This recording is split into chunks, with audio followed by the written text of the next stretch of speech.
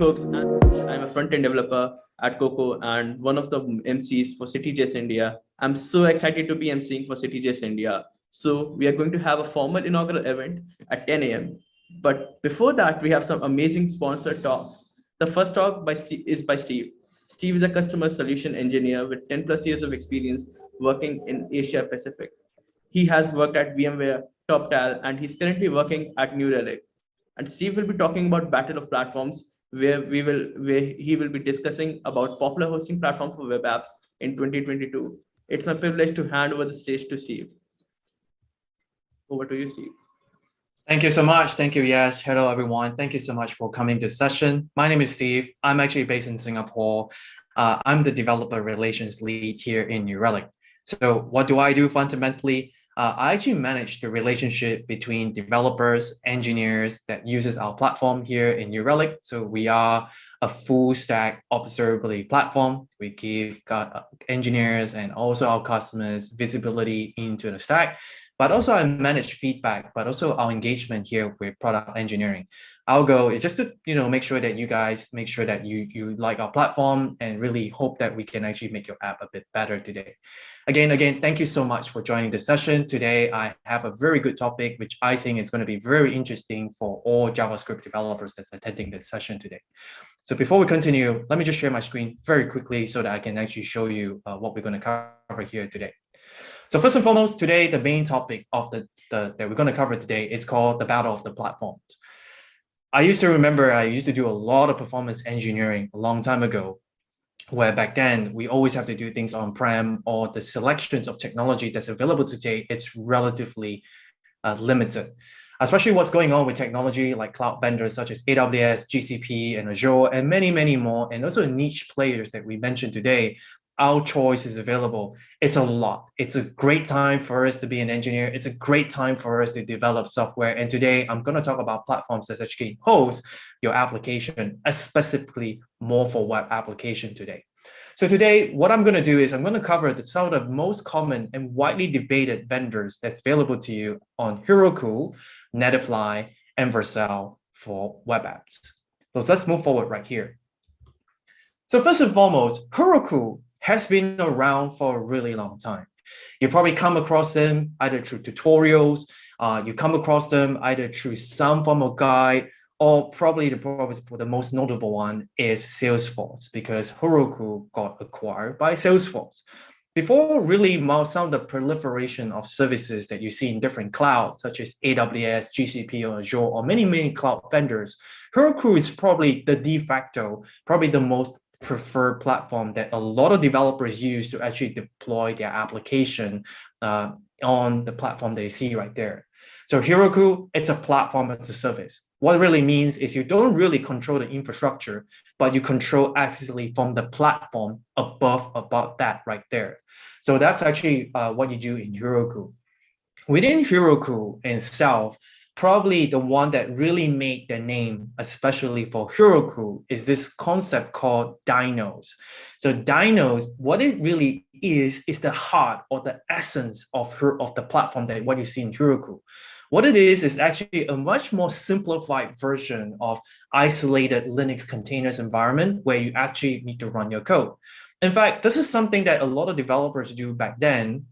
And this is actually possible right here within the Heroku platform.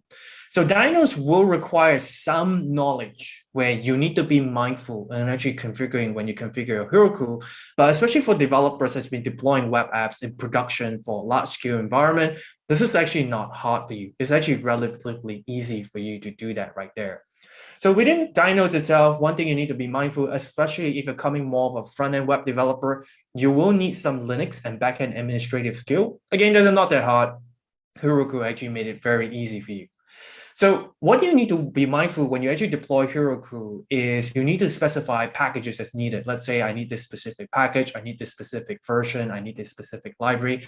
It's not that hard. Again, I would argue most developers need to do it. The only thing that's slightly maybe you need to be mindful is prop files. So prop files, another way, is just a bunch, it's like a script that you define your workflow, what you want to deploy, what you want to do, what you want to achieve. That's prop files, which again, it's relatively easy to pick up, but that's actually usually a prerequisite for you to actually deploy stuff into Heroku right there. Another one is the good thing about Heroku is some basic infrastructure services or commonly used infrastructure services is available to you. Things like Postgres, SQL, Redis, those are basic infrastructure services that most people use nowadays. It's available to you as a managed service where you can tie directly to your web apps. So it's actually really extracting away the infrastructure services and operations that you need to do as a web developer right there. Now, one thing you need to be mindful is Heroku has been around for a long time. And also with that in mind, Heroku is really strong, especially for backend technologies. If you need to use backend stack for your front-end application, but also Heroku is really strong with enterprise requirements, especially in your regulated industry, or you have certain apps that require a bit more enterprise features like security, auditing, a bit more control. Heroku is going to be much a preferred option for that because you have much more control because it is platform as a service. Although you don't touch the underlying infrastructure, but there's a lot of steps and deployment you need to go through, which is actually not bad. Again, Heroku kind of really figure it out. The flow is right, and there's a lot of good things you can deploy right there. However, it's always a trade-off that you need to be mindful. I always say that someone has to pay the bill. Someone has to pay the bill. Someone has to feed the family. Someone actually need to pay the bills, actually support the platform underneath it right there. So with enterprise features that you actually expect in Heroku, the price is slightly a bit higher compared to what I'm going to mention like Netlify and Vercel. Again, it's not that bad. You get what you pay. And because of that, one thing you need to be mindful, especially for web developers, if you're going to deploy into Heroku, there is a sleep time that you need to be mindful. Not a big deal. And what I personally think is fair, what they ask for, because it is free, but there is a sleep when you actually deploy application, especially on a free plan. When you revisit your application later on, there is a sleep time. It's not that long, but usually it's just 30 seconds. But if you're on a paid plan, you're going to be okay with that. So that's actually on Heroku right there. So what you can expect with Heroku is actually really popular with like Udemy, Coursera, a lot of tutorials. They all use Heroku because it's proven. We know how it works. If something goes wrong, a lot of lecturers, tutorials, they know what to do. And there's a lot of good articles out there and actually show you what you need to fix if something goes wrong. Onboarding is really easy. It's really not that hard to actually onboard a Heroku app. Again, as mentioned, Heroku has been a long time right here. They actually know what they're doing. And there's a lot of good technology stack that really segment. Let's say I want to do PHP, Node, or something else. Actually, very good step-by-step guide right there. Also, one thing I really like about Heroku, which I think is a good plus point of Heroku side, is there's a lot of good resources on performance within itself, because especially with developers, as well as engineers, we're very good at creating things and deploying things. But when something goes wrong on the operational side, we're not very good at that.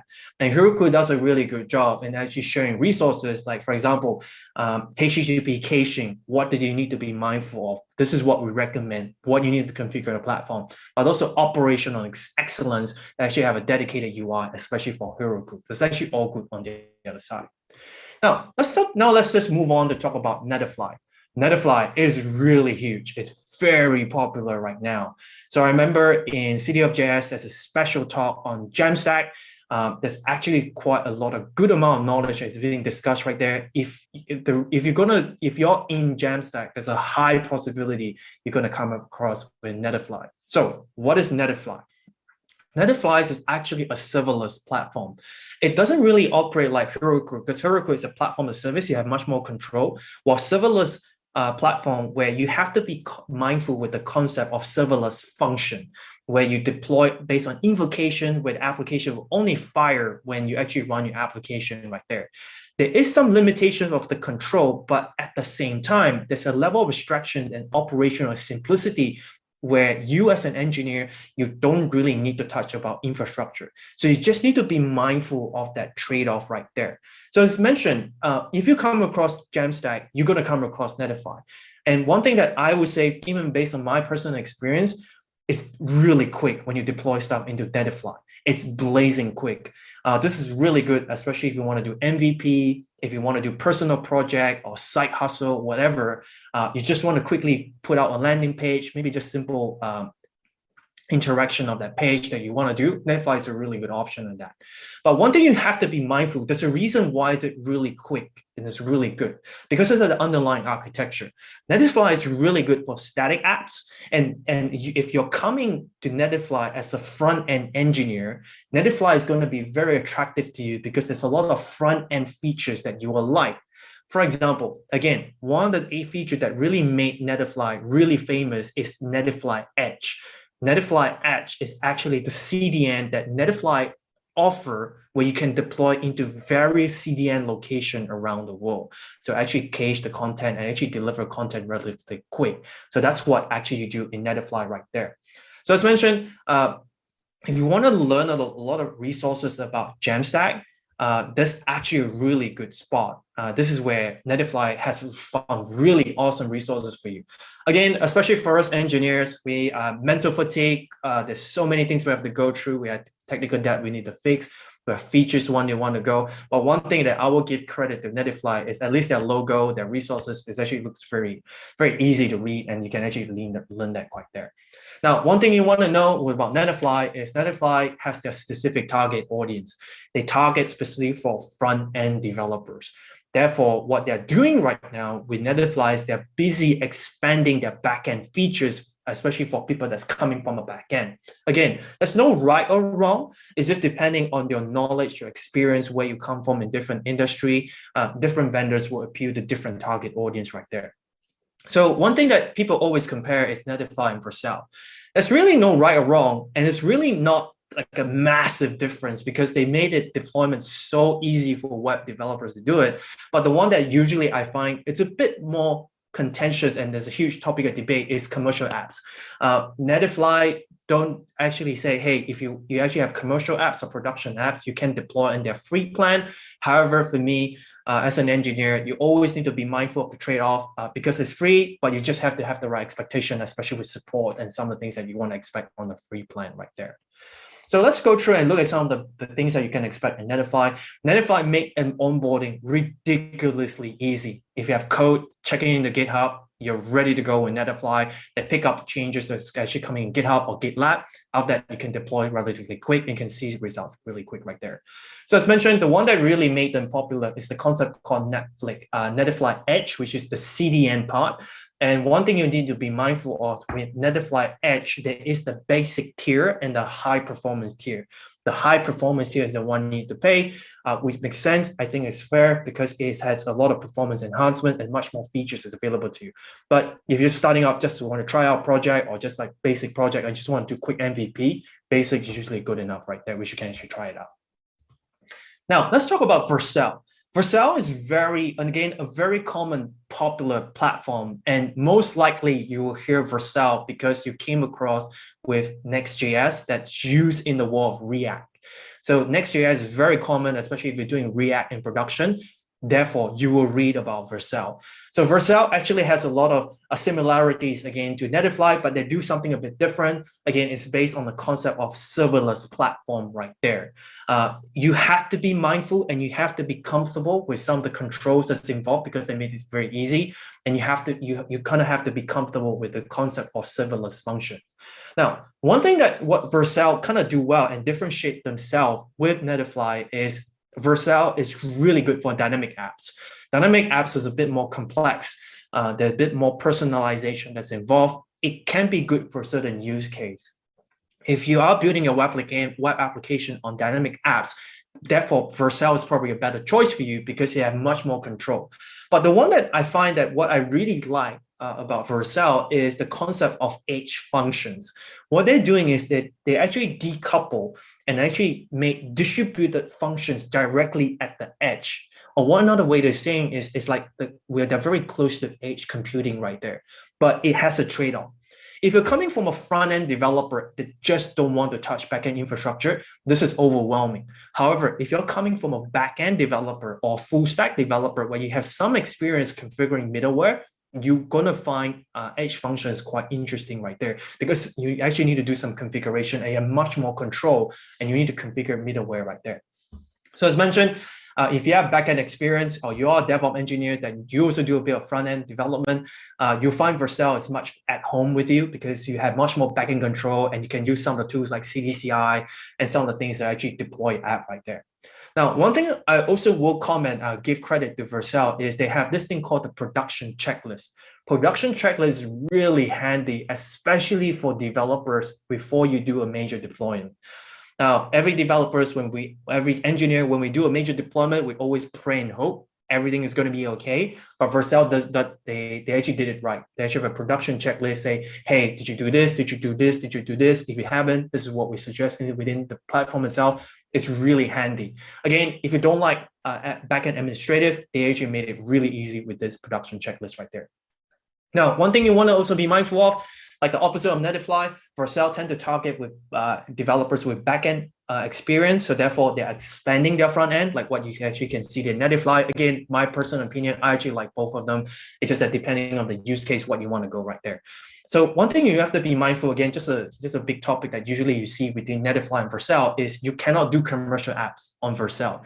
They state it very clearly in their legal statement, which is not, it's actually okay, but I think it's fair because again, you get what you pay, but they're very clear with that. Well, Netlify can say that, hey, you can do it, but you just need to be mindful of expectations right there.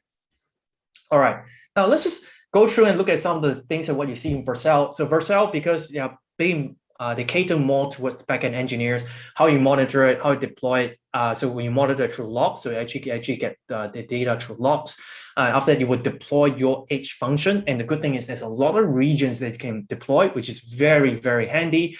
And also what I really like about Vercel is it's very easy to try Next.js. So if you're actually developing apps in React, you just want to try out what Next.js look like, Vercel is perfect for that because they already have templates ready to go and you can try out the technology right there. All right, just to wrap it up right now, just being mindful of time, let me just do a quick summary right here. So which platform is good for what? Again, we as engineers, we just need to be mindful of the pros and cons and what platform you use to solve the right problem. Now, I want to do a special shout out. There's GCP, there's Azure, there's AWS, and there are many, many more that I haven't able to cover. Those are good services too, but I kind of want to narrow down to Heroku, Netlify, and Vercel because this is the highly most debate or discussed platform that you see within web developers right there. So as I mentioned, Netlify and Vercel is very good for modern projects. If you're rebuilding application in Angular, or especially Vue and React is getting a lot of traction for us in Asia. Netlify and Vercel is a really good one right there. Again, Netlify and Vercel, they appeal to different target audience, one for front end, one for back end. For us in New Relic, doesn't matter anyway.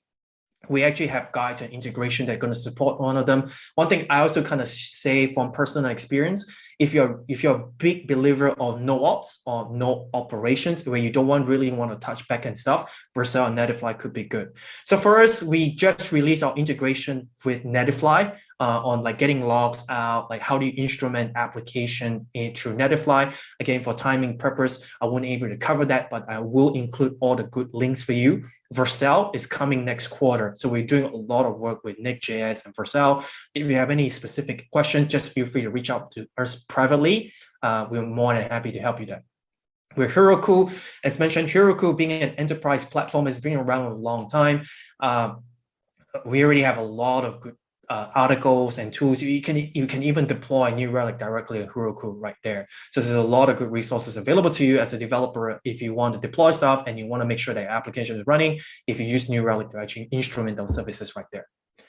So again, just to wrap it up right here, if you want, just bring it up on your phone, just scan this particular page right here. So what we do here in New Relic, we actually have a free account forever. Yes, I didn't make that mistake. We actually provide a free account forever for developers to actually instrument your app because I know, speaking as an engineer myself, it's easy to build app. Maintaining the app up and running constantly, that's the tough part. So just bring up your camera or just go to the link, just register yourself. We actually give a very generous 100 gig of data for you to start free forever. You actually can start instrumenting your app. But also we actually give out swags like t-shirts for you to actually wear so that, it keeps things a bit easy. Just go through the sign up page and from there we can continue on and you can try out New Relic. If you have any questions, anything else, maybe you have a one deeper conversation, just feel free to reach out to us. We'll send out the details how how to contact us here after that, and you can actually have a much deeper conversation with that. With that, thank you so much. That's pretty much the session I have today. I'll open up a Q&A, or I'll hand up back to you, Yash.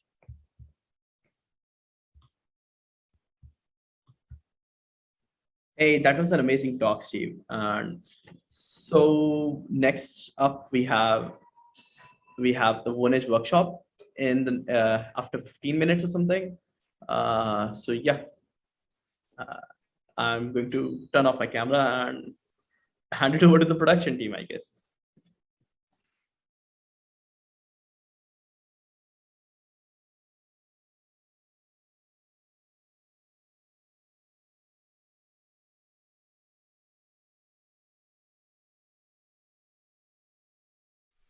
Hi everybody, my name is Samuel Snopko and I am the head of the developer relation at Storyblok. Storyblok is not only this shiny logo right here, but it's also bringing you the Cityjs World Series. We are going to sponsor the whole year of the Cityjs conferences, and we are really happy that we are able to bring you this awesome event with all the learnings that you can find out here. We also hope that you will learn a lot, you will find out a lot of new stuff, you will experience something new, and you will also give a chance to our workshops where we run the workshop between the Storyblok and your favorite front-end technology. On this conference, we have also one of our speakers, so Siddhar will talk more about the headless, but so give him a chance and listen to what he has to talk to you. But before we jump to other topics, I would like to show you the Storyblok, because maybe you may not know about a Storyblok. Storyblok is the headless CMS with the real-time visual editor, and we are the first one with a real-time visual editor. So what does it mean? If you go to the storyblok.com website, you can find out more at what is Storyblok, but also you will find this nice diagram where you can see how does it basically work. You will get the real-time editor forms where as you are typing, you see in the real-time the preview of your content, text, images, or other components. And all of this is working with all the technologies you love. So it's not strictly connected to anything. You can choose Next.js, Svelte, Vue, React, Next, and others. You can go for PHP and more. You can check out all the enterprise cases we have, and also you can find all the resources how to build a website with different technologies as a Next, Gatsby, or Nuxt. Also, even build the e-commerce solutions. But I am here not to talk about the obvious stuff, hopefully, but also about the V2. The V2 is something we are bringing, and we are also hoping that it will help us to be the best CMS out there, not only the best headless CMS out there. So what does mean is like we are bringing more collaboration tools, and you bring even better UX for our users, for the editors, content creators, marketers, developers, and you will be able to use all the powers without any restrictions. Please go to the storyblok.com version 2, log in and try it yourself. Tweet about it, find out more, and keep posted. Keep your eyes on our Twitter, and you will find out more, and maybe there will be some opportunities to give you something back. So I hope you are excited about all of this news as I am, and I wish you the really cool rest of your conference, and see you somewhere in the real world very soon. Ciao. Hi folks, it's great to see you here. My name is Nathaniel and I'm a developer evangelist at Twilio. Twilio is a platform for developers like yourselves to integrate telecommunications into the applications that you are building. It's so straightforward, I can send a text in the time it takes me to do this video. You can use Twilio to send and reply to messages via SMS or WhatsApp, integrate video calls into your websites, and even verify emails and phone numbers. There are so many ways to supercharge your apps using Twilio's APIs and helpful SDKs. So back to our code, I have imported the Twilio library and I have my credentials stored as environment variables. Now I can easily send an SMS with just one more command. If you'd like to find out more or watch an interactive 5-minute demo, check out this link. I'll be hanging around throughout the rest of this event. And like we always say in Twilio, we can't wait to see what you build.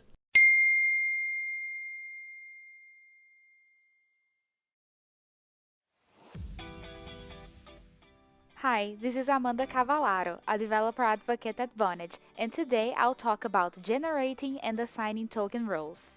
To authenticate a user connecting to a video API session, we must use a unique authentication key called token.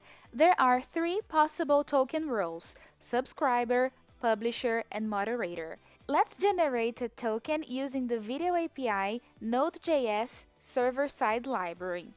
We first install OpenTalk from the terminal, In your coding editor, you set the constants with the API key and the API secret that you receive when you sign up to use the video API. You can create or use an existing session ID.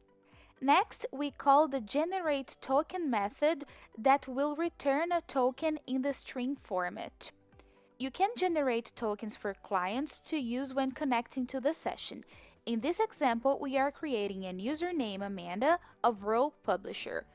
The options parameter is an optional object used to set the role, expire time, and connection data of the token. We then add the token options to the generated token, run node and the name of the file we created, and in your terminal you can see your token. There are a number of things you can do with your generated token, depending on its role. You have additional permissions if you receive a moderator token. You can, for instance, disconnect, mute other users, or even stop publishing their streams. In this video, you saw how to generate and assign a token. You can learn further from the links below. And I actually work on like the conversation API. So let us do this again. Thank you once again for letting me know about that issue. See, oh, the internet is an amazing place. All right, so now let's try this again. Who's heard of web components? Let's see if that works.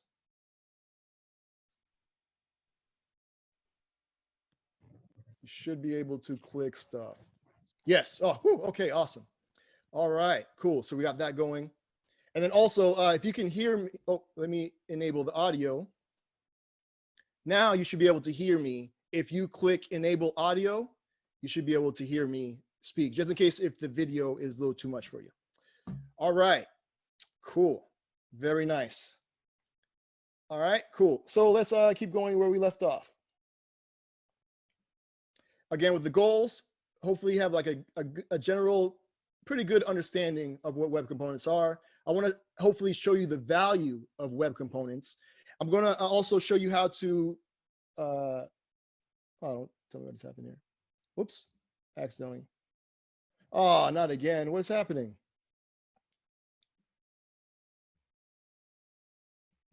Let's see, I can't control it by, that is weird. Huh. Just when you thought you were safe.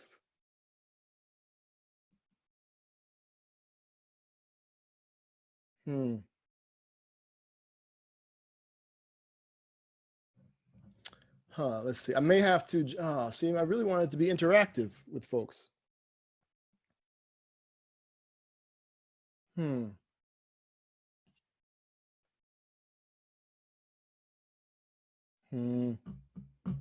Okay, I may have to just like kick everybody out or something. Yeah. Like promotional sites, they would have different teams just kind of like going off on their own, and it didn't feel like it was a cohesive unit.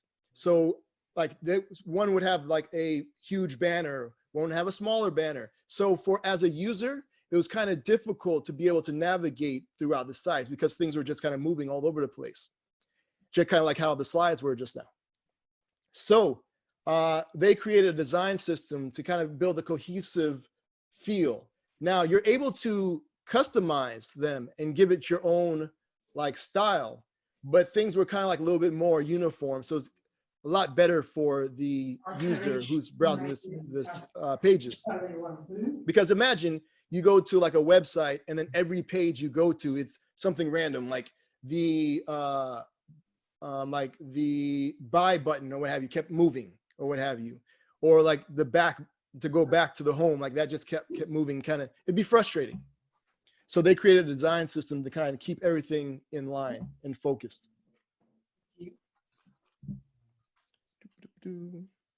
Now, have you ever used the video elements? You know, it's kind of amazing that just by putting the video tag with a source, you have a full-fledged video player. Yeah. You have the like play button, you have the mute, you actually get like the time that the video's been playing, you can full screen, and then you can even also have like this little more options menu. Same thing with the audio. It's kind of cool that you can just mute, like all that's built in just from the audio tag. And then the detail tag, this, I'm a big fan of using tags that are actually like built in to the browser. So instead of trying to create a whole thing where I'd have to listen for a click thing and then show it, this just does it automatically, the details tag. So if you haven't heard of it before, now you have. It's pretty, I think it's criminally slept on. So yeah. Alrighty. Now this web component kind of blew my mind the first time I saw it. This is a web component from Model Viewer, also from Google. And so like you can place 3D models. I wouldn't imagine how much like work as far as like WebGL, 3D modeling, all these things. If you check out the website, see, here's another model.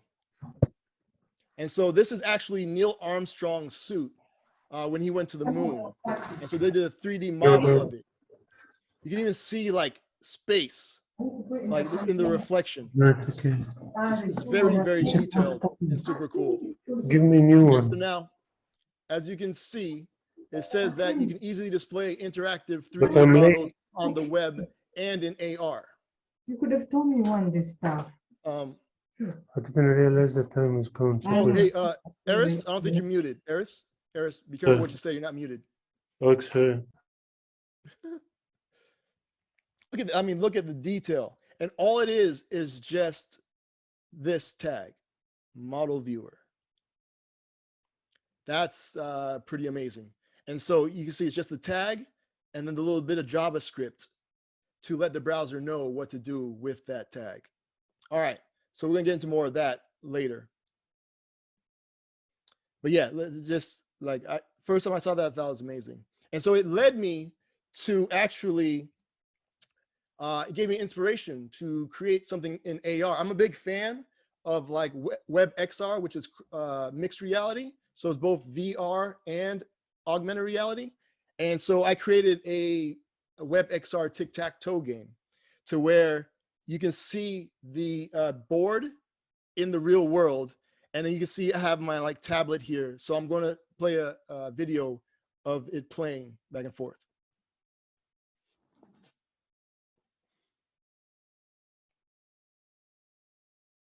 And so you can see there, it's like a 3D model that I can move around and flip around and everything. And so I'm going to make the first move.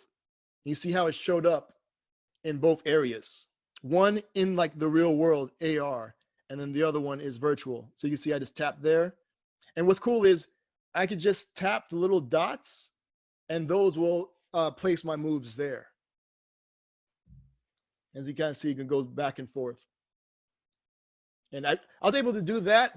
I was able to build off of the model viewer and get that done in like a week about. And so I use Microsoft 3D Paint to actually create the X's and O's and the actual game board. And then about to do the winning move. And there you go. And then you can reset the game. And as you can see, right here towards the bottom, you can enable audio. So you're able to speak with the person you're playing with.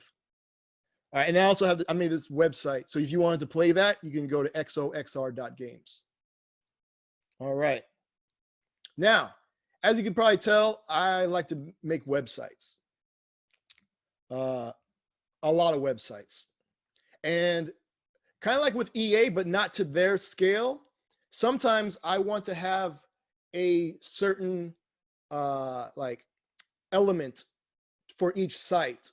And since I create things in different like frameworks and different libraries and stuff, it would be great if I could have something that would be able to work in all of them. And so like my main problem, so that's how I feel when I'm like, oh, I've got to add this same thing that was in here. So the thing that I really wanted to be able to do was to show what I used to create that website. And so I wanted to be able to have just a little element there that you can see like what the site's about, what I made it with, any updates, and then for more information, you can do that. So what I did was I created a web component. I called it Dwayne-made, and you'll see it on a bunch of my sites. And I did that so because it was reusable. And then so what's happening is that data is being fetched from an endpoint from the project. So the project that it's on, it knows like there's a certain endpoint to be able to get the information. And then it just populates these spaces with whatever's in the database that I have.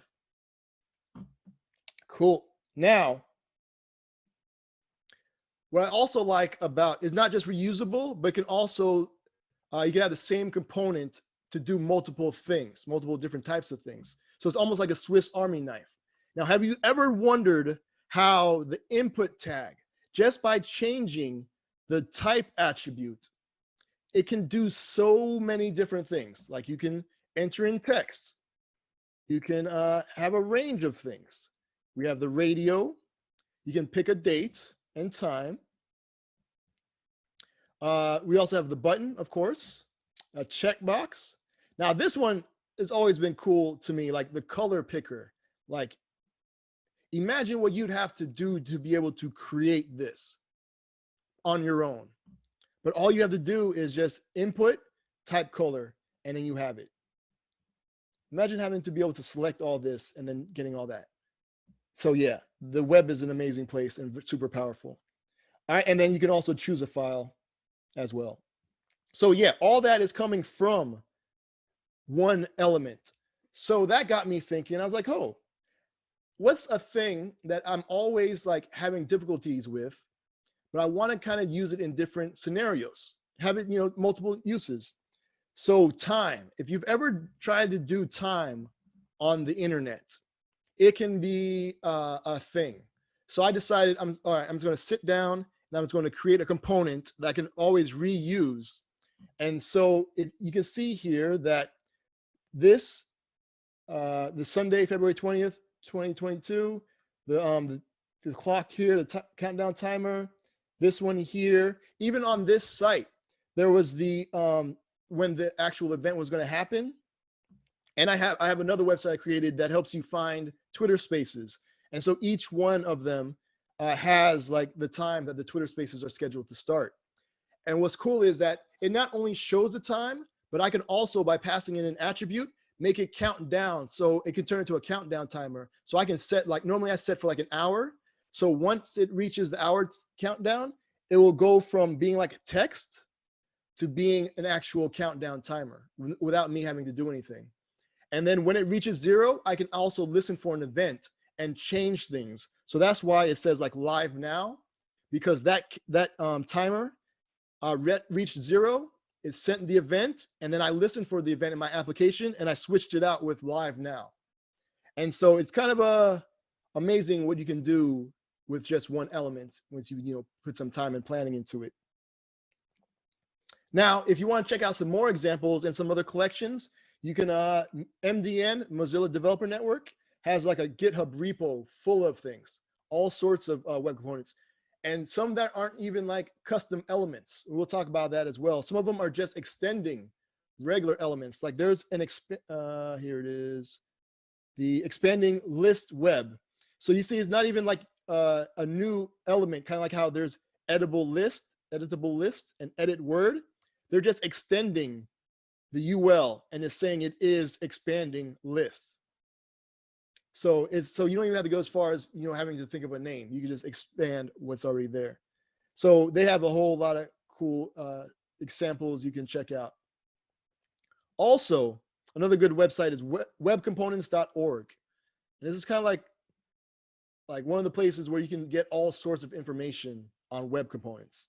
And so, like I said, you can discuss and share web components. So you can also, it's like a repository of different elements. So if you ever want to look for any sort of type of thing, so let's say emoji, you're looking for an emoji web component. So you can see there's emoji rain, emoji Unicode emoji picker, another picker, and there's a slider, I guess. And so there's all these different things. And then they also give you a lot of good information on how to get started, what needs polyfills, and then kind of like the browser support. We'll also talk about that a little bit later as well. And yeah, cool. So that is webcomponents.org. You can check that out later.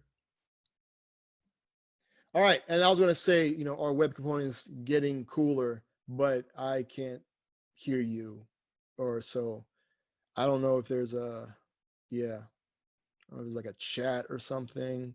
Maybe put it in there, but we'll see. Cool. Alrighty. So let's talk about what actually. So we spoke about who's making web components and using web components. Let's talk about what it takes to make a web component. Now, there's certain browser technologies that, when combined, can make a web component, and by definition. And so there's the custom elements, the shadow DOM, and HTML templates. All right, so custom elements. Now, a rule is that it must include a hyphen or a dash. It's called a kebab case. So you see how there's like that little hyphen in between? That's a kebab case. But you can't have any single words. And the reason for that, I believe, is that you would have people like trying to use like H1 or what have you, or the P tag. And then if it was allowed to be able to have just like a single word, a lot of those things would probably get used and mess it up for everybody, kind of thing. So it has to be, it can't be single words. So it could be like two. The most I've seen is probably like 3 or 4. And so, but yeah, do what you do, but it just can't be one. All righty. And then a class object that defines the behavior. So what you do is you say like, hey, there's this class and I'm defining what this element is going to do. And so that kind of gives you this, the structure for doing it. So because there's like the super, I don't know if you're familiar with like React. React uses like super, and so that kind of just is based kind of like off of that as well. It's a thing that is in the browsers with classes. It's just a thing. All right, cool. And then also like I showed before with that element, the expanding list, kind of like extending the UL that's native to the browser. Yeah, it just says you can extend any elements, native elements. So like a button. So if you wanted a button that has all the functionality of the button, but you wanted to add something on top of it, you can extend the button and build on top of that for what it is that you're trying to do. All right, cool. So that's what that's saying.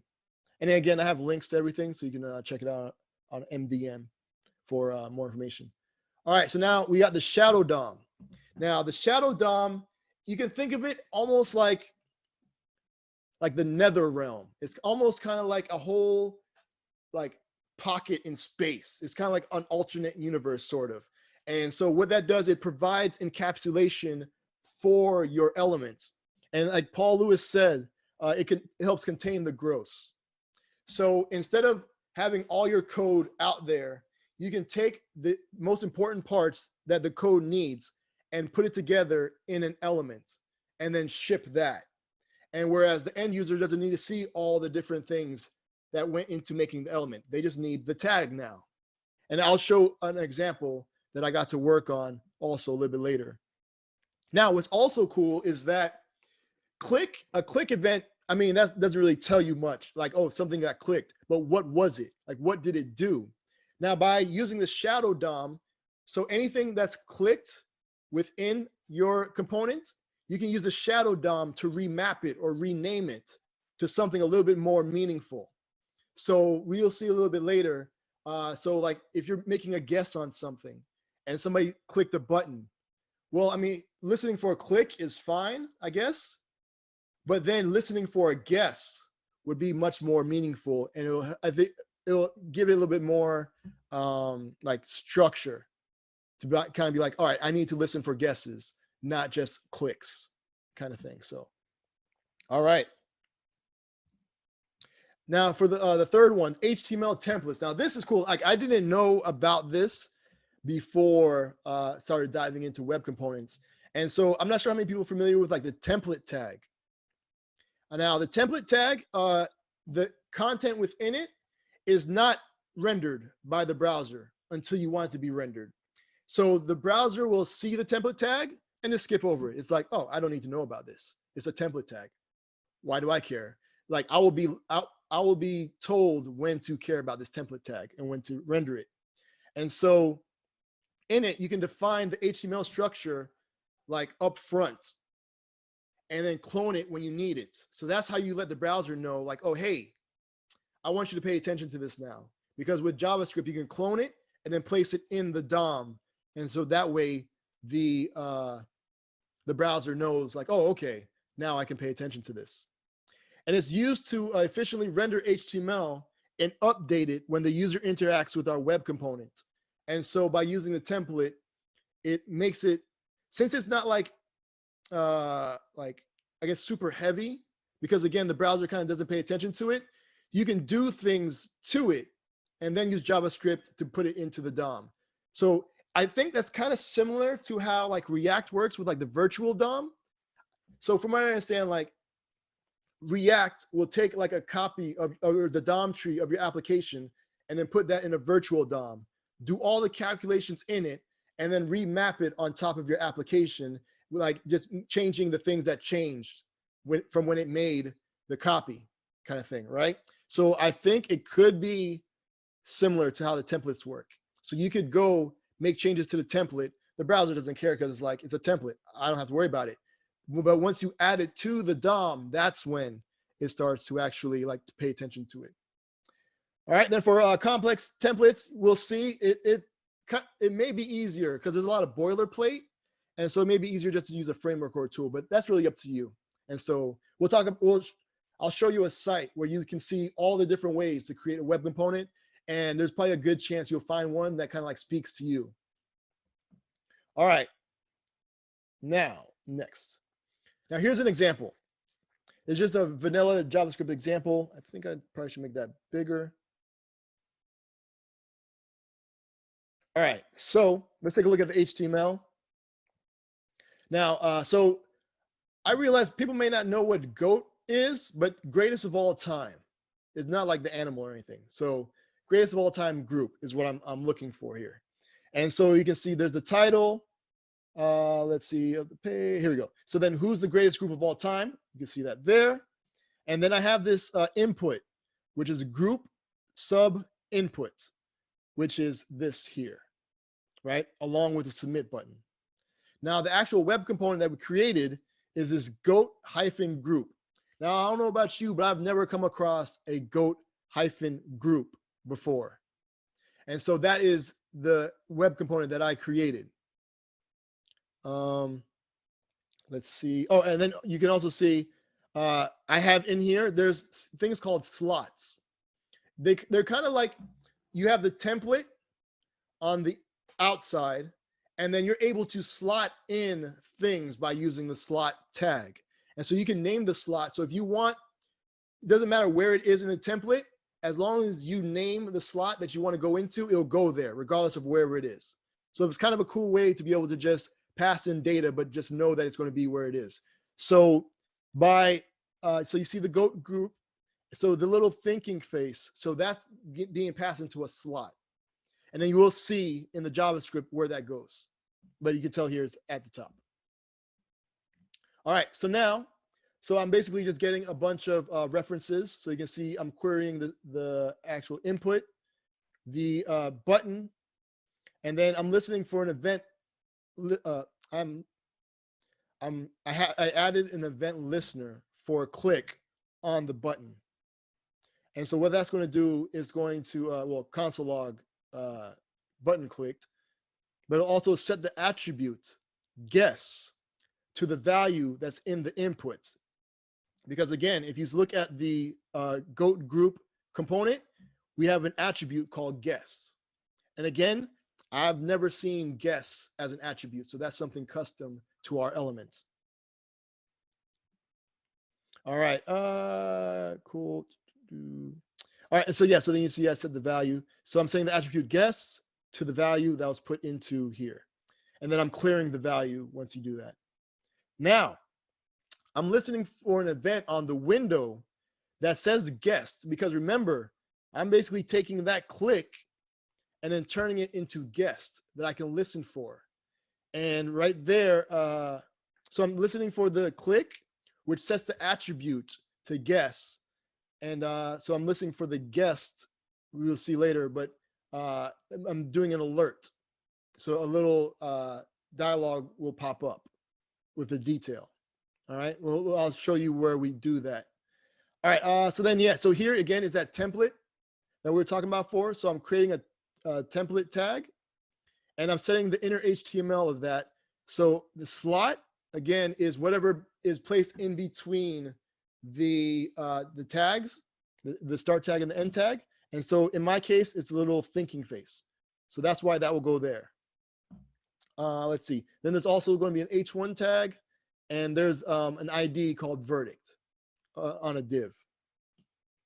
Now, so the HTML is the HTML element is the base class. It's kind of like the generic.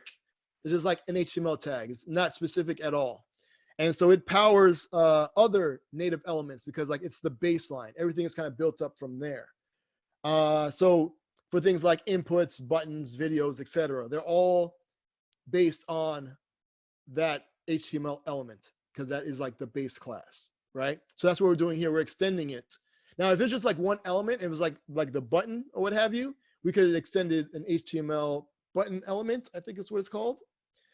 And then so here we're setting what attributes we want to listen for. So we only have the one attribute guest. So you can see here the static get observed attributes, and we're returning guests. There's an array of all the different things that you want to listen for, but we're just saying, hey, we only have one, so we just want this guest. So it's a single element array. Now here is some of that stuff we were talking about before as far as like custom elements, the things that kind of help you scaffold everything. Because again, see, it's in a class. And with the class, there's things like the static get, there's the constructor, which kind of like creates it. And so super, it gets all the HTML element goodness, like the methods and the properties, and it applies it to your component. So that way you're not starting from very, very scratch. You're starting off from some sort of foundation that you can build upon. And then here we are working with the template tag. Because remember, up till now, the browser does not care about what's happening with the template tag. So what we're going to do is we're going to clone it. And so we're importing the node, which is the content from it, and we're saying that's a true. And so we're just saying that you can clone the template tag so we can use it. Let's see. Using the shadow DOM, right? We're attaching that element to the shadow DOM, and we're allowing it to be open. And it's either open or closed. And open allows for the outside application to interact with your element via the shadow DOM. Let's see. Cool. And then you're appending that actual thing from that clone to the shadow root in the shadow DOM. And then that is what lets the browser like, oh, okay, you're serious about this now. And then, so then you add an event listener to the click. And what that's going to do is going to style the text to red. Okay. So now go back to HTML.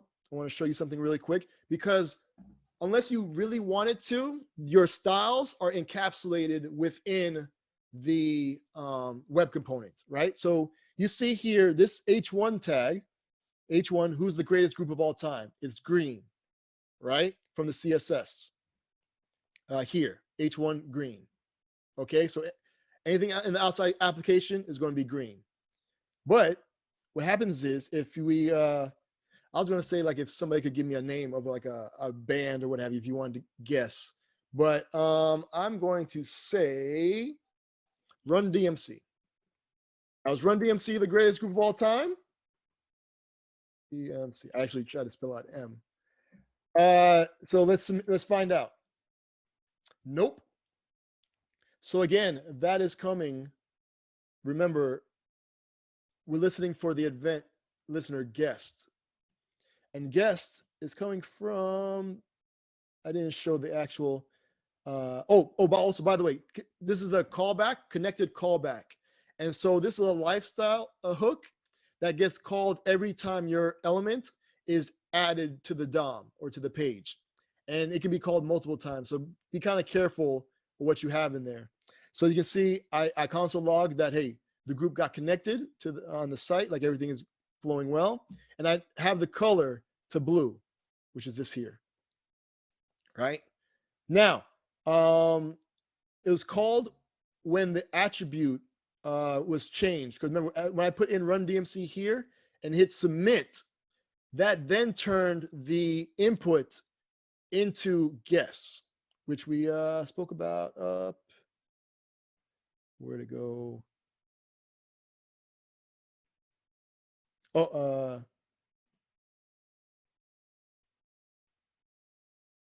where to go?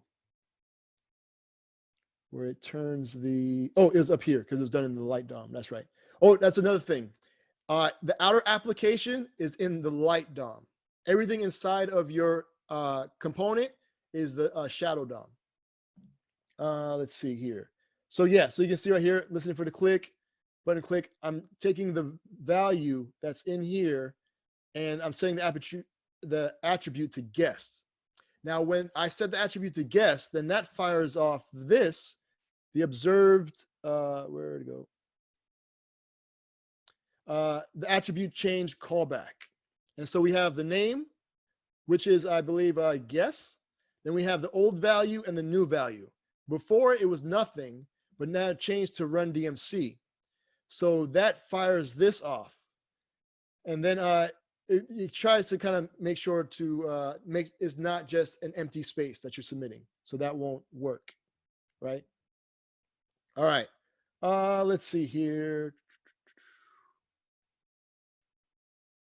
Yep. Okay, cool. Oh, and then what we're doing here is that the shadow root before, if you want to select something inside of it, like for example, verdict, and verdict is coming from that template that we set up before. So you can see right here, ID verdict.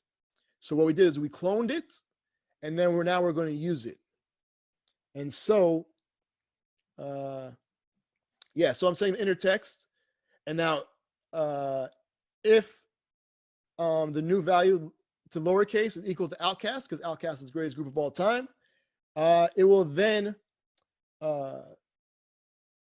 put the inner text to being all uppercases with a lot of exclamation points. So let me show you that. Outcast. So, yep. And then you see here, you're right, outcast, all sorts of exclamation points. So yeah, so you can see here, this is the H1. You see it's blue, whereas the H1 that's on the outside is green. And that's because everything is kind of encapsulated. It contains the gross, like Paul Lewis said. And then you're right.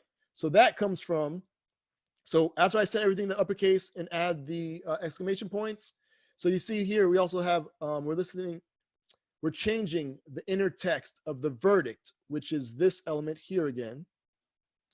And then saying you're right, if it's equal to that, we're going to dispatch a new custom event called guest. And the details of it, which is cool, you can actually submit and create your own. Detail yup, which is what you saw pop up, because remember detail? Up here, we were listening for the guest, which that thing just launched. And so now we have the alert of e.detail, which again is yup. Oh, there's nothing in there. So outcast. Yeah, so there it has to change because otherwise it was the same outcast. But yeah, so once you clear it out, so then yep, there we go. All right, cool. Now, again, if we click anywhere, it's going to turn it red, as you can see here. Let's see. We spoke about the connected callback. But as you can see, there's a lot of like boilerplate to this. And so you see, you kind of have to like go through a lot just to be able to get that thing to pop up as a modal thing, as a, yeah. Oh, and then here, we're also, so we're sending out, this is where you're sending that custom event out of your web component. And we're calling it guest. and we're giving the details, and we're saying that it bubbles true, which means it goes up through the component and into like the DOM tree. And then you kind of where you want it to stop. Cool.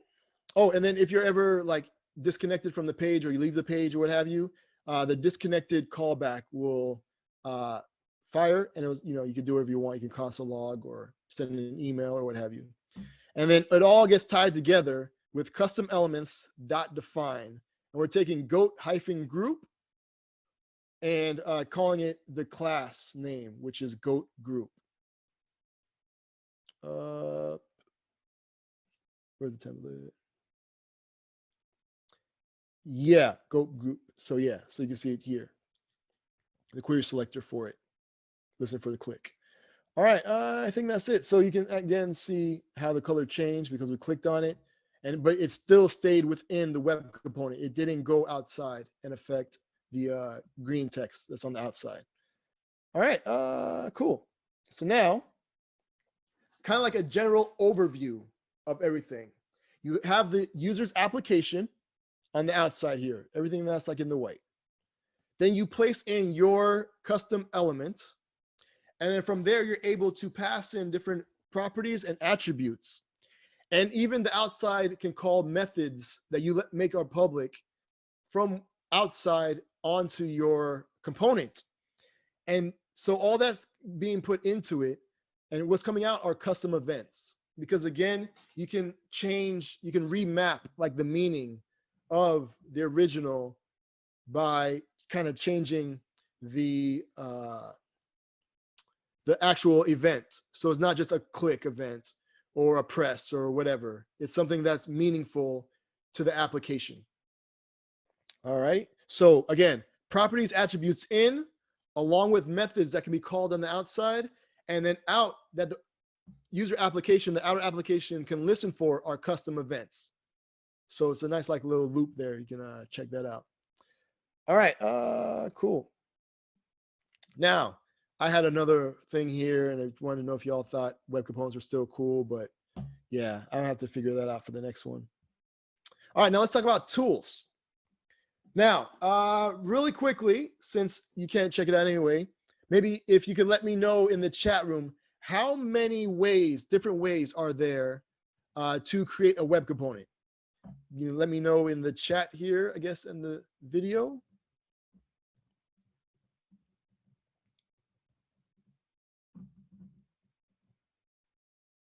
And see, the thing is, I don't know, there's a delay or something. So yeah.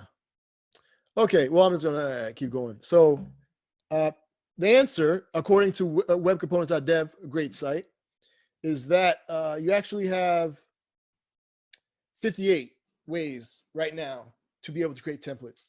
And so what webcomponents.dev do, I'm not sure how many people are familiar with like CodePen and things like that. Something where you just kind of like want to start up a quick little project or what have you. You may go to like CodePen, like, oh, I just need something with HTML, CSS, JavaScript. Let me just do that real quick, kind of thing. So you can code your component in isolation, kind of like how you can have different CodePens, like, but they're not talking with each other. So it's kind of like your own little space to be able to create web components. And then you can actually push your code if you want it to be a part of something bigger. They support GitHub and GitLab. Also, you can publish your package because, again, remember NPM, we spoke about that earlier. You can do that right from webcomponents.dev. So you don't really need an NPM because it'll be under their name. And we'll talk about that as well. And then you can deploy web pages. They're actually like GitHub pages from it. So it's kind of cool stuff. All right, so then you can see here are some of like the templates. So we kind of already saw like an HTML element one. I will show you again what one looks like, but they have all these different ones. I've used Lit, which is what we're going to use today as well. Fast, I believe, is from Microsoft. Haunted, I've heard that one before. Here's the one that Salesforce created and handle. A lot of people may not know that you can actually create web components with Preact. You can also create web components using Angular. I don't think you can with a React yet, but we'll talk about that a little bit later. But Vue, I believe you can also create a web component. And my favorite, Svelte, you can actually create custom elements with that. But also, what I've also played around with was Stencil, and Stencil is a pretty cool tool as well. So you can, I'll show you what you can do, but let's take a look at all the different types here. So you can see these are the ones that HTML element based, just like how we extended HTML element. These are doing the same thing. Also for any Tailwind fans, you can actually use, there's elements that you can use within it. So if you like Tailwind, you can just like pop in an element and it'll just do what it do. Now there's a few of them I haven't seen before. Apron, I'm not sure, but there's a lot of different ways to be able. Heresy, I've heard that one before. Hyper HTML is actually one of the first libraries I used to create a web component, like way back in the day. And then so we have all these different things. And so what's cool is you're able to just click on it, and it will just scaffold. It will just create a project in that library on how to do it. So you can see the structure of what it takes to build a web component with that framework, library, whatever you want to call it. Web component creator. So you can see there's a whole bunch of stuff, and then there's different compilers and things, because Svelte is actually like a compiler where it takes your code, compiles it into I guess as close to the byte language. So that's why it's so quick. And then also, like I said, you can use Angular, Preact, React, Vue, Vue 3 to kind of create web components. But some of them you still kind of need to use the framework that you created it in. So it's kind of, it's there. All right. So now let's take a look at what happens when you click the just regular HTML plain JS one. So again, here we go. See, we have the template like we spoke about before. And so we're creating it. We're setting, again, the inner HTML to some HTML. Cool. Then we're doing the style. So you can see we got the style stuff there. Cool. Look like they're for the buttons. Yep. And then, so now we're putting IDs to the buttons. So button ID DEC for decrement is this one here. Then we have the one that counts, which is this center one, the actual number. And then we have the increment, which is this one here with the plus sign. So we extend the HTML elements.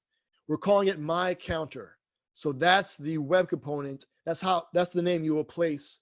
Well, not really. There's hyphens, because again, we can't have one word, but that'll be the name that you kind of use for it to kind of reference it. Let's see. Okay, then again, we're doing the super in the constructor to kind of get all the goodness from HTML elements, so you can build on top of that. We're setting the count to 0, and then the attaching the shadow DOM mode for open. Cool. Now, connected callback. So once this thing is connected and loaded, there's a few things we want to be able to do. So we're going to append the template content, right? And we're cloning it. That's what clone mode means. And then doing the same thing for the increment and the decrement. We're just kind of updating it every time it goes through, because if it's like a list, and if you don't keep up with it with the buttons, you may the list may get too long to try and keep up, or you'll just run out of things to do, so yeah. All right, cool. So then we have the discount. Cool. You're incrementing the town there with a vote. And then we have the count again. Let's see. Oh yeah, okay, screen's very bright. So then the root, the shadow root, the ID of court, you get the inner HTML, you can get the count as well. That's pretty cool. Let's see. Yeah, so you see we got the element by ID in the shadow root that's within the web component. We got it. We do the inner HTML, and then it comes out as count. Cool. All right. Let's see here. And then again, we have the custom elements.define. And because until you do that, your thing is just some random bits of characters that were placed in HTML, and it doesn't know what to do with it. And so, yeah, so define my counter as my counter, the class. So you're kind of binding them, right? Because this has like all the powers of stuff before. Where'd it go? But yeah, like that one can do a lot of things. And my mouse, here we go. So yeah, so you're just kind of binding the element that you're calling it my counter with my counter, the class. Where'd it go? Class, here we go. So you see my counter. All righty, cool. And then, you know, it goes up and down. Actually goes negative, which is cool. All right, cool. So that's that one. Now, along with the tooling, there's a service online called Open Web Components. And what they want to be able to do is, like we saw before, there's like 58 and growing number of ways of creating web components. If you have a team, that could be kind of disjointed, just like with EA, having people create web components in different ways, and then hoping that they'll be able to be merged into a bigger application. And so with Open Web Components, they're giving you all the guides, the docs, and best practices of creating and using web components. And so, so you can see here, Open Web Components provides guides, tools, and libraries for developing web components. Cool. Let's see here. So yeah, so these are the folks behind it. Div Riots. Let's see here. Yeah. Oh, well, no, well, they're a part of it because they supported it, basically. And then, like I said, Google has been like pretty active in the web component space. So there's that. And then a bunch more people. Cool. Now, another place. Now you have your component on your computer and it's running fine, great. But you want to send it to your friend to maybe use in theirs. How do you do that? Well, you have to upload it to npmjs.com. And I'm not sure how many people are like familiar with it, but anytime you do like npm install something, it's coming from npm.js. And there's also similar like yarn. It's just a repository that you can like pull information from and then have it also install in other packages that rely on it. So yeah, all right, cool. If you have any questions, just free to let me know. Now, we have our thing in the cloud, but how do we get it to our application? One way is to install it. Again, with the npm install, it will pull the files from npmjs.org. And but let's say you're in a place where you can't do that. You're coding like in CodePen. There's no way to install libraries from npm, at least not that I've seen. And so kind of a way around that is to be able to take those same files that you're downloading and then place them in the cloud, and so that you can use them whenever you want. And that's what a CDN is, a content delivery network. Its main purpose is to send you content. You know, one second down can mean like a lot of a heartache, you know. Cool, so I named a few of them here: JS Deliver, Skypack, and Unpackage. All right, so you can check out which one you like more. Now, let's build something, shall we? All right, so what we're going to build is a keypad element that I created for work. At Vonage, we actually have a web component.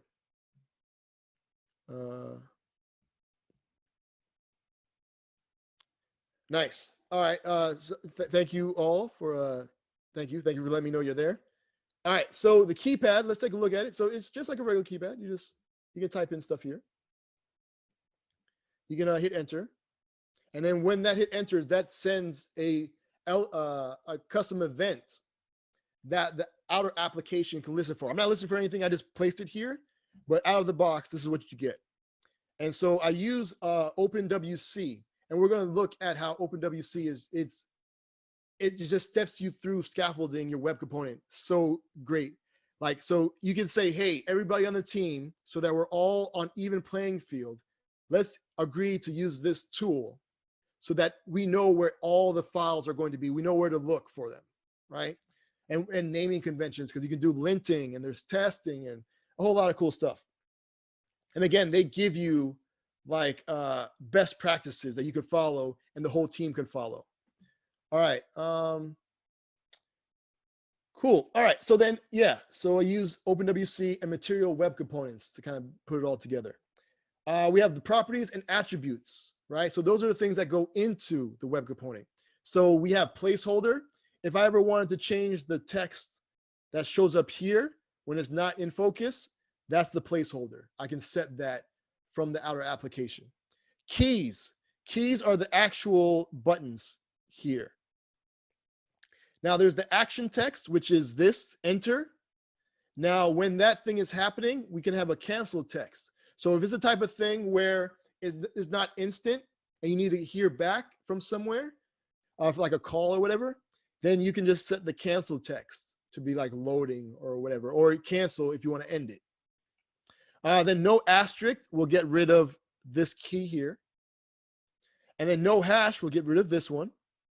And no display will get rid of where you enter in the numbers. Now that, I try to keep it so that just by glancing at it, like you kind of know what, like, okay, there's not gonna be a display if I put this there. And then if I don't want the hashtag or the asterisk, it kind of would make sense to put just no whatever. And then remember that the outer application can call different methods within the web component. So we have one called create action, which kind of kicks things off, starts things off. Now, remember, going into it are the properties and attributes. You can outer application can call different methods on there, but what's coming out of your web component is the custom events.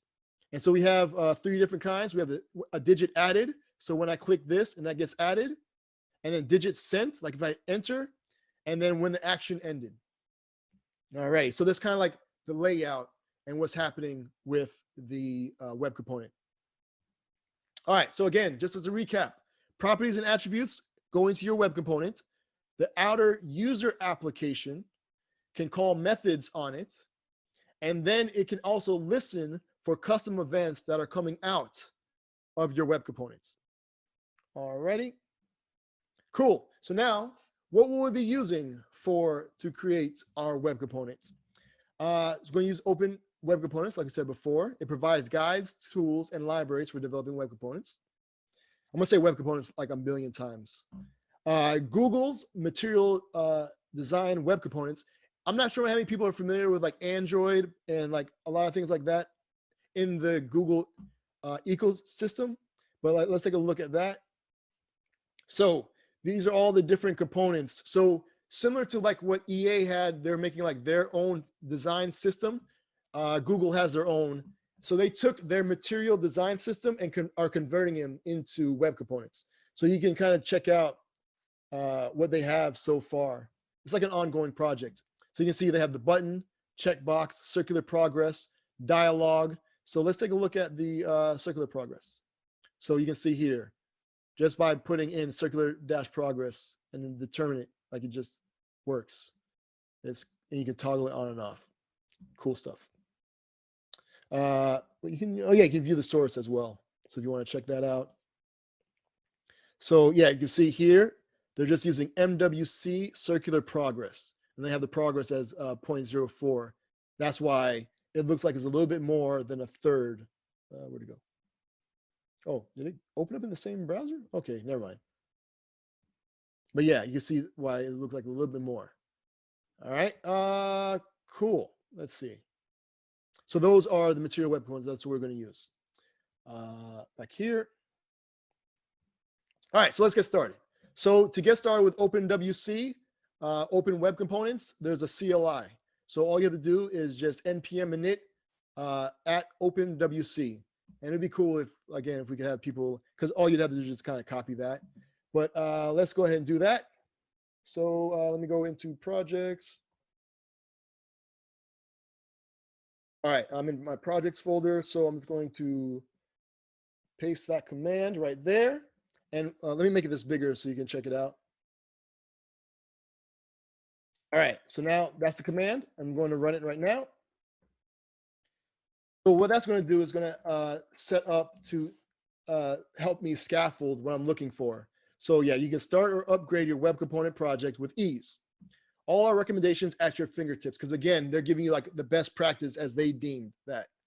So there's not like, oh, like in a team, like, oh, well, no, we're always going with this person's thing. No, there's like a third party that's deciding that. So everybody can, decide just to give that power as far as like control over everything to a third party to decide what best practices are.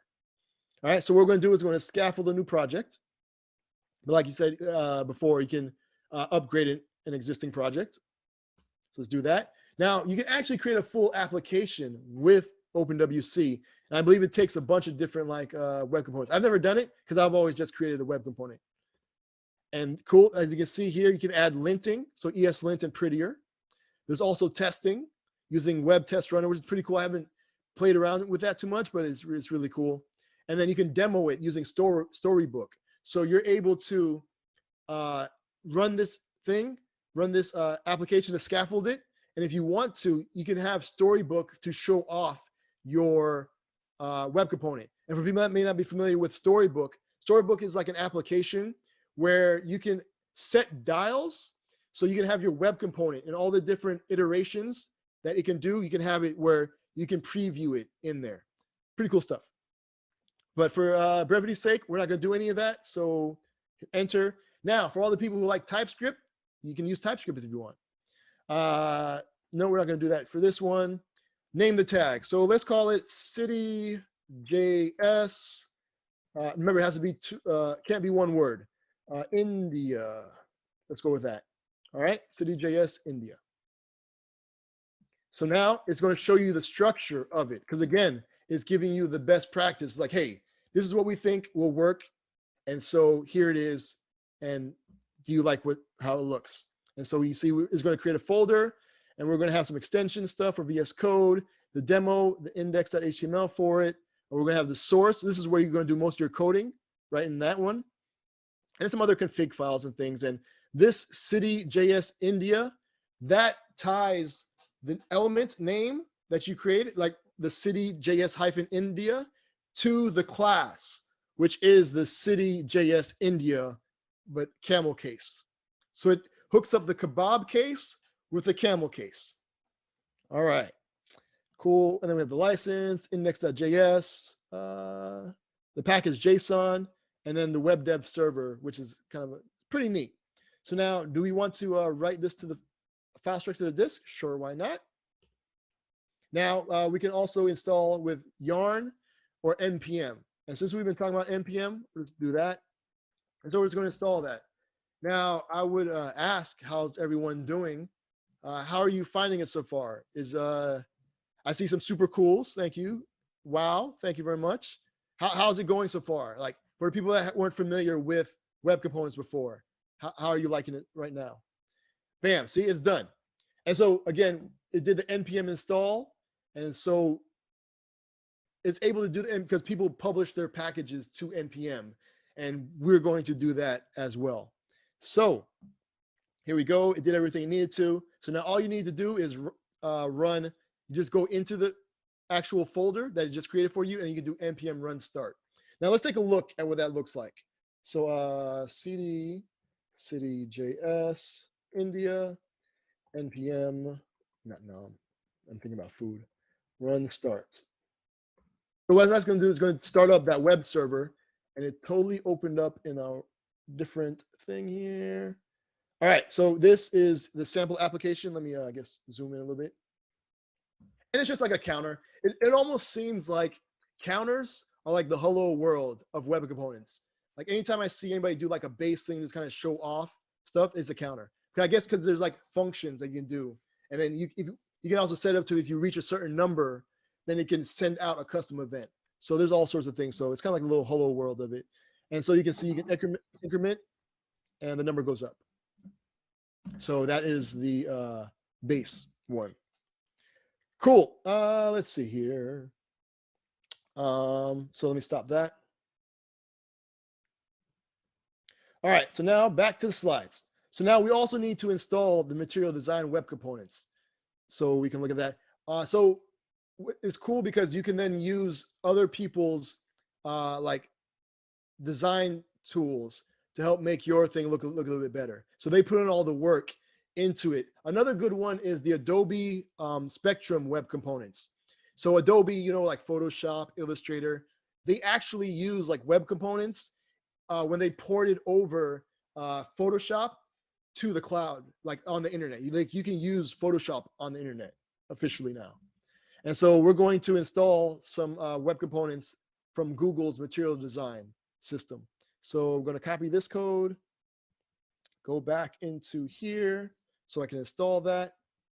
There we go. So I'm just installing the button, MWC button, and the text field. All right, because it's a keypad. It's just buttons and a text field. All right, so we're going to install that while that's doing its thing. How's everyone doing? Y'all holding up? I really wish y'all could have kind of like joined along, you know, but yeah. I will, the next one, I will figure this out and we'll make it happen. Mark my words. All right, so now I installed it. Cool. Now let's take a look at the package. What's in there? All right, we're going to open a folder. Projects, city, yeah, they're here. Now, OpenWC have chosen to use lit as the like the library to kind of create the web components. All right, so again, they feel that like that's their best practice is to use lit. All right.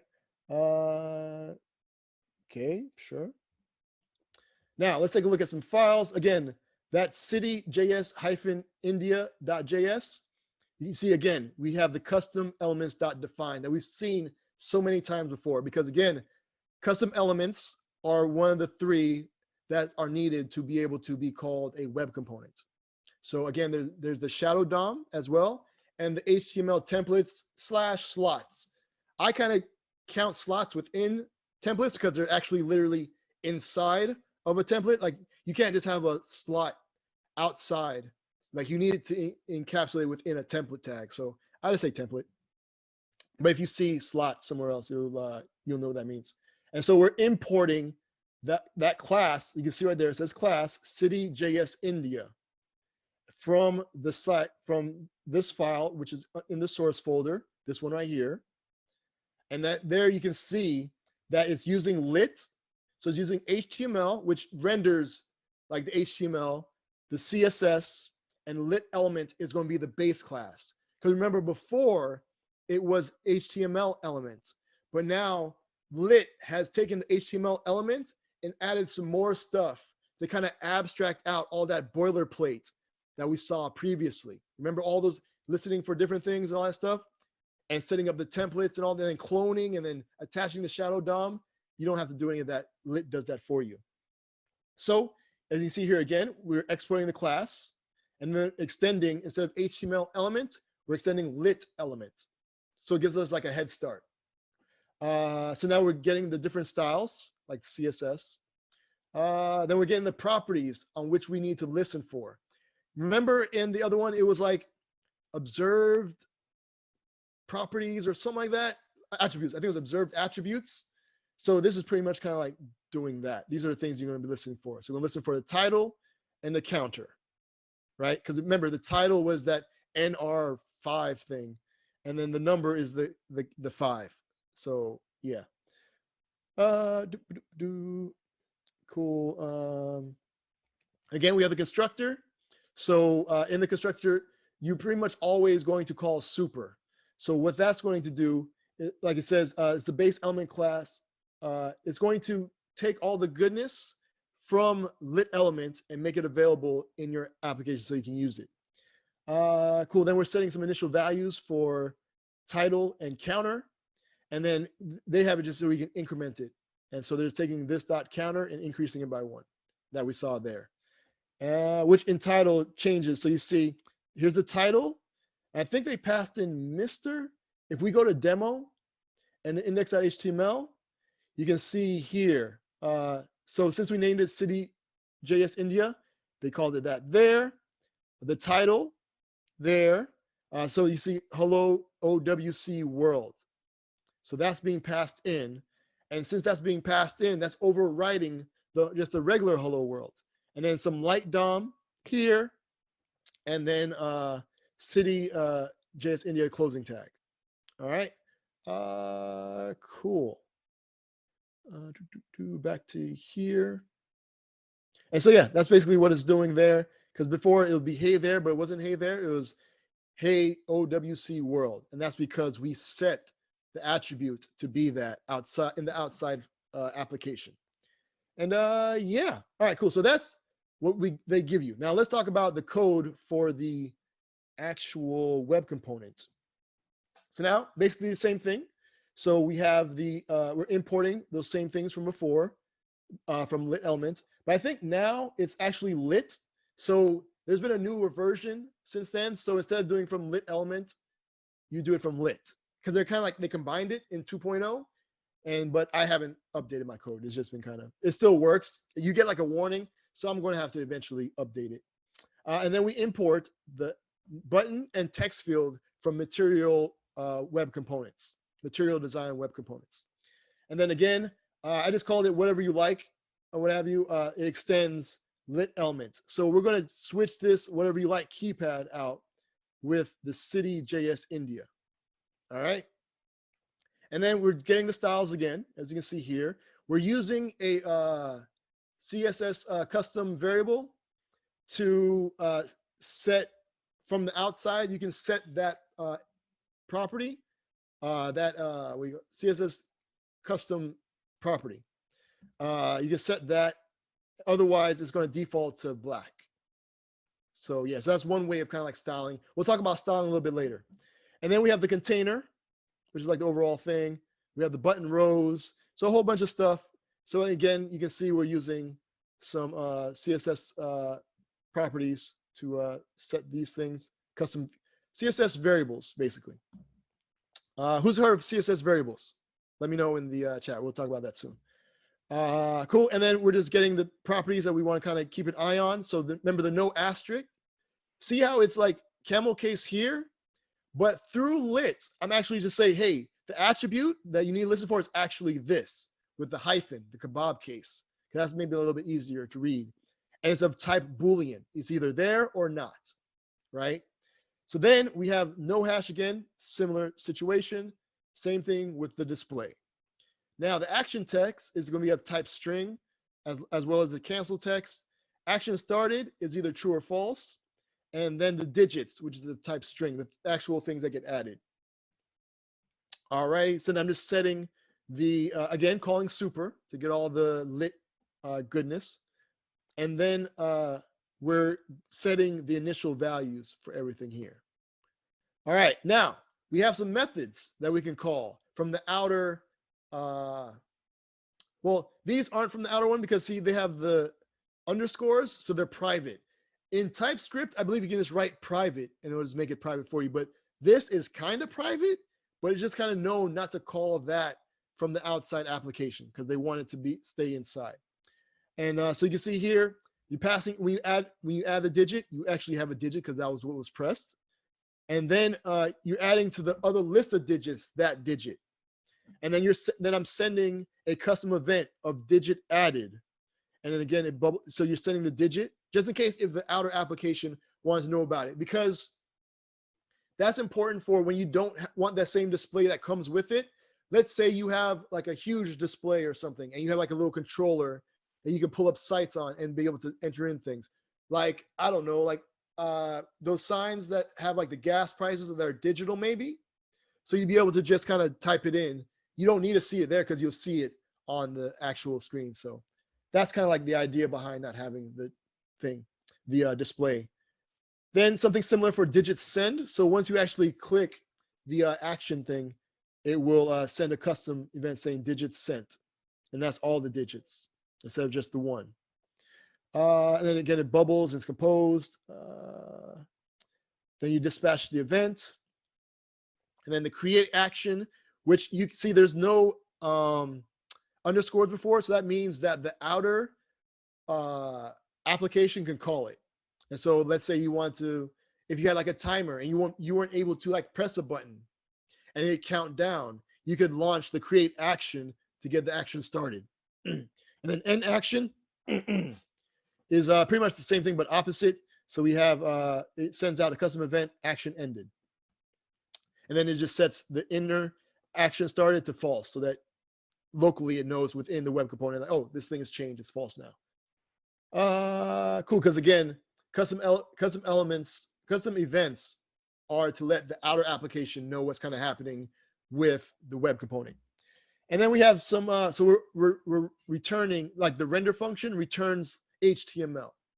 And I'm not sure how many people, like if you get a chance, you can look up tag template literals. That is quite possibly like one of the coolest things to be added to the browser in recent times, at least in my opinion.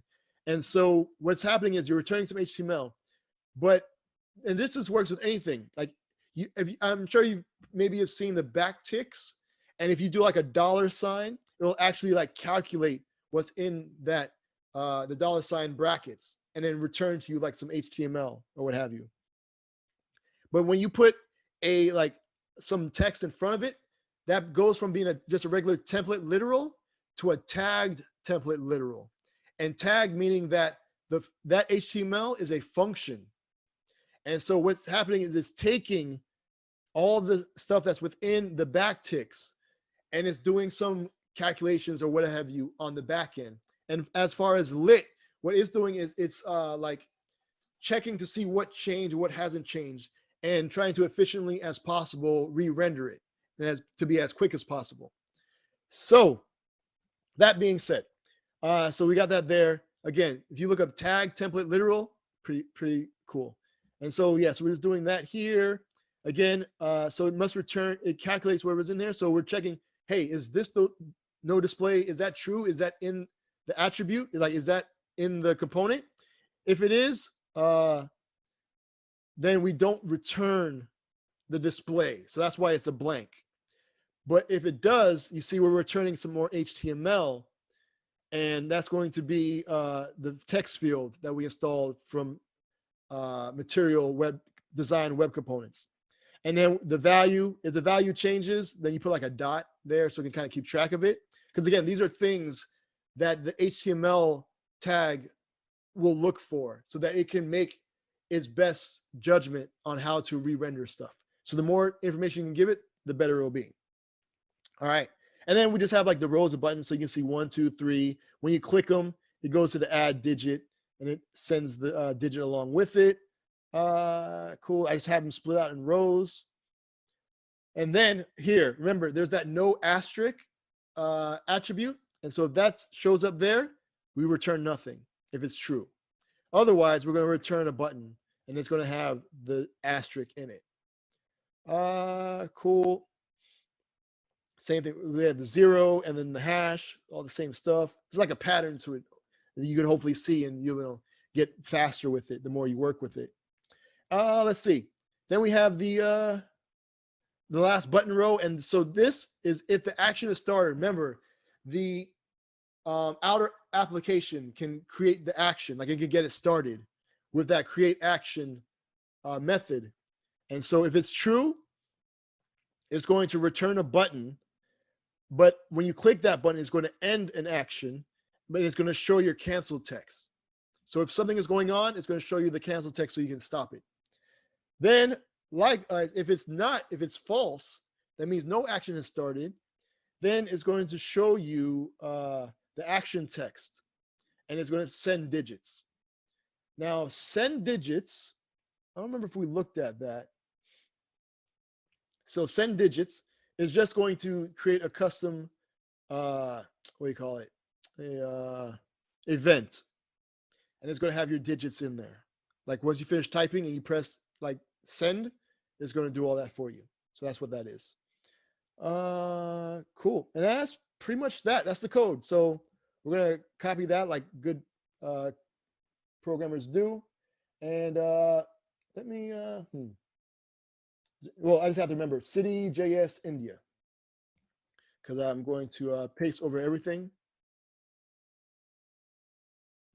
All right.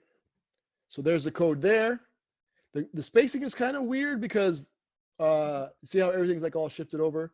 That's just because of the way it's here. Let's see. So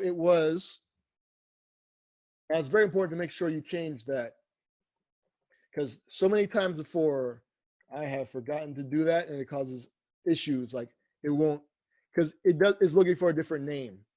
Because remember, this file is connecting kind of like what shows up in the browser to what's in your code. And so it's looking for Cityjs India for any time that there's a Cityjs -India. And so it's important to make sure that that matches. All right, cool. That's that. Make sure I saved it. And there we go. So now we have the code. We got it written. Now, what can we do with it? How about we publish it to NPM? All right. So again, if you don't have the link, you can always go and do that. What else? Cool. Oh yeah. So if your first time doing it, you could do npm init and then set the scope. Now, the scope is important because it lets you like set yourself apart, because sometimes a person may accidentally type a wrong npm package or what have you, or there may be, if you didn't have scope, that you could have multiple packages with the same name or whatever.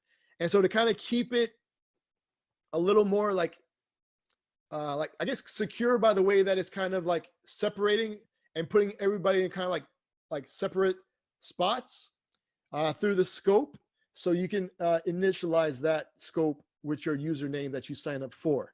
Now, I already have that, and you can check if you have it as well. If you view the terminal here, and so it's an npm command, so npm who am I, and then you can see I'm logged in to npm as Dwayne-Vonage, and that's going to be important coming up next. Now we need to update the README. Now the README, because again, we want to make sure we have the scope on so that ours can be accidentally confused with someone else's, because we all could create Cityjs-India web components, but by us having our own scopes, it makes that possible.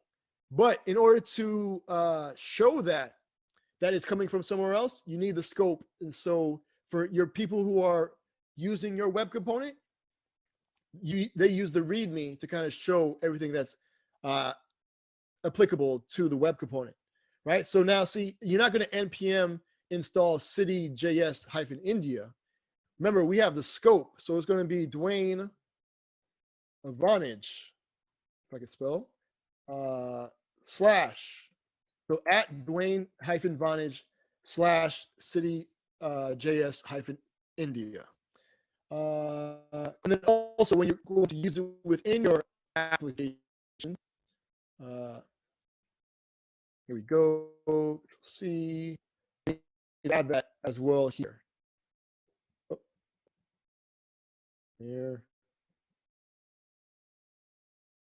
And then you can see again, it's pointing to the Cityjs-India.js. Again, the file that connects like the browser to your class through that custom element. All right, so let's save that.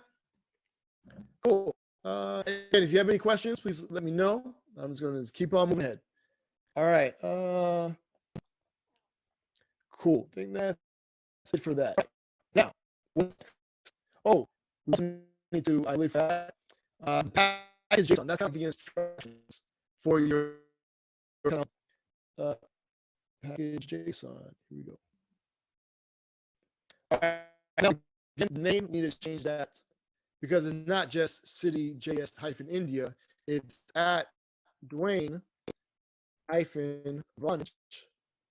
slash Cityjs-India.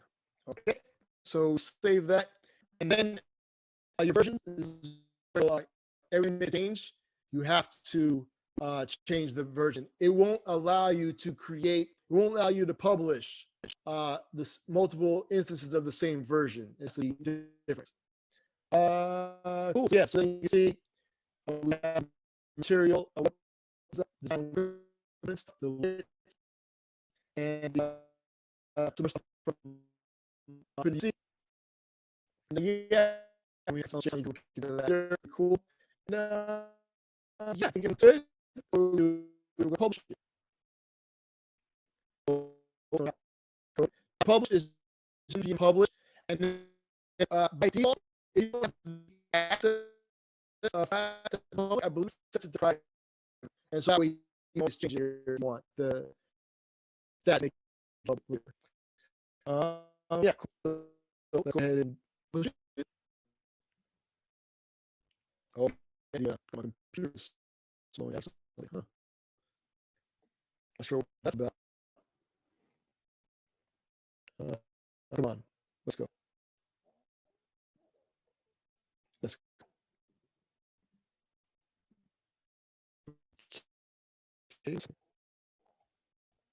Okay, there it is. Just a little slow. All right, now we're gonna publish it.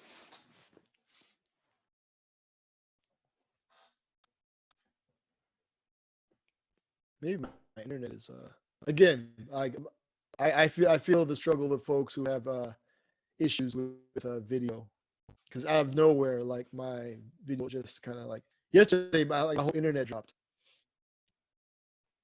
It's probably me. All right, so there we go. We have the we published our web component, our Cityjs-India web component. Awesome. Now, let's see if we can use it. All right. So now, here is pretty much like the code for it to be used in the JavaScript, right? So what we need is you look at polyfills if they're needed. Browsers now are getting really good, and so the need for polyfills have gone down quite a bit. Then we have remember that CDN unpackage? Well, anything that's published to NPM shows up in unpackage and other places, SkyPack and JS Deliver and many other ones. And so you can see the unpackage. I'm going to replace that that we just had, that we just created. And yeah, cool. Here we go. Now, so let's, I think I have this, we'll change it. Okay, here we go. So, what? My computer is not happy with me today. Okay, stop doing that. I think I'm pressing too many times. There you go. Okay. So we called it. So remember, it's scoped to my NPM.js account. So that's why there's the @Dwayne-Vonage. So we're going to change it. Remember, we called it Cityjs-India. All right. And then remember that same file that connects the component name to your class, that is also Cityjs-India.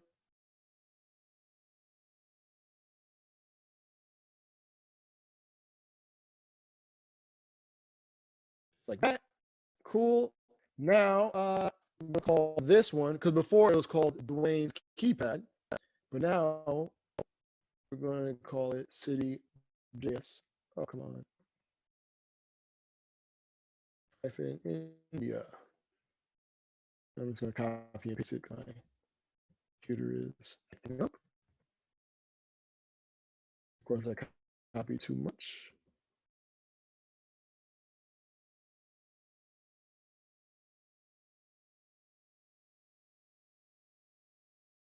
All right, let me get rid of this extra bracket here.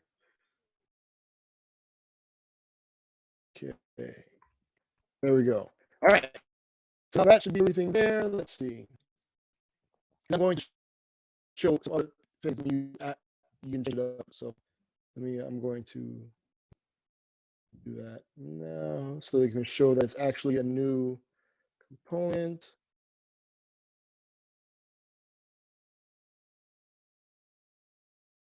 And again, this is just vanilla JavaScript. If it looks like it's just a regular HTML element, that's because it is. The browser will look at it and be like, huh, I'm not sure what this is. Oh, this is JavaScript that will tell me how to handle it if I come across it. And so it'll just handle it as if it's just any, it will just let the JavaScript like, oh, okay, you know what to do with this. So I'm gonna let you take the lead here. All right, I'm just replacing these things here. And when I uncommented them, check them out. So how's everybody doing? Is it okay so far? How's everyone doing?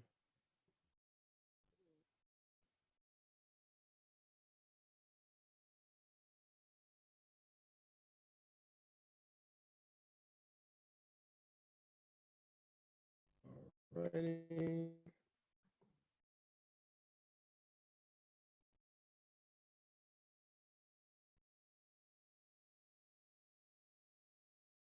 Okay. Oh, looks like I accidentally deleted a thing there. All right, cool. So let's check the results for there, hopefully. With my luck, who knows? Yeah, ooh, okay, good. Ooh. All right, so it's down. And we've actually, let me show you, inspect it. Eventually, at some point, no.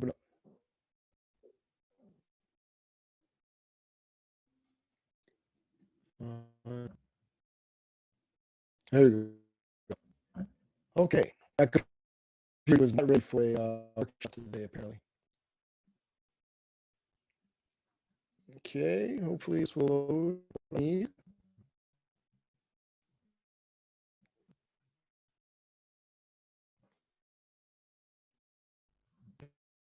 Right. By the way, since we can't vote, if you start letting me know between Angular, React, or Vue, what would you like to see as a component?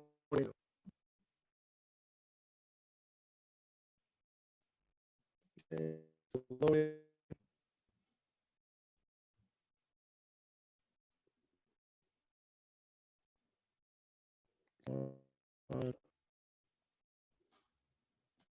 Okay, that's gonna take some of this.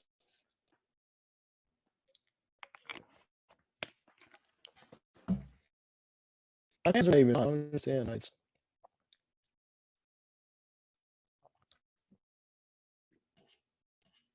somebody say something in the chat, I'm sure. Because again, my computer is being super slow. It has been a bit slow, Okay, but, let's see. but then it was okay, but then it went again slow. Yeah, again, like, yeah, where I'm at, I guess. But I don't know if the internet, I think maybe my computer, would the internet make my computer run slow? I don't know. Because it seems to be loading fine stuff. I don't know. I think it's just maybe too much happening, I guess, for the laptop. Okay, but okay, so this really, you can see, where is it? So yeah, so you can see here, that same unpackage Cityjs India, right? So we're calling that, and then here are elements Cityjs India. And then we have a placeholder enter your number. So, I think where's that showing your number?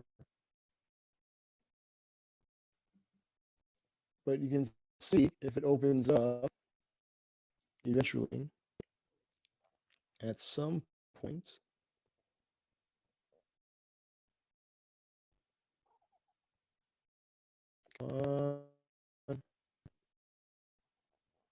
See, this is why I prefer to do these like in person.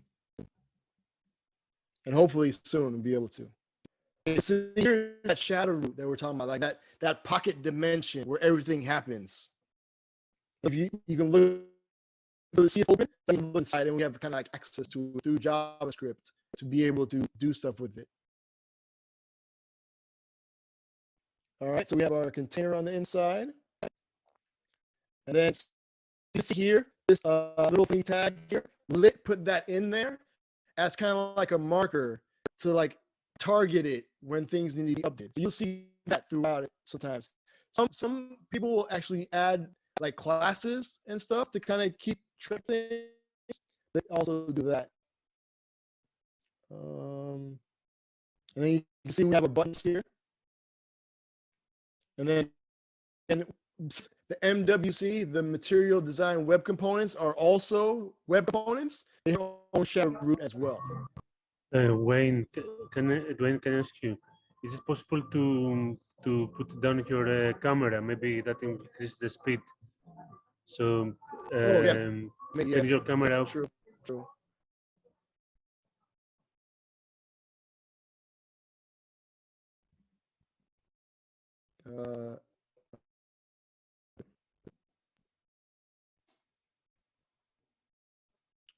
Okay, hopefully that's better. Let me know. It sounds better. Okay. So now, all right. So how's everything going so far? Is it kind of making sense and stuff? Like, folks following? Oh, someone's saying that there's no audio. Huh. Can you hear me, Iris? Iris? Me, I can hear you properly. Oh, okay. So, okay, people are saying they can hear me. Okay. All right. Let's just go right through this. All right. Let's keep going on. And then you see again, we have another one of those like little. Well, that was the one before. But yeah, so it's kind of cool to be able to kind of deep dive into the component and stuff. All right, so now let's take a look at some of the attributes when you apply different attributes. So now you can have multiple ones of these if you want in there, but I'm going to. Oh, I didn't show like what happens when you click.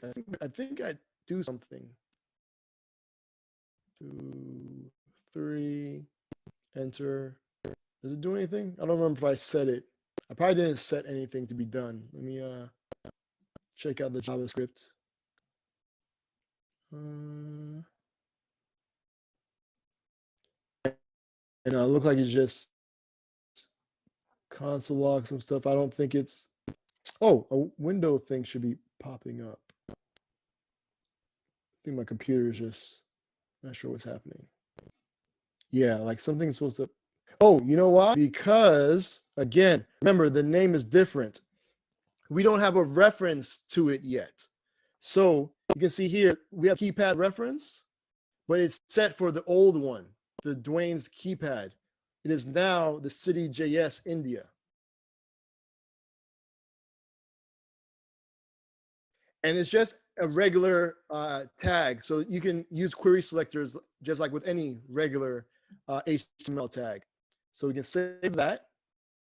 And then, so then everything else is based on the keypad reference here. So we have the event listener, and so we have the custom element stuff. And then, so what happens is it should pop up the window confirm and say down in the numbers. So let's do that. Okay.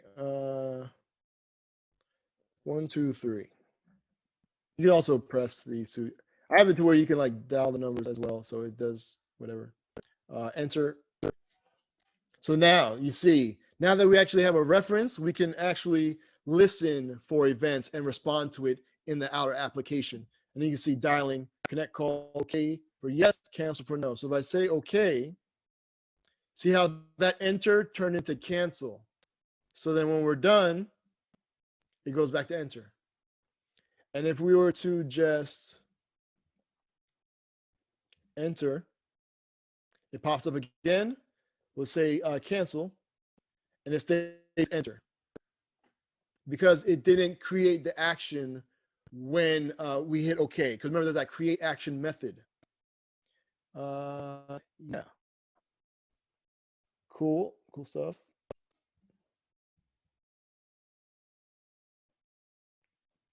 All right. Yeah, so you can see right here, if the result, like if it's true, if you click OK, then Keypad, the reference we have, we're saying, hey, create action, which turns it to, action creates a true, and that's why the button text changed to the cancel state. All right, cool. So now, yeah, anything that you all want to see as far as, because the next thing was going to be you could vote for what you wanted to see, Angular, React, or Vue. And how much time do we have left?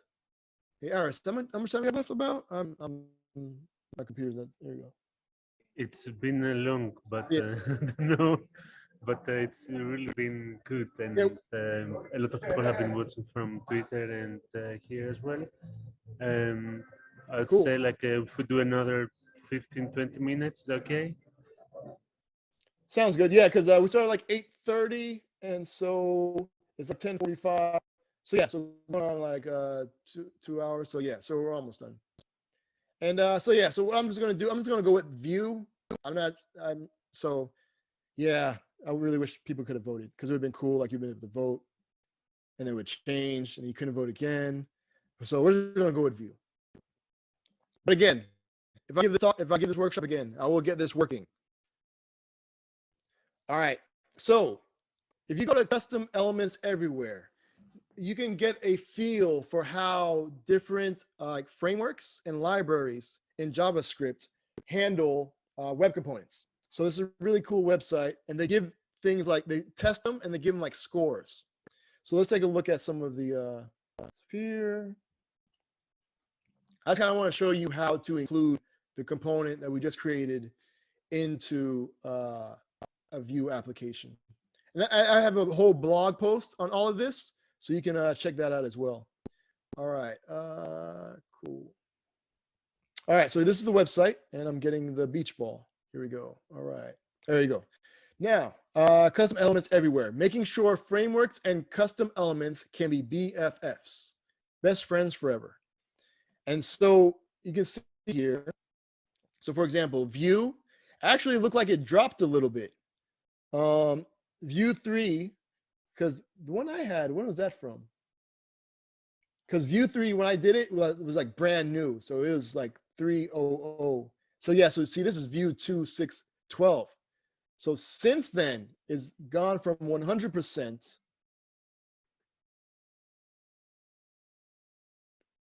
Come on. To 91%. And they'll kind of tell you what the issues are. So Vue 3 does not support listening to custom events with capital letters. So wow, that's kind of like a really specific thing that was kind of like left out. So they're that specific on far. So you lose points for that. And but they mainly, because remember, the important things are what's coming in. So how does Vue handle data going into a web component? Does it have to have special considerations and things? And then also, how does it handle the custom events that come out of the web component? And as you can see, one issue now is that it doesn't support listening to custom events with capital letters, which is kind of like pretty random. All right, now React is not really known well for doing like well with web components, even though now with the experimental version of React 17, it has like it fully supports web components, but then again, it's behind like a flag experimental, and they mention it here. So here is like the experimental is like 17 point something or whatever, but you see that it scores 100 and passed all the tests. So it goes from 71% on 17.0.2 to the experimental to being 100%. And so now if you want to see web components be fully supported in React, you can contact the core team, because right now the core team has not reached a final decision on whether they will make the experimental version into React 18. So they know if they're going to have support. But your feedback, like I said, is important, and it can be helpful in making the decision. So you can find out more information on how you can pass feedback on if you want web components or not. And then so it just says that, hey, It handles data coming in and events out very well. And so you see Angular is at 100%. Angular JS, which has been just recently deprecated, I believe, that version looks like it's always supported web components. Svelte, which I'm a big fan of, that passes all of it. Preact, Polymer, looks like it went down maybe. The collaborative listener names have issues with casing. So again, just like with Vue, the uppercase and lowercase look like it causes an issue. So yeah, so it does not support arbitrarily capitalized event names. So like camel case, caps with like all caps and then lowercase stuff, and then Pascal case. So it looks like you can only do, I guess, just lowercase. I don't know. Then hyperwrap, and then write. So there's a whole lot of different ones. And this is also a good way of like, oh, let me check out other like frameworks that maybe, and you may find something that works well with you, and this makes a lot of sense for you. And so here's Lit, and then here's Stencil as well, because again, you can use them web components in web components basically. So that's how they handle it. And yeah, Hyper HTML again, that was like one of the first ones I've used. And so yeah, so custom elements everywhere is a good place to be able to kind of see how your favorite framework stacks up and how it works with web components. All right, so let's take a look at what we need to do to include. Now, like we said before, there's Vue 2, that sounds funny, Vue 2 and then Vue 3. When I first initially did this, Vue 3 like just came out. And so it was still kind of like shaky as to what would actually happen. So going along with the same component, multiple use cases, the first use case was kind of like entering digits and maybe calling a phone number. But another one was being able to maybe use it to enter in a security code. So I wrote blog posts using the same element, same custom element, web component in different frameworks. Right now it's Vue, React, and Angular, and they're all doing like different tasks. So like the Angular one is like a quiz show, like you enter in your answer and it'll tell you if you're right or wrong. For Vue, it's because I like alliteration, so it's like Vault. So it's like Vue and Vault put together. And so you put in a security code, and so you type it in. So right now the security code is 1234, super secure. Let's go with a 4, 3, 2, 1. Enter that in. See, it says wrong answer, try again. Now we put in 1, 2, 3, 4. Oh, I want to show you what shows up. Hit enter. And then it says success, and you get the minion telling you you did a good job. All right, so let's kind of look at the code on what, to make that happen. Let's see. So Vue 2, there was a thing with Vue, because with a lot of frameworks, in order to get reference, because before, remember, we were just doing document.query selector. A lot of frameworks kind of like abstract that out. And so for a few of them, you have to have like a reference, right? And so for Vue 2, it's the same thing. Let me see something here.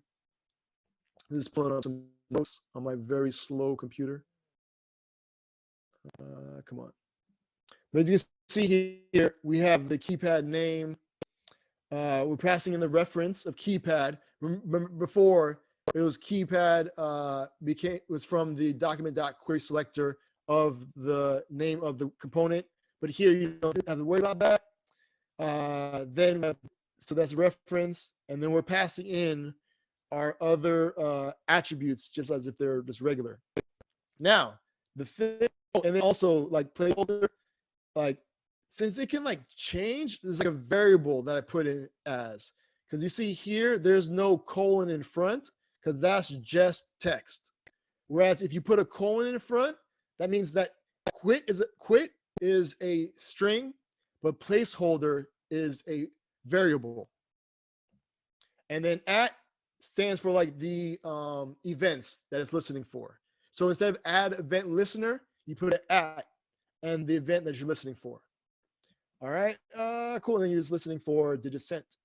You pass it into digit sent. All right, that's its reference.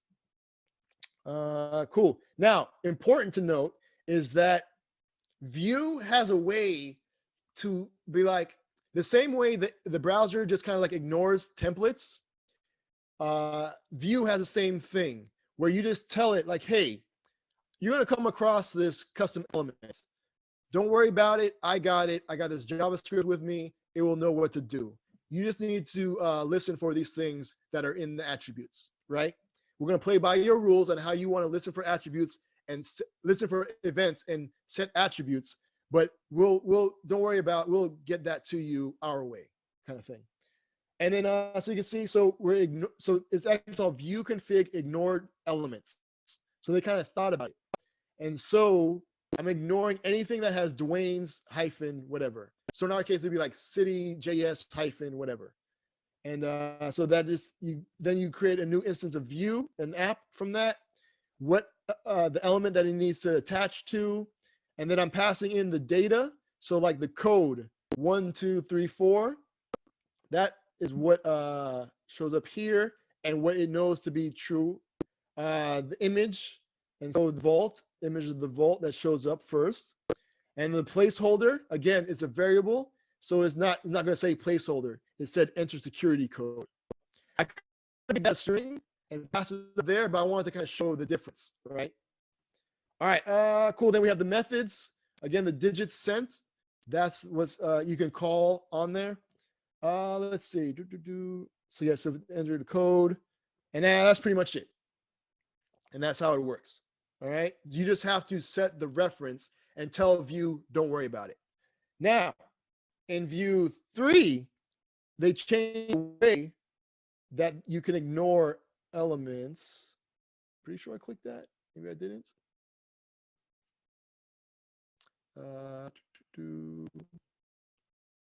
Here we go. Vue 3. All right. Now, spoke about Vue 2, Vue 3, and Vue 3. Yeah, even in my blog post here, I said Vue 3 has just come out and it's still shiny and new and changing. So I guess they changed it to where they can't listen to capital custom events. Neither here nor there. Now, what the most profound change is that the ignored elements that we saw before in config is custom elements. So so you still do the same reference that you did before, same action text, same cancel, the same passing in like variables, and then also the digits, with the method that we're listening for. Yeah, and there's that. Cool. And now then we have the same stuff with the same data. All that stuff is pretty much the same. The methods, again, pretty much the same. But here, when you initialize the app, you're going to create an instance app from app view. So this is from like the app.view. So yeah, you're going to create an app instance. And then instead of ignored elements, it's going to be app config is custom elements. And then you put in, now it takes like a function tag. And so then you're saying like, well, tag whatever starts with that instead of like the regex thing before. And then you just mount the app to the element and that's it. All right, so there's that. Now, also in Vue 3, there was the composition API that came out. I believe it was Vue 3. And with that now, that kind of changes stuff. So the Vue composition API was created to help address some of the limitations developers were facing as applications grew over time and became more complex. So I have a link to the documentation you can check out from the blog post. And so depending on how the application is compiled, how it compiles the template, that determines where to place the configuration. Remember that same ignored thing? So that kind of, depending on how it's being done, because there's like a just-in-time compilation, and so that's in a different place, or like on the fly, I guess it's also called. So what we saw before was on the fly, right? Now the composition API is using Webpack to compile the template, because before you can just put in Vue into like how you saw before, it was just in CodePen, and CodePen doesn't compile your code, right? But now with the composition API, you need something like Webpack to compile your code. Because so your is custom element, since it's not done on the fly and you can't do it on the app, you have to go into the config. So whether it be Webpack, Snowpack, or whatever it is using the parcel to bundle, there should be a config file that you'll be able to put this code here in. So like webpack.config.js, you can look for something like that. And then in the rules, in the view loader, the options is the compiler options, and then is custom element is the same tag function from before. And so, yeah, there's that. And then, and so then also the ref, do I have that here? I don't have that there. But the ref tag that we were doing before in the composition API, it does a lot more. So it includes tracking other values and not just DOM elements. So yeah, that's pretty much it. Like all the stuff in a blog post if you want to read it more. And I have links to the documentation. And so, all right, so we did the view stuff, right? So now you can see how to include your web component in a framework. Now, I really wish you could answer that. How's it going so far? Are web components becoming more awesome to you? Is it coming along? Let me go to definitely. Nice. Thank you very much. Thank you. Oh, I see some thumbs up. Nice. Thank you very much. All right. So let's talk about, because, hey, it's all well and good that we're using like material web design, but how about if we wanted to style it ourselves? Now, since they're just regular HTML elements, you can just use CSS to style it, right? But now you may have an issue because remember, the shadow DOM is kind of like a barrier to that. Because remember, it contains the gross, but also keeps the gross from out kind of coming inside as well. But there are a couple of things you can do to kind of like pierce little holes so you can get some of that gross in or out. So there's a couple of things. There's CSS custom properties, which we spoke about before. Remember when we saw the MDN and we had like all those like custom properties to change things. And then there's also part, which I'm partial to. Okay, never mind. All right, so let's go over CSS custom properties quickly. I have a link to MDN so you can read out more, but basically you can set on your button, for this example, the background color. So you're using a CSS custom properties or CSS variables, they're also known as. So you have the variable, and then we have this, so it's like a function, the variable that we're, the custom property, my element hyphen button hyphen color, right? And so otherwise the default is red. So in your root of your CSS, that kind of like cascades towards everything, you set your my element button color to blue. So that whenever the CSS sees my element button color, if it's set to something, it will set it to that. Otherwise, it will go to default. Now, this is cool. All your buttons are going to be the same color. But what if you wanted to add border radius, or even a border, or even a color, or even a background color? As you can see, it can spiral out to where you're going to need more and more custom variables just to be able to give the user options, right? So the internet thought about that, and since it's always wins, they have part. And so part is like a CSS pseudo selector, I believe. And so what's cool about it, so there I have a link, and then there's also a blog post that kind of like goes into how we got here. It's a really good blog post, and it's cool. Is Monica Dens? I'm just gonna say Monica D. I'm gonna mess up her last name. I believe she works at Google, but you can check out the blog post. Now, instead of having to set all those custom variables, you just say, hey, in my component, the button, I'm gonna give it the part name button, right? And so when I do my styling, I just go with my custom element that the button is in, and to target it, I just say, hey, that part button, apply this CSS, and it's just regular CSS. It's just that now you have part, it knows where in the shadow DOM to attach. So that brings me to something I've been working on at work. So we created the client SDK UI web components. And so I work with like the conversation client SDK. And so with the web components, I thought it would be cool if we could encapsulate the different parts of like a chat app so that you'd be able to just, oh, I want the members. Cool. Let me just put VC-members. And it knows what it needs to do. It knows to listen for members joining, members leaving. You don't have to worry about any of that. You just pass in the conversation that it needs to know about, and it'll do all the listening and actions for you. Same thing with messages. So it'll list the messages for you. The input, which on the website is what I actually used for the workshops.live, was the VC text input. And then we have like a typing indicator. So I created all this, and I put it out there, and I was like, all right, it's out there. Maybe people will like it. Apparently people did like it, and they wanted to be able to style it. So that's why I came across the part. And so you can see here. So here's the VC text input, similar to the one on the website. And so just let me uncomment this. So now this is just going to change. Hopefully that uncomments. Oh, come on. Okay, I'm just going to do it old school way. Get rid of that. And get rid of that. So now I have that activate. Look at that. It's almost like it's a brand new element. It's an ugly element, but hey, it's new. It's a new element, right?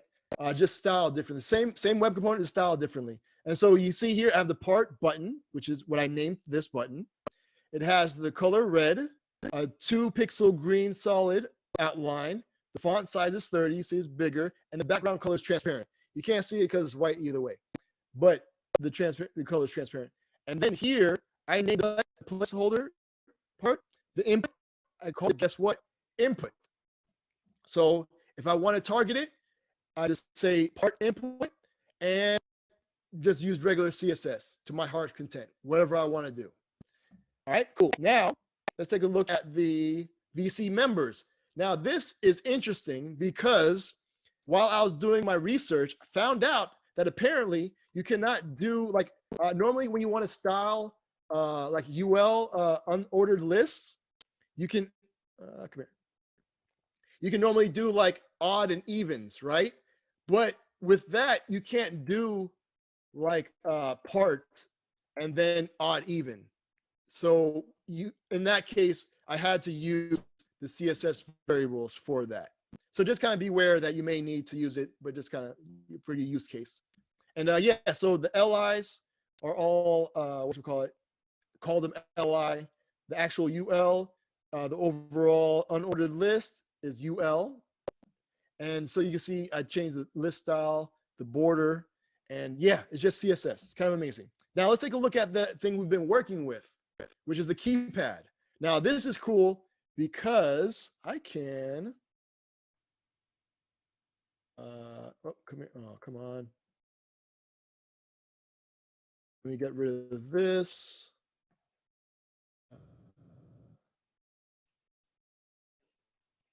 So you see how it drastically changed? Pretty cool. And so I removed buttons, I made them circular, changed the color, and then even here, I added little icons there. And that came from just HTML. Because again, it's just, I passed in the keys that I wanted. So if I didn't want it to show up, I put it in as blank. I put in the arrow keys and I have the little pew with the emoji. All right, cool. So that basically does it for me. I want to thank you all for hanging out, and sorry for the technical difficulties, but we made it through. If you want to, you can check out the blog series here. I guess since you can't actually interact with it, I'll put it in the chat room. But you can always go back to the website. I will fix it and make it to where we can get this worked out. And we will solve this tomorrow as well. Mark my words. All right. And then also, so you can check out my website. You can check, I have a whole bunch of different random projects. And then more importantly, you can check out our APIs. So let me, developer.vonage.com. And then, see, I can't show the coupon code like on stream. So that's why I made it to where you're able to click it and then you'll be able to see the coupon code and use it. But you know, you can't give the internet nice things without people messing it up. So once I fix it, you'll be able to go back and you can DM, I guess. I'll change the password and you can DM Cityjs Conf Twitter for the new password. But yeah, there's all that. So you get like a 10 euro coupon code. And yeah, so that's it. Thank you all for hopefully you find web components awesome as I do. And maybe you'll want to continue. Feel free to reach out to me if you want to talk anything web components. And yeah, thanks again. And y'all have a great day. Appreciate y'all. Thank you, Dwayne. Oh, really check us out nice. in the booth. I gotta do my my Vonage spiel. So check us out tomorrow at the booth, giving away a MacBook Air. Like Cool. I started out in coding boot camp with a MacBook Air, and that got me through. And so it's a great opportunity to step up the game because you can even see like my computer's all. So yeah, so a brand new MacBook Air would be nice.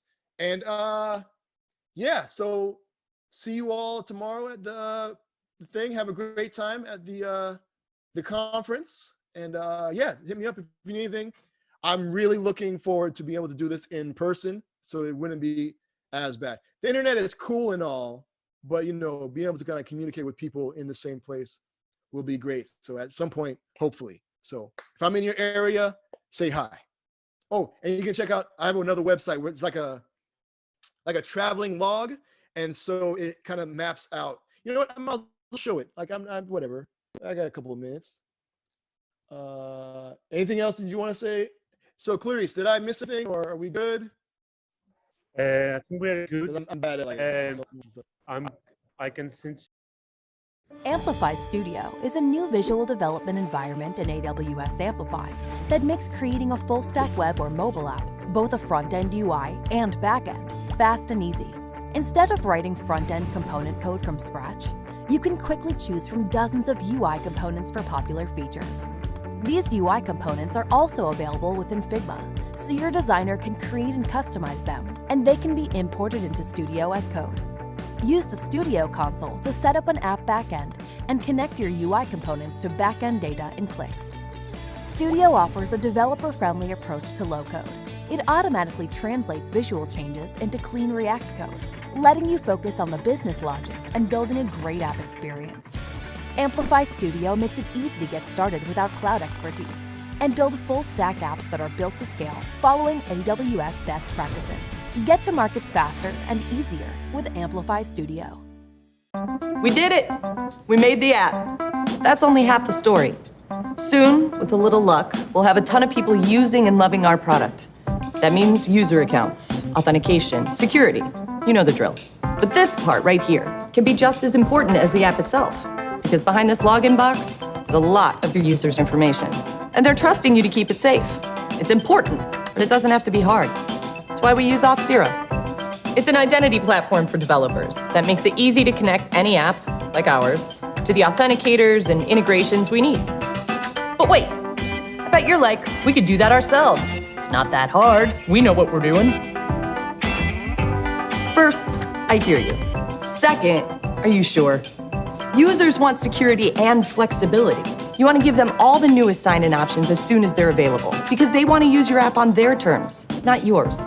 With Auth0, I can easily customize my login with the features my users want. I can create a custom two-factor authenticator for added security, and easily enable the multi-factor authentication methods I want. It even has breached password detection, so if someone else has a security breach, I can keep my users safe. Our security is always up to date and regulation compliant. You made an app, and Auth0 makes a better, safer experience for your users.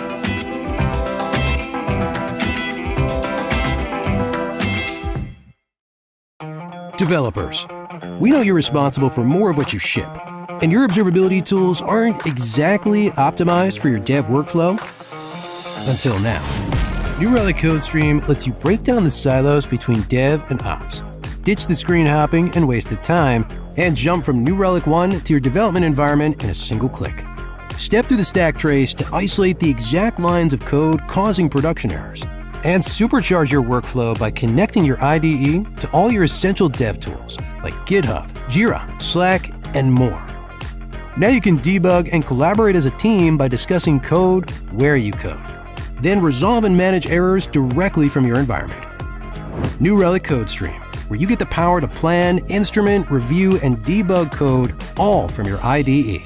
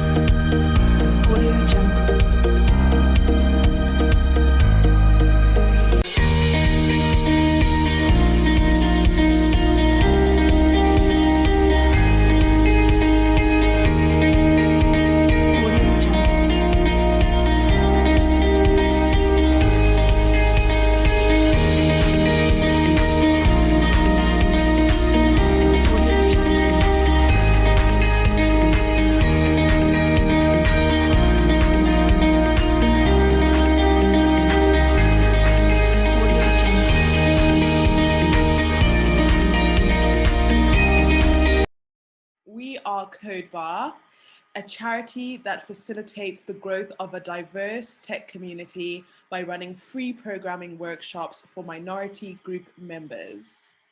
We started in London in October 2013 out of pure frustration with the lack of diversity in tech. When we looked at what events were happening in London, we noticed that there were none for people who were absolutely beginners, someone who had potentially never written a line of code before, but was really keen to learn it. In 2013, we have grown the Codebar family and now have 31 chapters around the world. We have workshops happening in London, Berlin, Barcelona, Helsinki, Oslo, New York, Sydney, and now virtual workshops. and have taught over 12,500 minority group members to learn to code. With the virtual program that Codebar has extended during the pandemic, you can attend a Codebar workshop as a student or as a coach from anywhere in the world. Our workshops are different to normal events in that it is not the teacher and class format. When students sign up, we ask what they are working on. We then pair them with a student who is working on the same thing. We then assign them a coach who has that skill set. Essentially, it's lots of small groups, pair programming. If you're looking to learn to code in a safe and collaborative environment but have never written a line of code before, that's fine. When you sign up, you can tick a box that says, I'm a complete beginner, I don't know what to learn. An organizer will have a chat with you and figure out what you like to learn, and then pair you up with someone else on that same topic. Attending Codebar as a student provided the structure that I needed to learn and improve my skills. Now, as a coach, I'm really happy that I can share my knowledge and contribute to the community that was so supportive and valuable to me. Being an organizer at Codebar has brought me a lot of joy.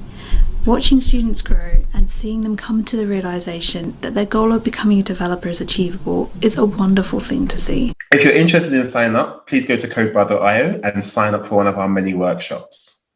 Or if you're interested in starting a Codebar in your city, please drop us an email at hello@codebar.io and one of our team will get back to you as soon as possible. Bye. Bye.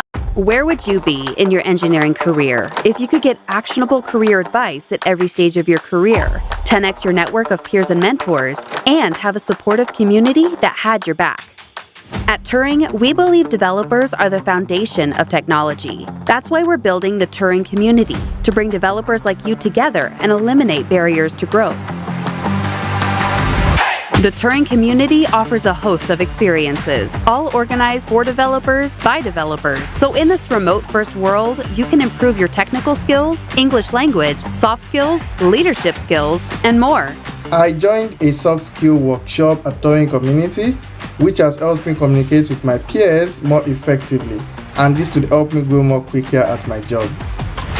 Head to community.turing.com.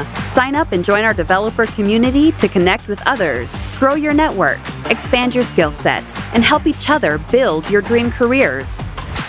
It's open to all, free, and takes less than a minute to get started. Let's build the most career-centric developer community in the world. Because when great minds come together, we can change the world. Hi, everybody. I'm Brandon. I'm founder and CEO of Devpost.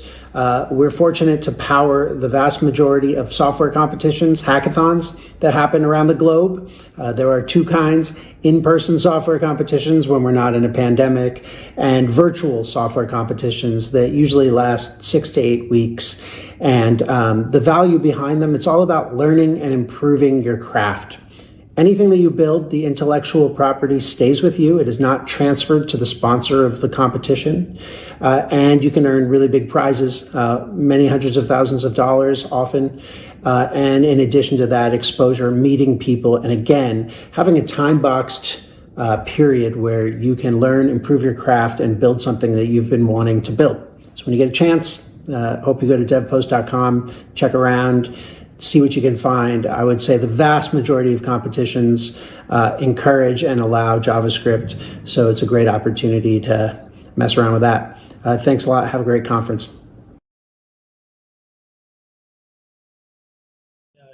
Ashley, 20. Okay. 20 guys. Okay. He's gonna go on. Please mute. Few seconds mute. Check around, see what you can find. Hi, everybody.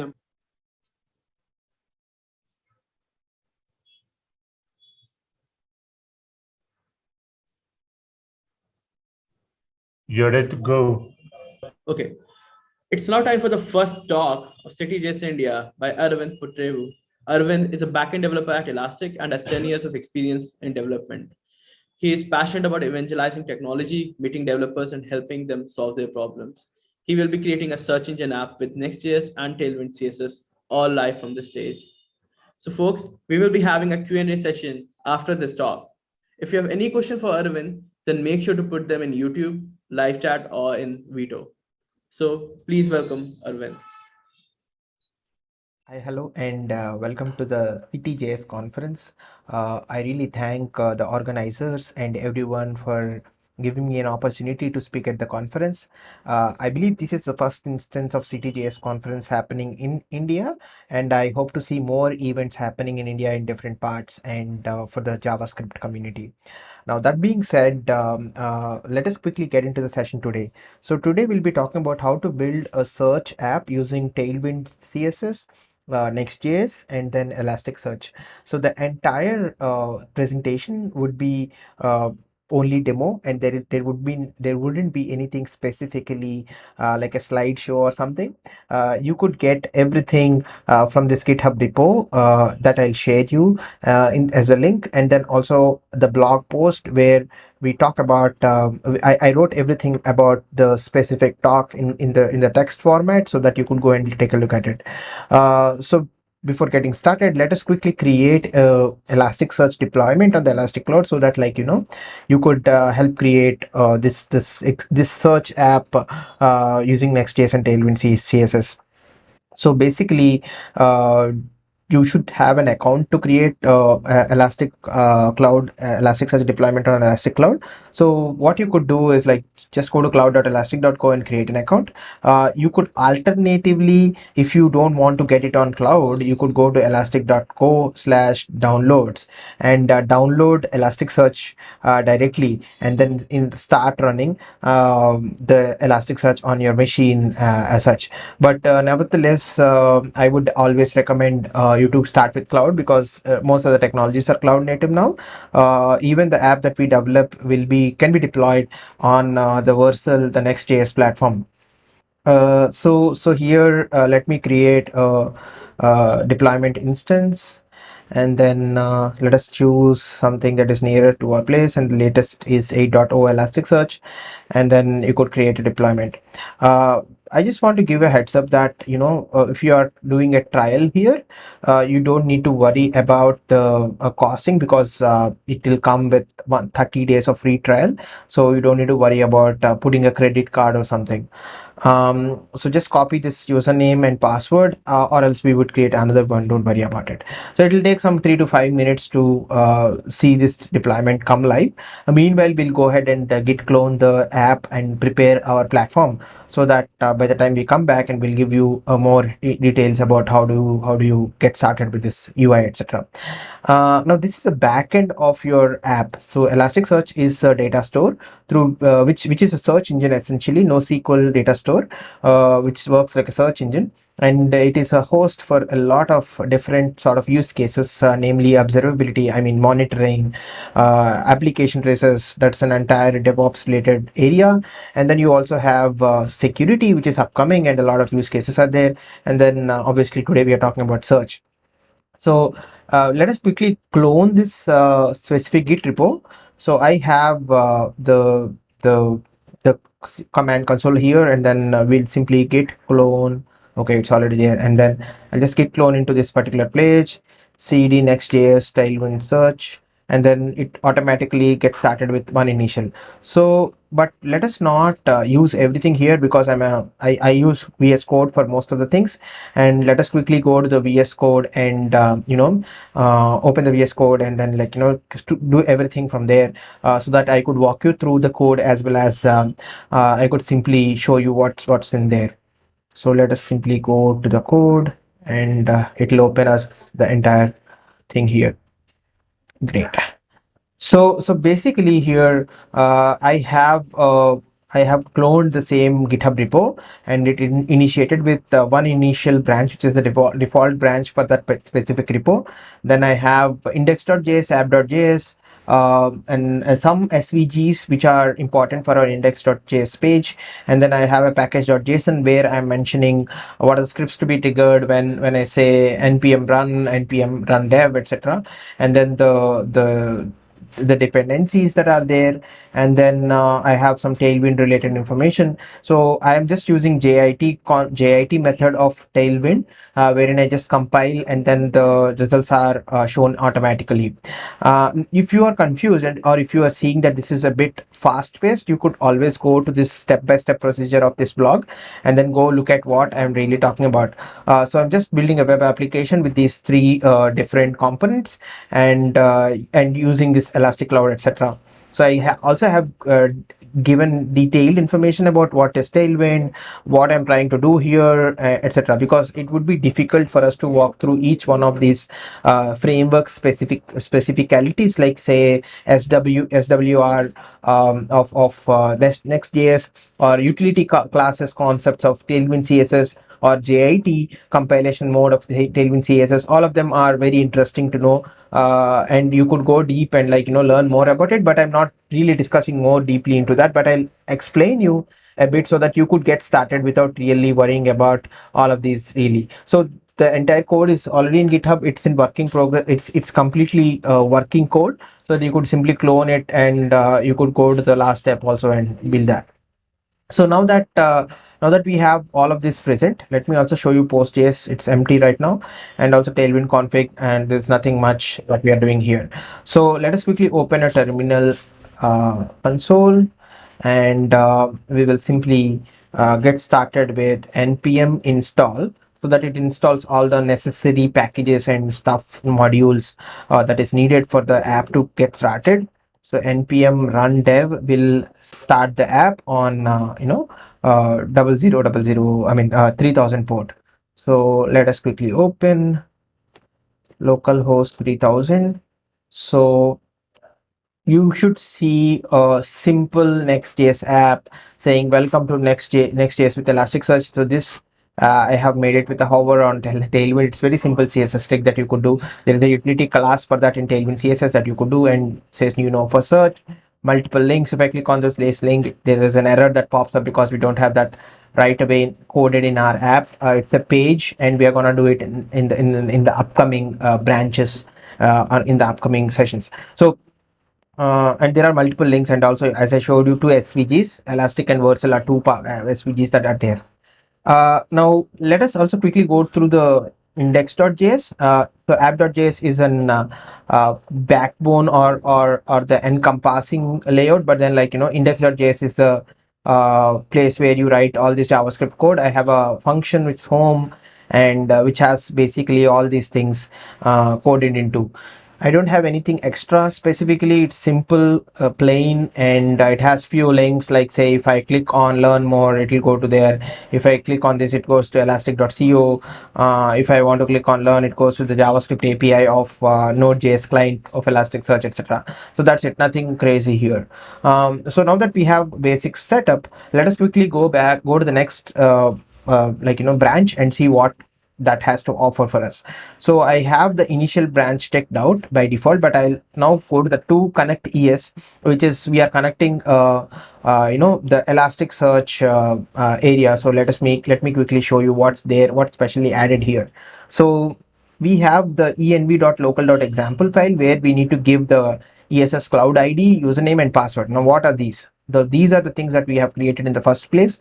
Like you have the deployment and deployment credentials. Let me quickly copy that and say Elastic. So you always have various different sorts of authentication methodologies. So you don't need to just go with this. I'm just using it for the demo. Also make sure that when you're giving passwords on any place, make sure it is a secure, or make sure that you have proper access methodologies so that your environment is secure. Now this particular deployment is created and we are being taken to Kibana, which is the UI for Elasticsearch, which is a UI layer on top of Elasticsearch. But then what we need is Elastic Cloud ID, the deployment identifier that we have created. So if you click on this 3-bar and say manage my deployment, it will take you to that particular place. And there's one big long base64 string, which is called Cloud ID, and click on that. And then I could give this Cloud ID and save this. Now this is an example file.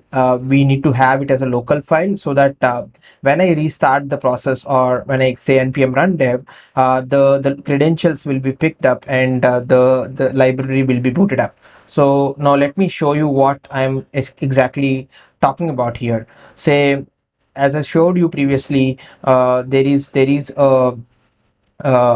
is more information now, like, we want to check whether we are connected to Elasticsearch or not, etc., to index sample data and to create the search experience.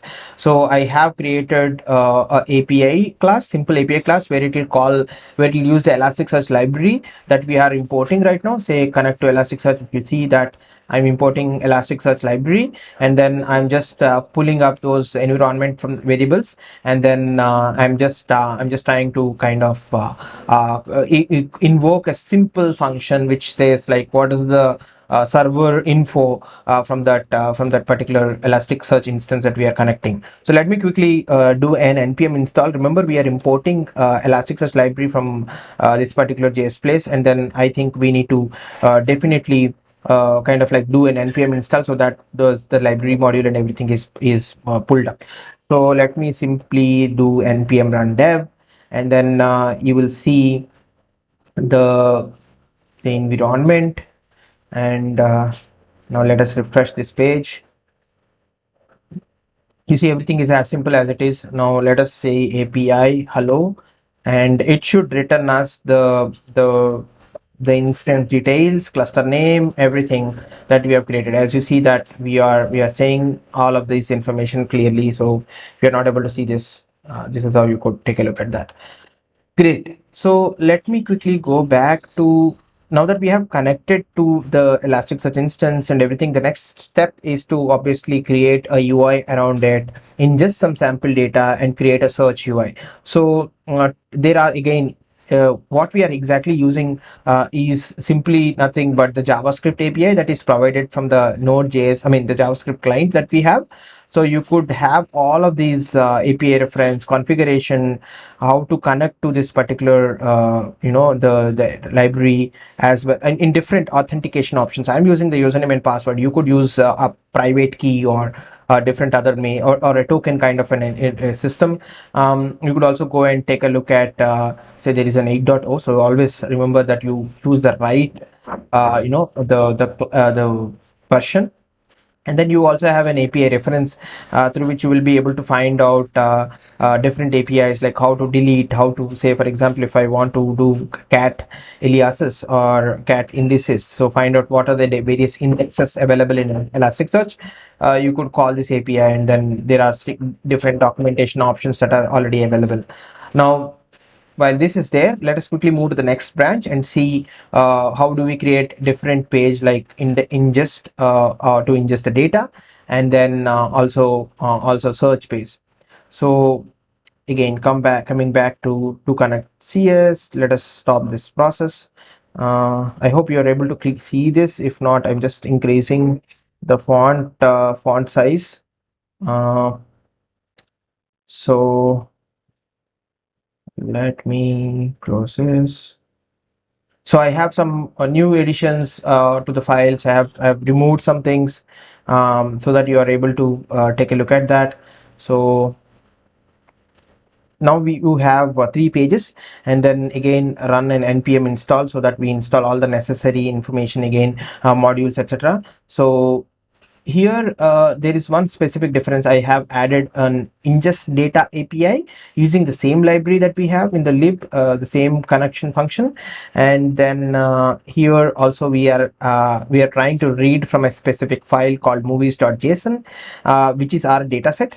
And then through that data set we are ingesting data into a specific index name using the API. And then, like, later we will create a search UI and through which you will fire a search query to create the search app. So now we have this library, and then you have movies.json, and you see all these movies. I have a bunch of movies, like from different English movies taken from IMDb dataset.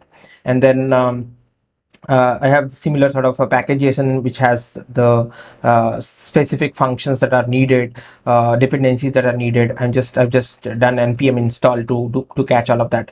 And then obviously I have a page ingest.js, and then I'm just calling the data, that API, and just showing the relevant information based on the request, etc. So now that I have 3 pages, I'll just go npm run dev again to run the app. Remember, I'm always using the run dev. If you want to create a production build, you need to do different, you need to generate the build differently, and thereby you are not enabling all the dev related flags actually. So npm run dev, let us click on that and then see what's up, whether it successfully compiles or whether you have everything or not. So let us refresh the page and then click on ingest data. As you could see, you are already connected to Elastic Cloud, and hit the below it says hit below button to ingest sample data. Let me quickly show you the Kibana, and then so that you could figure out whether what sort of indices are already available and how we can differentiate, how we can start ingesting data into it. So click command dev tools, and I'm just searching for a API console where I could execute commands and show you things, what's happening in the Elasticsearch. So always remember this is the UI, and there is an instance, server-based instance, which is called Elasticsearch, through which on which the queries are run, and this is a UI for Elasticsearch. So the console lets you execute API queries. So let us say cat indices, and say if I say question mark verbose, so that all the headings are displayed. So as you could see, there is only one system index called .dslogs, etc., with a timestamp. We don't have any other indices. I have just shown everything that is there. Now let us quickly ingest our data and see what happens. So I have clicked on ingesting the data. So now the thing is running. See, it says you have ingested 1507 documents. I think it should be like around 5,000, but probably it depends on the API and what is the result that has been given. So let us quickly check how many documents has been ingested. As you see, my index, it says 5,000. Why it says 1507? I believe because I just fired a query and I did not wait for good enough time and just asked what's the count, and then it sent like 1507 has been ingested, but all 5,000 has been ingested and ready for searching. It takes a millisecond, but the API always returns what's exactly ready for the search. So that's why you're seeing the different sort of documents. If I go and click again, it will say 5,000 because it takes a bit of time. That's it. So now we have 5,000 documents indexed into Elasticsearch, and they are ready for searching, so that you could create a search UI. Now let us come back to the main page, and now you have indexed ingest some sample data, and that is ready for search. Now you have everything going on well. Now let's come back to the same place and see what specific code that we have written here. As you could see, it's the same ingestion logic I just showed you previously, and there are different functions that I have modularized so that it's easy for us to compare and show data. That's nothing more than that. So again, ingest data is also available as an API, so you could just simply go and click the ingest data, and then simply still ingest without a UI as well. There is a search.js which says I'm searching based on the query that I have. You could query this with a API console like Postman, but let us put a UI on top of it and then take a look at it. So let us quickly click on the change the branch again to for search UI and see what's in stock. Oh, I think I split the terminal here. Yeah, great, I got it back. So let us stop this terminal, and then now you have for search UI again. Do run install, because if I have newer dependencies that are added by any chance, I think there's a good chance that it should not be overlooked and there should not be any errors. Now let us quickly run npm run dev, and then the data it will be compiled and shown. But meanwhile, also take a look at what specifically I have added in the search part, so that you are well acquainted of what code we are really doing it. I have a search page, and then it simply has two specific layouts. One is a search bar, which is common, and when I search, the data goes through a function, and then it fires the query, gets the data, and displays it on a below container. So that's it. That's the specific thing that I have. So as you could see, there's a one big div, there's a head bar, and there is a search bars and search results. When I click on search results, you see that I have another div where I'm just iterating over a list of results that are coming in from an API that I previously showed to you as a code is a search API. So I'm just forwarding the same thing. So if you want to go and take a look at what API we are specifically firing, you could obviously go to the library and see what specifically what API we are specifically firing. Let me quickly figure it out for you. Yeah.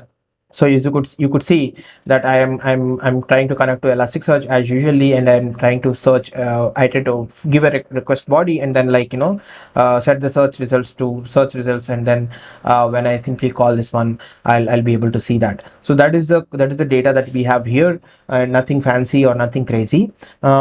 Throughout the session, I am not talking about mostly about Tailwind and what are the components that I have used. I'll come to that in a minute, but let us quickly see the output and result, how it really looks like, so that you get to understand what I'm really speaking about. Now, refresh the app. Even if you click on search, if there is a page, it will simply shows up, but then click on search. And then, as you could see, you will be greeted with a search bar with simple nothing, and then you have two specific different color schemes, which gray on top and white below.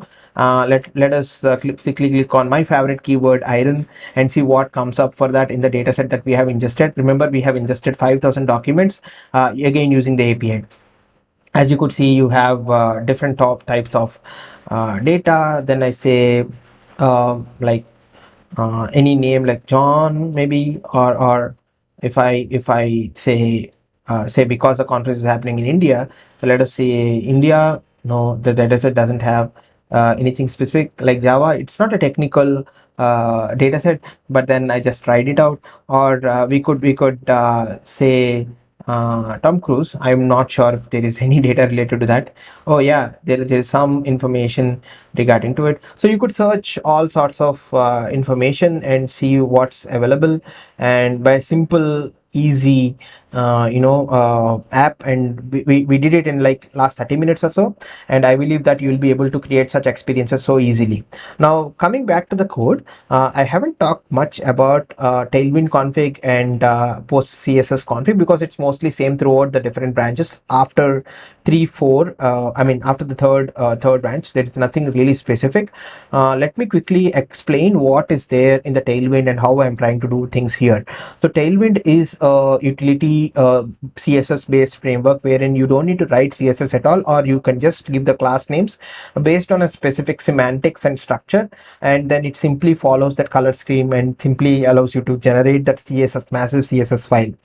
Now, even here, we are not even generating that file, because in the Tailwind 2.0 they have a specific way called just-in-time compilation. Because we are running in a dev mode, it will allow you to do that. If you are running a production build, you need to run a production next build, and then it will generate a CSS file according to your whatever the classes that you are used, and then it will generate a beautiful CSS file, compressed, minified, everything, and then you'll be able to deploy it into the production side. It will also remove, it will not insert all the CSS files that are in the framework Tailwind CSS. It will only insert whatever you have used. So that is the speciality of this framework. I'm sorry, maybe some of the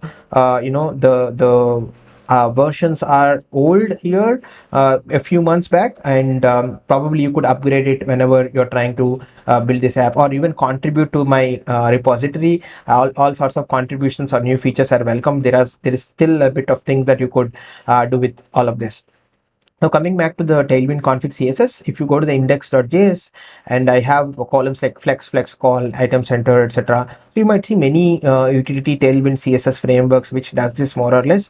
But then Tailwind helps you to do more things like text blue 450, and you can specifically add your own coloring schemes, branding schemes, and still works. And you could throughout the project you could create such things, and you could mention say extend a specific color, and say when I say 450, and then this is the hex one I want to do. Or you could have your own custom color point, and you can say poppy, and if I search for poppy, and then I have a specific sort of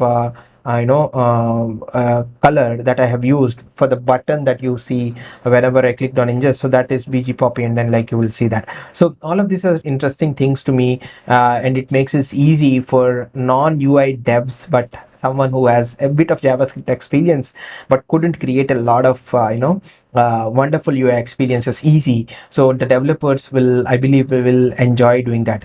Now another thing that I did is a post-CS process here that I have added, wherein I kind of like the post-CS plugin will take a look at all the CSS and create a better outlook. So in the package.json also post CSS version is mentioned. So you could take a look at that. When you're generating a production build, post CSS will come in really handy. So this is about how do you create a search based app, and search on top of it. I have still many things not configured. Like when I click on this particular search bar, when I click on enter, it doesn't automatically search, or I don't have a detailed view for each one of this page. I have a poster, I could display that here. So more things like that can be beautiful and make this much better. So that brings us the end of the session, and I'll share this link with you. If you have any suggestions or if you have any questions, please feel free to ask in the question box below, and I'm happy to answer. And I am mostly there on my Twitter. If you want to talk to me or ask me a question, I'm happy to help you. I'm available as Aravind Putrevu. I also run a small newsletter called Dev Shorts weekly, and I believe that you will enjoy this conference and have a great time. Thanks for watching, and if you have any questions, do feel free to reach me out. Thank you.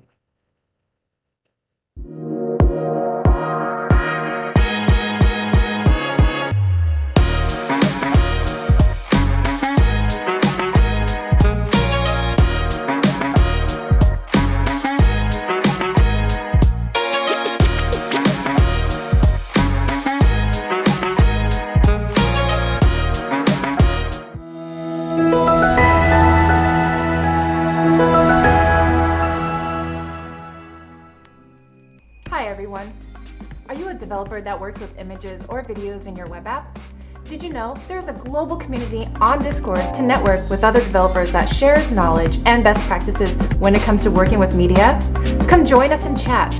In our Discord, you can find interesting stuff such as developer events others are participating in, resources and tips, career advice, best practices, tools and plugins, paid opportunities, content sharing, or even hanging out and sharing your pet photos and talking about video games while getting to know other developers.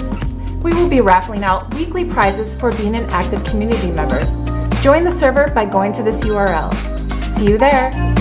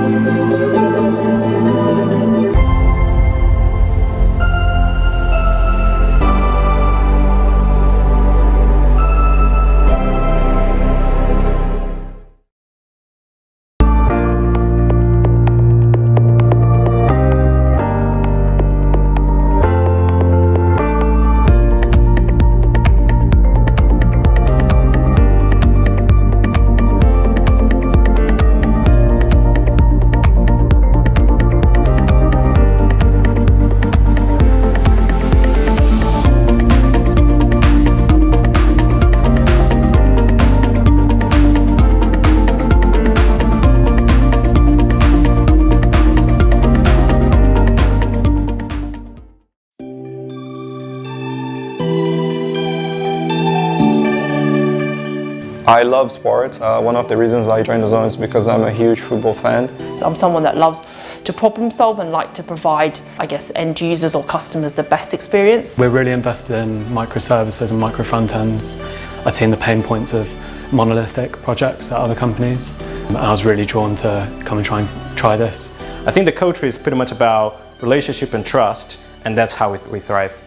This relationship between going global, but also keeping the essence of the very first day of the company is what makes me very exciting. What really motivates me working at DAZN is the unique tech challenges that the platform presents. We're using all serverless cloud technologies. Each team is designed to own a specific subdomain. They get to choose what tech they use and help to prioritize what they think is most important. Something that I've built is the image service. It was in use by all of the users across the world, literally millions of users. It was a very proud moment for me and my team. Together with product, we came with a conclusion that it would be great for users to actually see what kind of content they will find in DAZN before actually signing up. There was like a massive increase of like sign-ups and users interacting with DAZN, so we were really happy with it. The first project that I did when I joined DAZN was probably the one that I'm most proud of. It allows you to jump between different fixtures as key moments happen, so you might be told about a goal happening in another game, jump across to that, and then once you're done, come back. It's an exciting thing to see, something that you've been working on for months, suddenly getting hundreds of thousands of users over the space of minutes.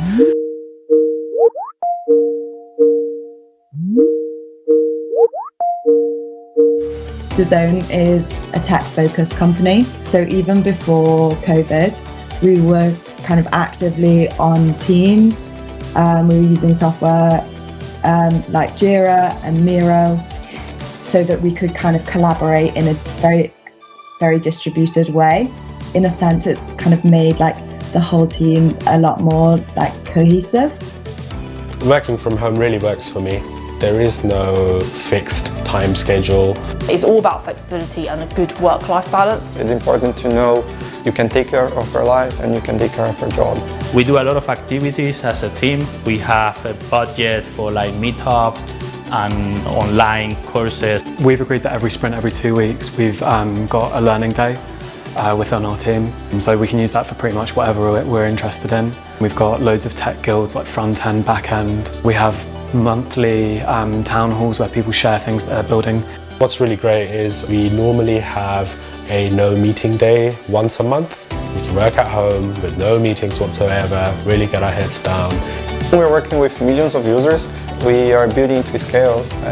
I'm confident on everything we build. It's not scary, it's challenging and exciting. If you want to be challenged, and if you want to be out of your comfort zone, but also leveraging everything that you have been learning throughout your career, that's the place to be. There's a great community here. Everyone's just really lovely, and you can never ask a stupid question. And I feel safe being able to just be myself. Build it, own it, ship it.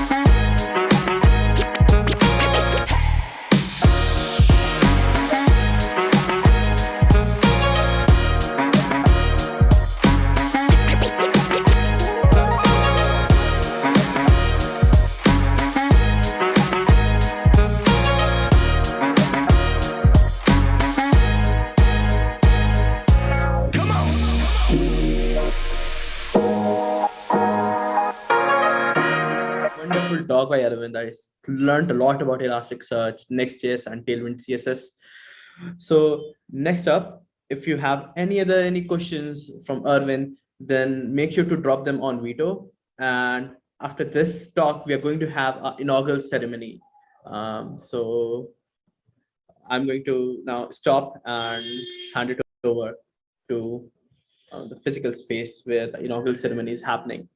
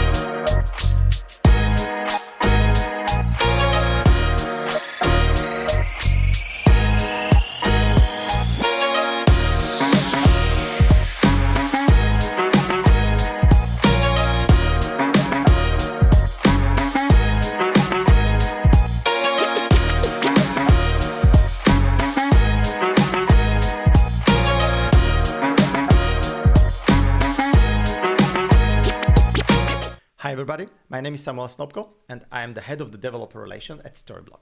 Storyblok is not only this shiny logo right here, but it's also bringing you the Cityjs World Series. We are going to sponsor the whole year of the Cityjs conferences, and we are really happy that we are able to bring you this awesome event with all the learnings that you can find out here. We also hope that you will learn a lot, you will find out a lot of new stuff, you will experience something new, and you will also give a chance to our workshops where we run the workshop between the Storyblok and your favorite front-end technology. On this conference, we have also one of our speakers, so Siddhar will talk more about the headless, but so give him a chance and listen to what he has to talk to you. But before we jump to other topics, I would like to show you the Storyblok, because maybe you may not know about a Storyblok. Storyblok is the headless CMS with the real-time visual editor, and we are the first one with the real-time visual editor. So what does it mean? If you go to the storyblok.com website, you can find out more about what is Storyblok, but also you will find this nice diagram where you can see how does it basically work. You will get the real-time editor forms where as you are typing, you see in the real-time the preview of your content, text, images, or other components. And all of this is working with all the technologies you love. So it's not strictly connected to anything. You can choose Next.js, Svelte, Vue, React, Next, and others. You can go for PHP and more. You can check out all the enterprise cases we have, and also you can find all the resources how to build a website with different technologies as a Next, Gatsby, or Nuxt. Also, even build the e-commerce solution. But I am here not to talk about the obvious stuff, hopefully, but also about the V2. The V2 is something we are bringing, and we are also hoping that it will help us to be the best CMS out there, not only the best headless CMS out there. So what does mean is like we are bringing more collaboration tools, and you bring even better UX for our users, for the editors, content creators, marketers, developers, and you will be able to use all the powers without any restrictions. Please go to the storyblok.com version 2, log in and try it yourself. Tweet about it, find out more, and keep posted. Keep your eyes on our Twitter, and you will find out more, and maybe there will be some opportunities to give you something back. So I hope you are excited about all of this news as I am, and I wish you the really cool rest of your conference, and see you somewhere in the real world very soon. Ciao. Hi folks, it's great to see you here. My name is Nathaniel, and I'm a developer evangelist at Twilio. Twilio is a platform for developers like yourselves to integrate telecommunications into the applications that you are building. It's so straightforward, I can send a text in the time it takes me to do this video. You can use Twilio to send and reply to messages via SMS or WhatsApp, integrate video calls into your websites, and even verify emails and phone numbers. There are so many ways to supercharge your apps using Twilio's APIs and helpful SDKs. So back to our code, I have imported the Twilio library and I have my credentials stored as environment variables. Now I can easily send an SMS with just one more command. If you'd like to find out more or watch an interactive 5-minute demo, check out this link. I'll be hanging around throughout the rest of this event. And like we always say in Twilio, we can't wait to see what you build.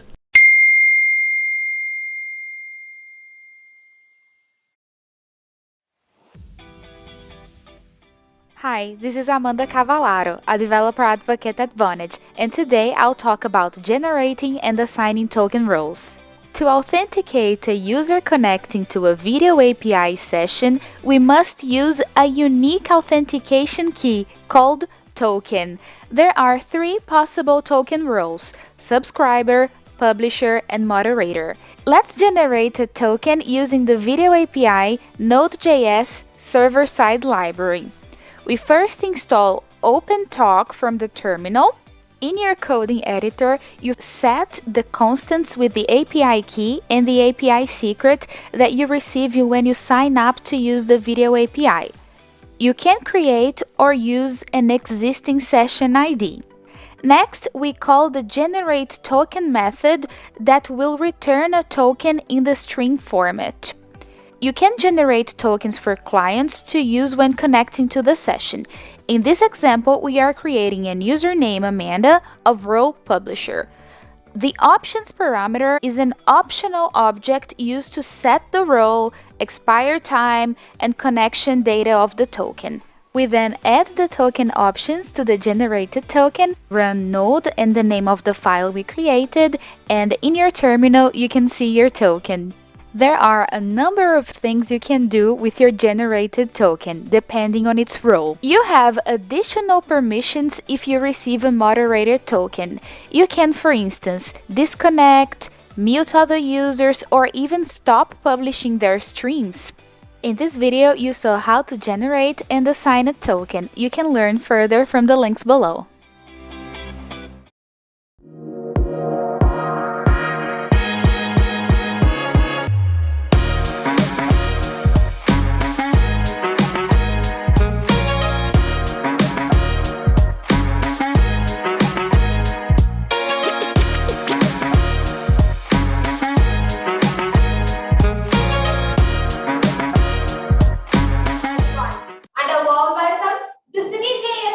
India 2022. In first place, we would like to register our sincere apologies for the delay. As always, though we tried our best to keep it on time, there were some network issues which we required time to sort it out. Abiding to the rules of pandemic, we are super excited to meet you all virtually from the Steel City, Salem. Thanks to our organizing partners and venue host, Gandhi College of Technology, for their consistent support. The Cityjs conference was an initiative within London's JS Community Conference, organized from the community for the community. Starting from in-person events in London, we then expanded during the pandemic by hosting virtual events with international speakers and sponsors, connecting tech communities around the world. To make sure we have diverse audience with us, this year we have given away diversity scholarships in form of free tickets to different students all around India. We are now presenting a hybrid style of event with conferences in different countries, aiming to support and promote the local communities. This year, in the series, we have conferences hosted from India, London, Brazil, Greece, and Singapore.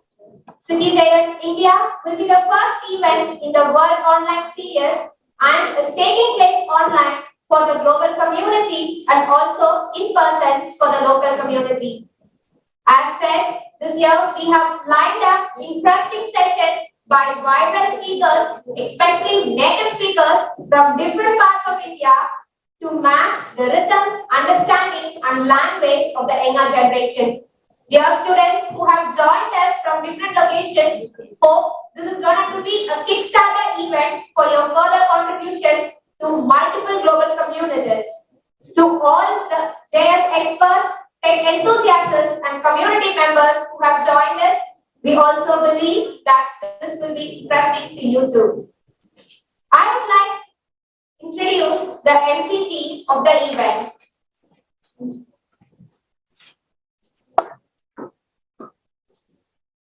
We are a team of 4 people joined from different places.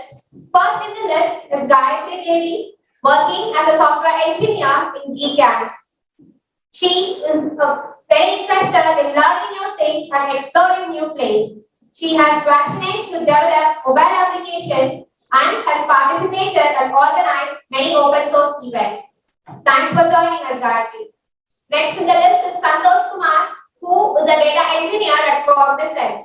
He is a Microsoft certified trainer and the winner of Azure Developer League 2021. He is also a very enthusiastic technical contributor and a public speaker. Thank you, Santosh. Hope you will have fun together. As you have already seen, we have one more person, Yash, who is joining us virtually, and he would have already been the intro. He would have already given introductions for the before talks.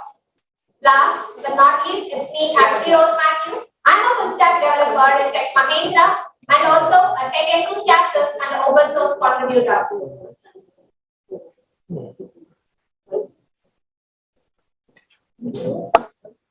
This year, we have 17 speakers all around India joining us at different times for the next 2 days. They have come up with very new topics and as well as great enthusiasm to share their knowledge to the global community.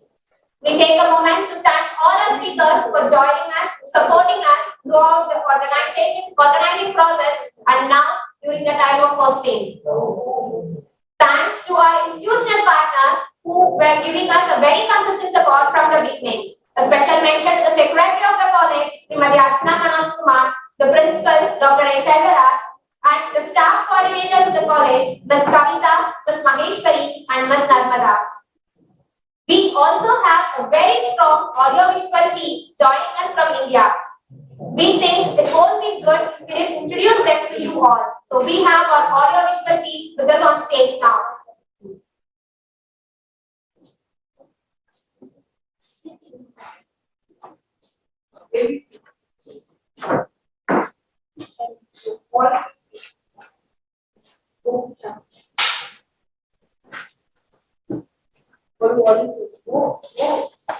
Mohanasudaram, Jai Vishnu, Shanti, and also we have one more person, Reshma, who has not joined us live today, but she will be through. Next is the group of our student contributors and coordinators.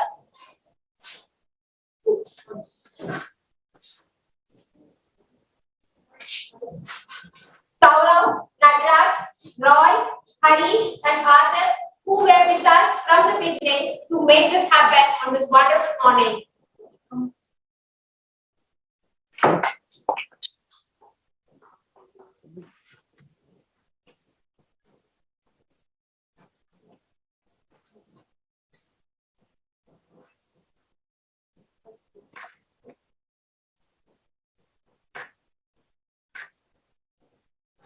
With all these manpower and great minds, this event was initiated.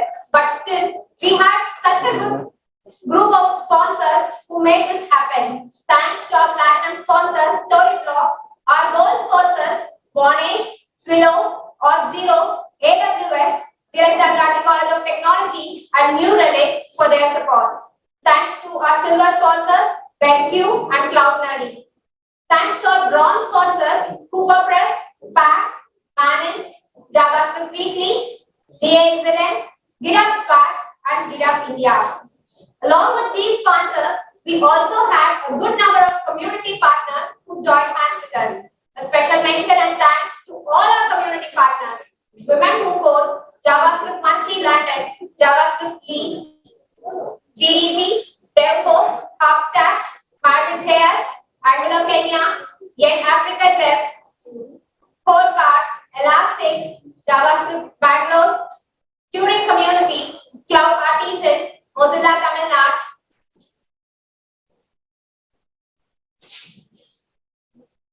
and also Women in Tech India. India. We are also super excited to share the feelings of our speakers who received their sparks from different parts. As it is said, this is a virtual event, even our speakers are joining us virtually. But still, we make sure that the sparks reach them on time. And these are some comments from them with the excitement they have to be part of it. So a special thanks to BenQ for their sponsorship. Along with this conference, which is having a series of speakers and their talks, we have also arranged a hackathon, like a fringe event. So which will be happening in the month of March, but the preparation, like registration and training the people who are going to be, the teams who are going to be part of the hackathon has already started, and different teams from many colleges are in line with us to compete in the 48 hours hackathon, which is going to happen in the month of March. For hackathon, we have two main sponsors, Bank and Wikimedia Foundation. So Bank has offered 3 iPad monitors and also 2 screen bar monitor lights for this hackathon. Wikimedia Foundation has also given a new track for their site for the hackathon. Thanks to both the sponsors. As said earlier, this is a hybrid conference and we are making use of many platforms and to give best experiences to all our attendees. We use Beto as our Q&A platform so that the attendees can have a live communication and pose their questions to the speakers, which will be more informative and also will give them a better platform to get their doubts clarified. We also have many competitions that gives surprising gifts to the attendees and also to the persons who are taking part in the competitions. Thanks to all our sponsors who has given out all these prizes to our attendees. With us, we would also like to share you guys our social media handle so that let's make some noise on social media. Something big is happening from India with the people in India. Both speakers and most of the attendees are also from India. So we would like to share our social media handles to every one of you to make some noise. Soon we will hear good number of tweets and posts from all the media. We also have some excited posts pasted on the screen to say you how much we are excited to host it in India. These are the words from different persons about the event in India, how much they are excited, how much they are looking forward, and how much this event is going to create a difference in the communities within India. And we also have certain images from our preparations to say that we were working hard for days to make this happen, and we believe this goes high and big. Once again, a very good warm welcome to everybody, and we wish this is going to be a very great day for us and for you who have joined us virtually. To give you all a sense of our tradition, we decided to have lighting of lamp, which in our native language we call Kuttu. But on later discussions, we decided that why don't we have a digital inclusion to this traditional approach? Yes, everyone, today we are going to have a virtual lighting of lamp here in the location. I request the dignitaries available over here to join us on dais. So to light the first candle break, I invite the secretary, Srimati Archana Manoj Kumar.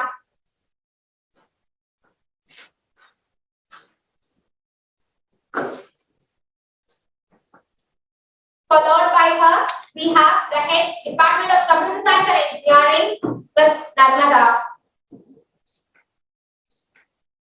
Followed by her is Bonameenakshi Kotishwaran, who is the founder of Cityjs India and the organizer of the event. Followed by her, representing the organizing team, I request Mohana Sundaram to light the next candle break. We would like to make the presence of our attendees in this, so I request Ms. Sasikala from the attendees to light the next candle break.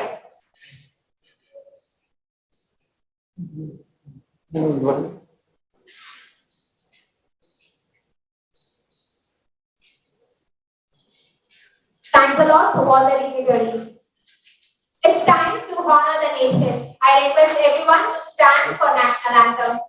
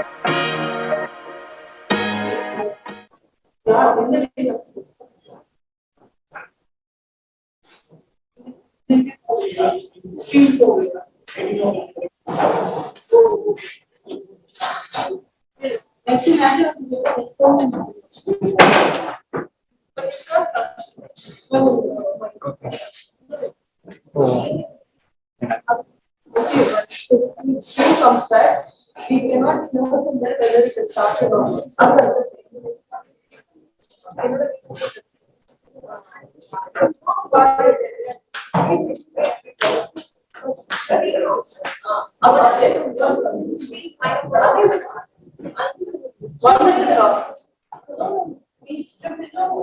YouTube is streamed. Serving up in the stream watching for the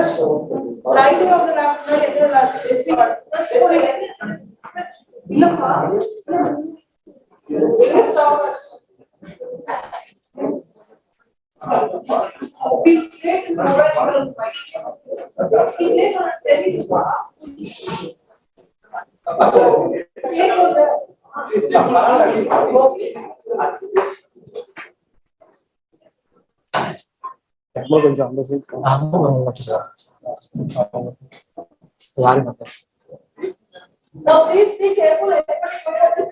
Only few people are here for the national. Yeah, nobody goes close to the place. Make sure.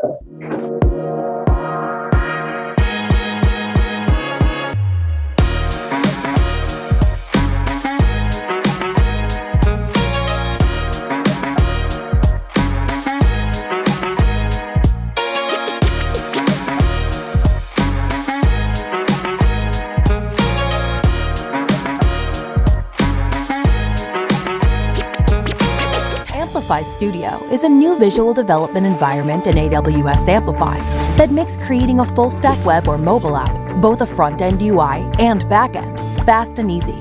Instead of writing front-end component code from scratch, you can quickly choose from dozens of UI components for popular features.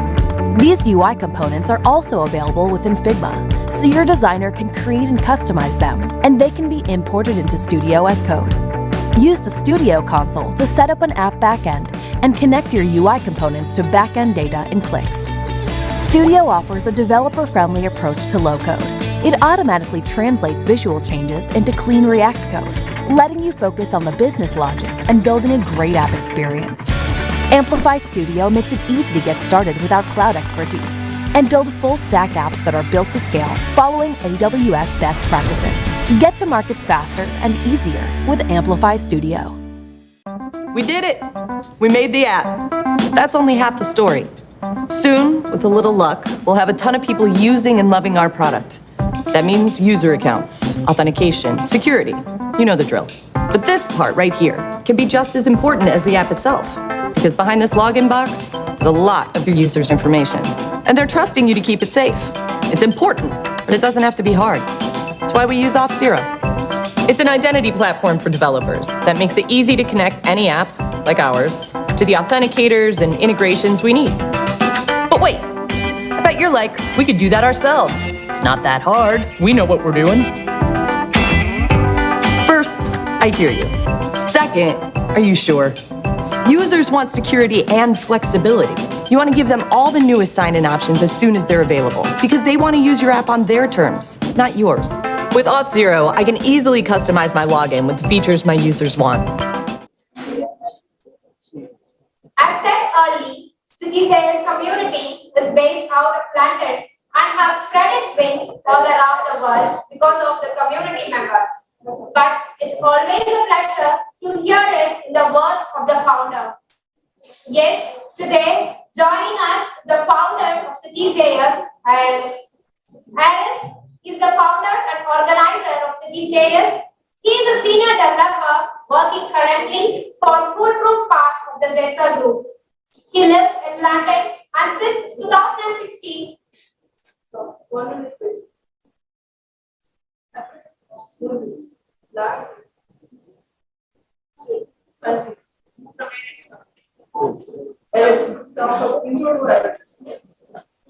Iris is the founder and organizer of Cityjs. He is a software developer working currently for the foolproof part of the Vercel group.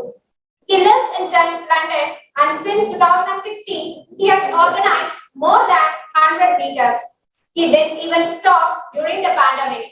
He started Cityjs in 2018 and over the years, he extended it to other countries. This year, he, with his team, including Guana, will be running events in multiple countries like India, London, Brazil, Greece, and Singapore. It's time to hear from him.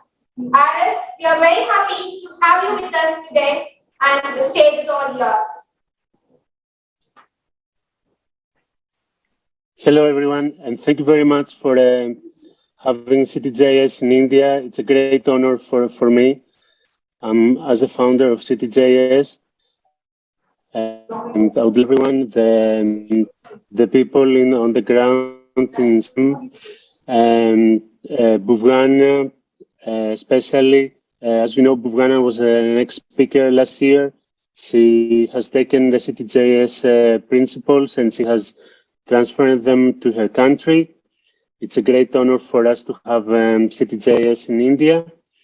And I hope you have a good time and you enjoy the talks from what I would say is the Indian cream of JavaScript. There are 17 speakers today. We have already seen 2 of them, and we will see more later on. Thank you very much, and give a clap, a warm of applause to the volunteers and the MC team. Thank you.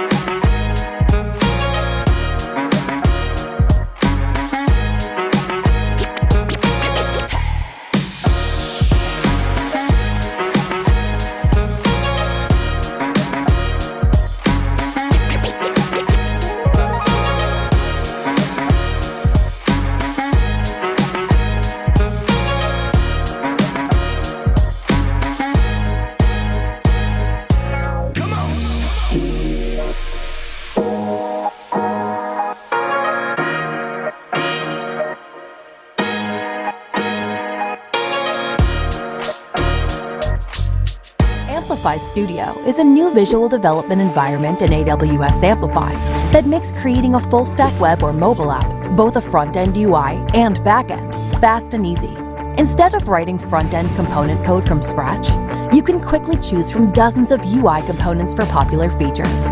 These UI components are also available within Figma, so your designer can create and customize them, and they can be imported into Studio as code. Use the Studio console to set up an app backend and connect your UI components to backend data in clicks. Studio offers a developer-friendly approach to low-code. It automatically translates visual changes into clean React code, letting you focus on the business logic and building a great app experience. Amplify Studio makes it easy to get started without cloud expertise and build full-stack apps that are built to scale following AWS best practices. Get to market faster and easier with Amplify Studio. We did it! We made the app. That's only half the story. Soon, with a little luck, we'll have a ton of people using and loving our product. That means user accounts, authentication, security. You know the drill. But this part right here can be just as important as the app itself. Because behind this login box is a lot of your users' information. And they're trusting you to keep it safe. It's important, but it doesn't have to be hard. That's why we use Auth0. It's an identity platform for developers that makes it easy to connect any app, like ours, to the authenticators and integrations we need. But wait, I bet you're like, we could do that ourselves. It's not that hard. We know what we're doing. First, I hear you. Second, are you sure? Users want security and flexibility. You want to give them all the newest sign-in options as soon as they're available, because they want to use your app on their terms, not yours. With Auth0, I can easily customize my login with the features my users want. I can create a custom two-factor authenticator for added security, and easily enable the multi-factor authentication methods I want. It even has breached password detection, so if someone else has a security breach, I can keep my users safe. Our security is always up to date and regulation compliant. You made an app, and Auth0 makes a better, safer experience for your users.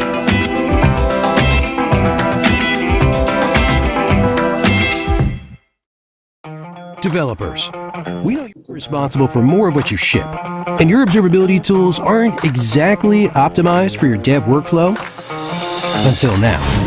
New Relic CodeStream lets you break down the silos between dev and ops, ditch the screen hopping and wasted time, and jump from New Relic 1 to your development environment in a single click. Step through the stack trace to isolate the exact lines of code. Hi everyone, good afternoon, welcome from Tamil Nadu, India. And this is Bhupna Meenakshi, founder of Cityjs India. I'm very proud to be here to address the Cityjs enthusiasts and participants who gathered here in the hybrid event, both physically and virtually. So welcome to Cityjs India 2022. I'm very glad that almost 7 months of effort and dream has finally come alive today. In 2021, I was a speaker at Cityjs London. I was very glad to be part of the diverse speaker lineup in 2021. And these were excellent quality talks from various speakers around the globe, and enormous attendees participated too. I wish to be part of the Cityjs team since then, because Aris and team were very well orchestrating the event, and this motivated me to bring together topic talks and speakers in JS and open source projects from India too. And it is not easy, but the team had already achieved this in the past Cityjs events and in the current series too. Kudos to all. This intrigued me to be part of the Cityjs team and community. When I approached Aris early September, he was simply surprised because it was the time he had conceived the idea of the World Series. Our thoughts collided, and finally we now have 5 international series evolved from Cityjs. We'll have the series of tours happening in London, Brazil, Greece, and Singapore. The very first of this is happening now in the South Asia and in Tamil Nadu, right now here from India. Very glad to launch Cityjs India, a community for exploring JS and related technologies. The reason we wanted to decentralize this event as a global series is mainly to cover a wide range of audience, their needs, and their interest in technology. There is another additional element to this.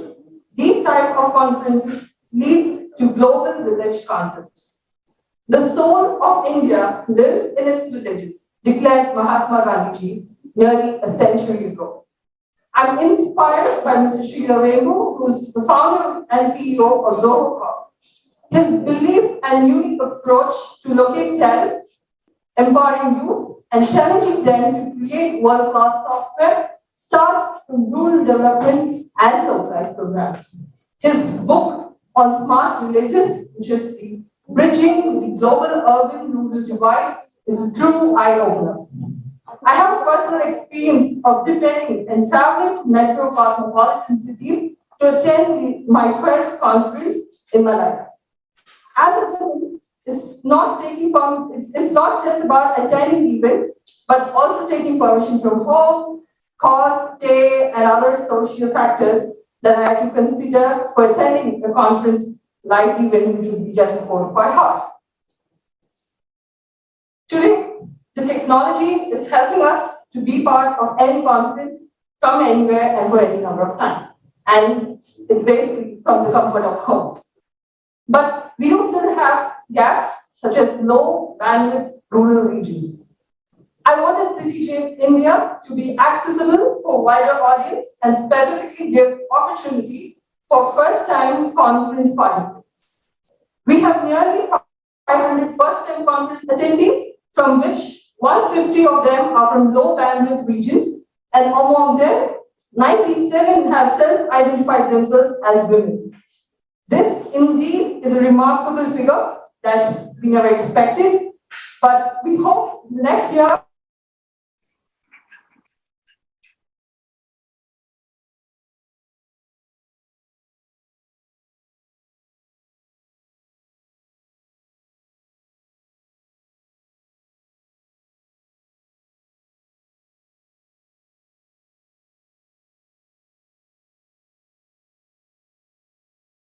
first ever Cityjs World Series.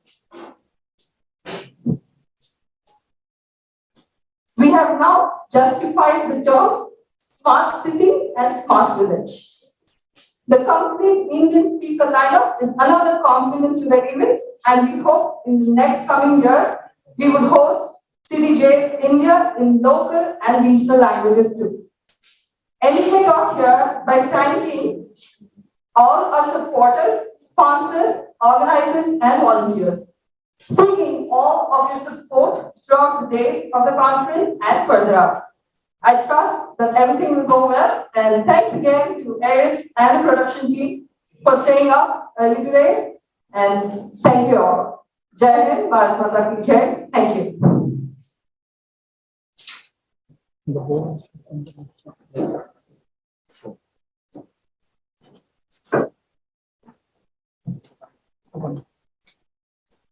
Thank you, Bona. And yes, we are also looking forward for the further participation, and we will make or join hands together to make it more success. Now, as a token of love from Cityjs, we would like to give a small memento to the college.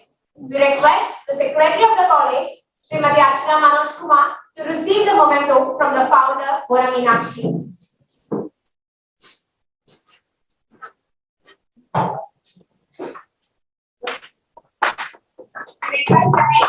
Department of Government and Engineering, join them.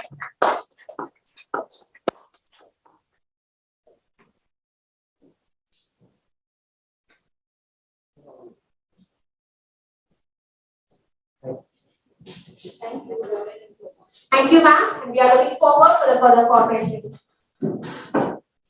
Now, we have a very vibrant speaker with us. She is the secretary of the college. She is a gold medalist in ME Software Engineering from Anna University. She also has 20+ years of industrial experience. Looking into the college structure and the way it operates, we are sure that she holds a very high rank in understanding the students' mindset and understanding the needs of the industries. We do have many communities that is collaborated with the college and running successfully from different places. Ma'am, We would request you to facilitate the gathering now, please.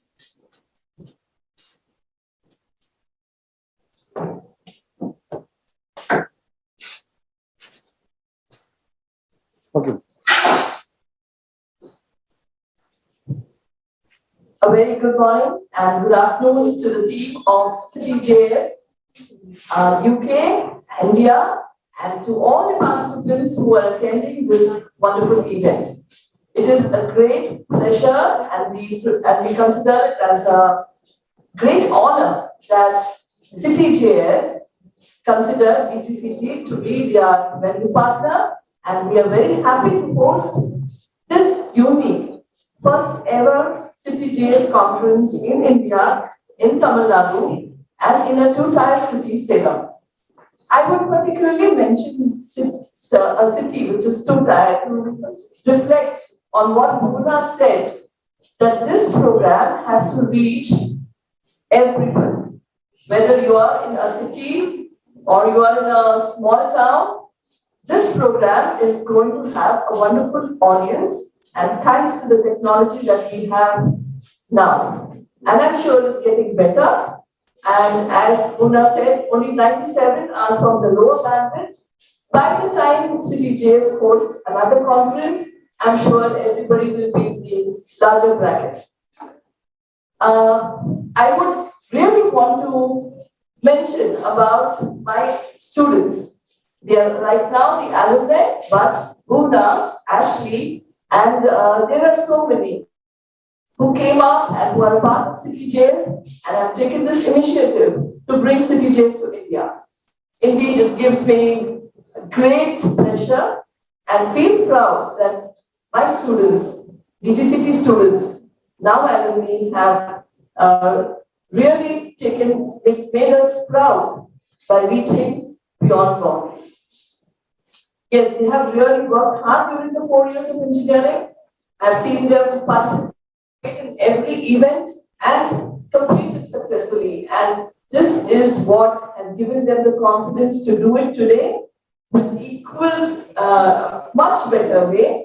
And I simply love the way you arranged everything, your patience, your management skills, and your leadership is pretty evident from this wonderful inauguration event that we are conducting.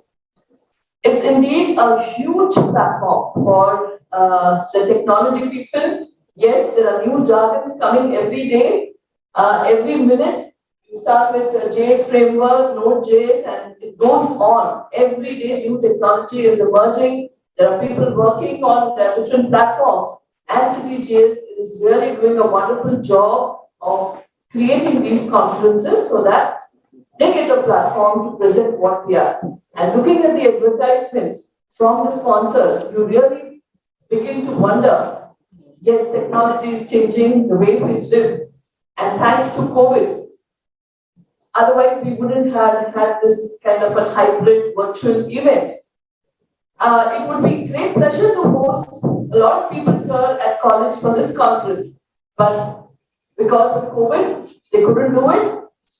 Nothing less has stopped because we have the technology, we have a wonderful tech team who is collaborating, the Zoom and the YouTube, everything together to give you a similar experience. I'm sure every session that is going to happen in the next 2 days is going to bring in a lot of ideas, a lot of technology to understand, to start using, and these platforms will make a difference to the participants as well as the speakers. I was really impressed to see the tech talk speakers that are going to speak after this session, after my inauguration. And each one has done fabulous work, and it's so nice to see them present their idea. Not only this, we are also happy that Cityjs is conducting the hackathon, which is a very important event, and it's going to give a lot of students an opportunity to participate. And the most important thing is the Women in Tech, which I'm personally very, very attached to. I'm sure this event is going to be one of its kind and going to lead women into more and more technology. The acronym for the program that they have said is DEWI. That is that's synonymous with the the lady goddess in India. And I'm quite happy that we get the same Shakti, the same power to take technology ahead. And I would like to see Poona and Ashley and all her teammates do more of these events year on and make India a very happening place with these conferences. I thank my team at Devpost Gandhi College of Technology, Principal Sir, the HOD of the Computer Department, the faculty ma'am, Kavita ma'am, and Maheshwari ma'am for coordinating the entire event with Poona. And it is a 10-year-old college started by a legendary educationist, and we have done up with our accreditations, and we really do a lot of work with the industry. And that's how we were awarded with the ACT CII Industry Partnership Awards. And this conference, conferences like this have added more success to the story. And I'm really honored that it is the first international conference that is happening at PGCT. And we look forward for many more. Thank you for the opportunity. And we are very touched once again with all the work. Wish you all the luck. And a special note to Aris. I'm sure you have created a spark, and that is going to ignite a lot of minds in India. And thank you very much for motivating my alumni and many other students. Thank you very much for the opportunity. Best of luck. Looking forward to a lot of tech act. Thank you.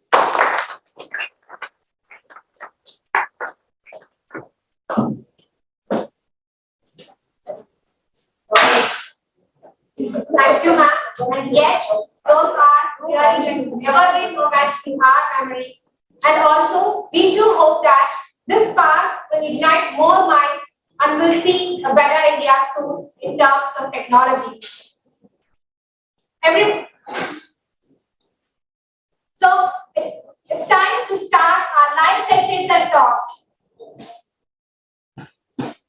Once again, a big thanks to all our sponsors for their consistent support. Stay tuned, our sessions will be starting soon.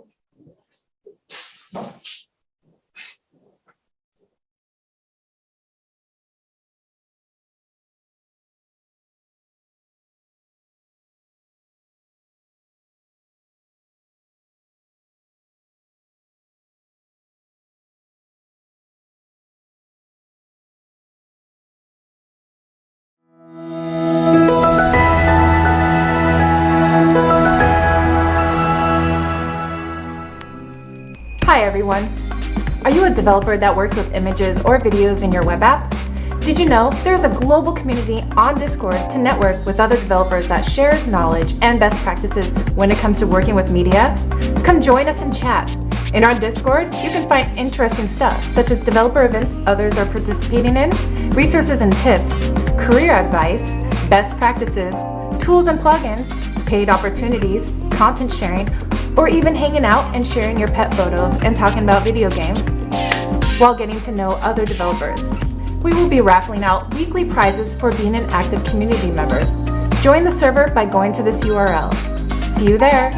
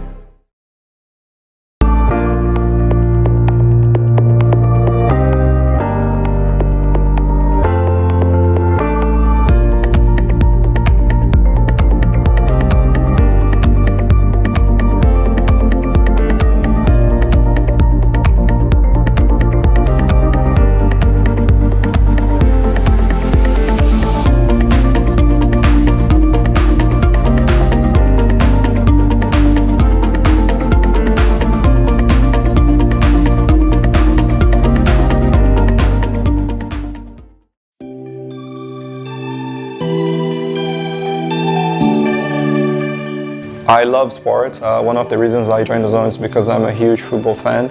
I'm someone that loves to problem solve and like to provide, I guess, end users or customers the best experience. We're really invested in microservices and micro front ends.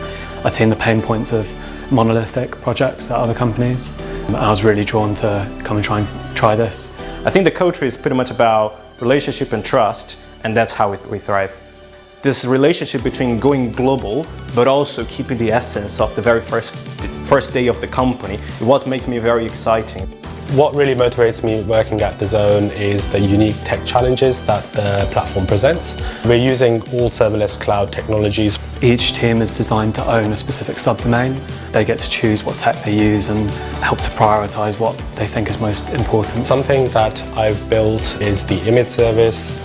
It was in use by all of the users across the world, literally millions of users. It was a very proud moment for me and my team. Together with product, we came with a conclusion that it would be great for users to actually see what kind of content they will find in DAZN before actually signing up. There was like a massive increase of like sign-ups and users interacting with DAZN, so we were really happy with it. The first project that I did when I joined DAZN was probably the one that I'm most proud of. It allows you to jump between different fixtures as key moments happen. So you might be told about a goal happening in another game, jump across to that, and then once you're done, come back. It's an exciting thing to see, something that you've been working on for months, suddenly getting hundreds of thousands of users over the space of minutes.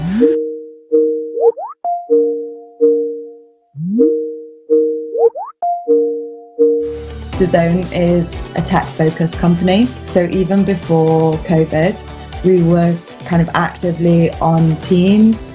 We were using software like Jira and Miro, so that we could kind of collaborate in a very, very distributed way. In a sense, it's kind of made like the whole team a lot more like cohesive. Working from home really works for me.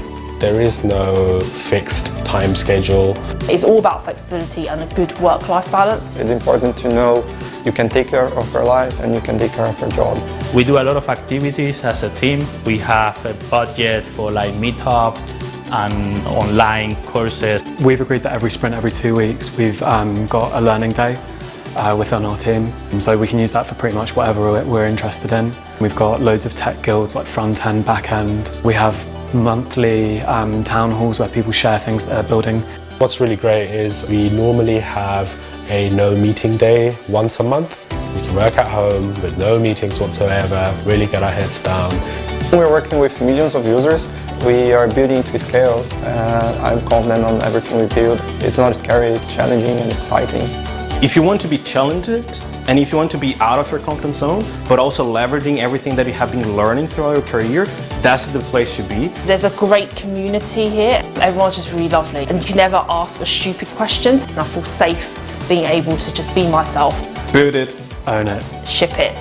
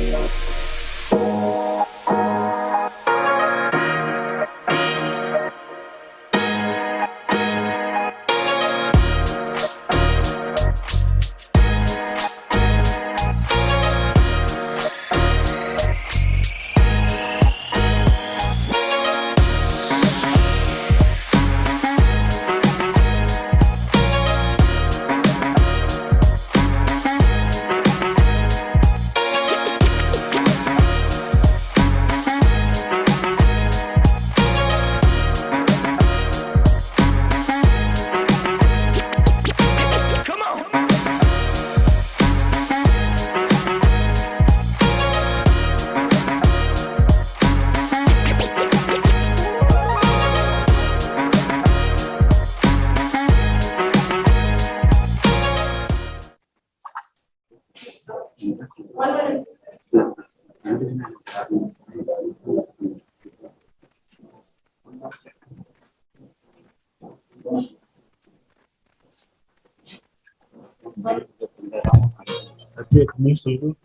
can see your video. Can start, right?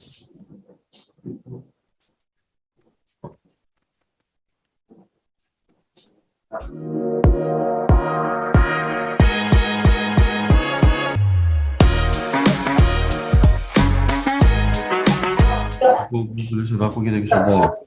everyone, this is Karthi here, and I'm very excited to introduce our next speaker. Karthikeyan is a lead software engineer at Storyblok and a volunteer Mozilla Tech speaker. He has over 6+ years of experience in building SaaS products. He has been invited as a speaker at many conferences in the USA, France, Singapore, Ukraine, and Vietnam.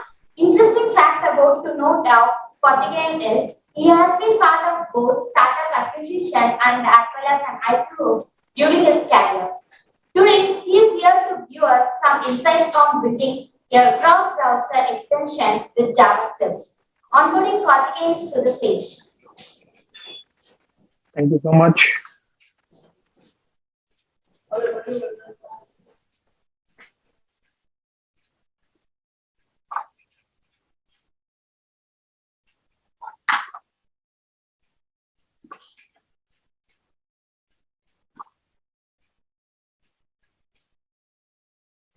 Okay, start talking because it's gonna appear on the stream. Yeah. So hello and welcome Cityjs 2022. I'm super excited and honored to be part of the first cohort of Cityjs India 2022. And I really wanted to thank Cityjs and the entire organizer team for having me here. With that happy note, let's get started. So today we are gonna talk about building a cross-browser extension with JavaScript. So a little introduction about me. I'm Karthikeyan Narasimhan. I'm a full-time software engineer at Freshworks. I especially work for the product called Fresh Marketer, which is a marketing automation software. I am also a part-time student at Georgia Tech. I'm a free and open source software evangelist. I have given numerous talks in events and conferences in India and across 6 countries. And I'm a Mozilla representative for India and an official tech speaker of Mozilla. I've served for almost 3 years. I'm also available on Twitter at the rate of Hello Karthik, so feel free to stop me. I will probably stop you back. And today's agenda is we're going to talk about what browser extensions are, what they can do, basically, and what's the architecture of web extension. We're going to look into some of the extension APIs that are available. And I'm going to show you a demo of 2 web extensions today. And we're going to look into some of the development tools that we require for building an extension. And also we are going to see how to debug and publish your add-ons on the marketplace. So hope you're all excited and let's begin. So what is browser extension? I'm pretty sure many of you would have used at least some of the extension in your daily use. Maybe it's for personal or for work. So basically, a browser extension is something that extends the functionality of a browser. So there are numerous extensions that are available in Chrome extension store, or Firefox add-ons store, and let's see what extensions can actually do. So extensions basically, it's like an Iron Man suit for Tony Stark. Similar way, extensions are for the browser. So it gives a superpower to the browser to perform its max efficiency. So what are the examples of extensions? So let me show you some popular add-ons. Probably you all can relate to those and probably would have used it in some point of time. And here are a few of the popular add-ons that I have used personally. And first is Grammarly plugin. So I think most of you might have heard of it or used it. And I use it personally as I'm a part-time student. I get to write assignments every week and I have to submit reports for which I require a tool like this to correct my grammars or sentence. And of course, I use it to submit a call for proposal page. right? So it's a pretty helpful add-on. And the next is AdBlock Plus. I think most of you would have used this. This basically prevents advertisements running on your web page, and it blocks all your advertisements. And extension can help you browse securely. So these are a few of the examples. Facebook Container by Mozilla is one of the best examples. I've used it, and it's an interesting add-on that basically isolates the Facebook activity away from your normal website browsing. So what it does is it prevents Facebook from tracking your website views, so that it doesn't, put advertisements on your visits. And HTTPS everywhere is basically it enforces HTTPS of all the traffic that comes in and out of the browsers. And extension can also be used to enhance your experience. For example, whenever you open a new tab, you get to see the boring homepage, right? So instead of that, you can show something like a motivational quote, or probably a picture of your family running through. So that would be an exciting functionality of an add-on. And this is one of my favorites. It's called Momentum. It's an extension that's available on Chrome and Firefox. So whenever you open a new tab, you get this screen. And extension can also help you to store and access your password easily. The first one you're seeing is OnePass. So OnePassword, let's say, and LastPass, these all helps you to store and access your password through your browser, through a browser extension. And it's pretty much a good functionality for an extension, what an extension could be. And so basically, anything you want which actually unleashes the potential of browser's capabilities. And that's what web extension can do. All right, so now let's discuss on the architecture of web extension. How does a web extension look like?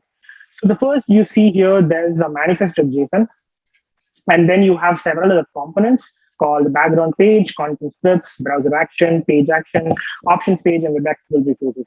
We're going to look into each one of those components and what it does and how do we write them.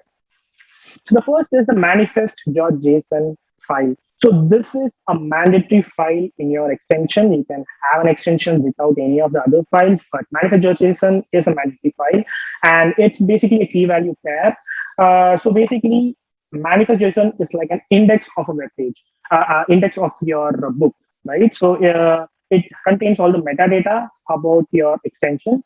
And here you can see the first three keys: manifest version, name, and the version of an extension. These three are like the mandatory keys for manifest.json. So the first one is the manifest version. It is 2. Currently, Google is working on version 3, and it has already stopped getting the submission for version 2. And version 2 is going to be there for at least for the next 1 or more years. And the deprecation date has been announced already.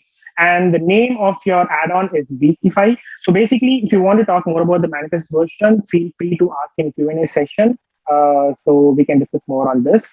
But for now, extension API will work well for Firefox, for Opera, and Safari and other browsers, basically Chromium-based browsers.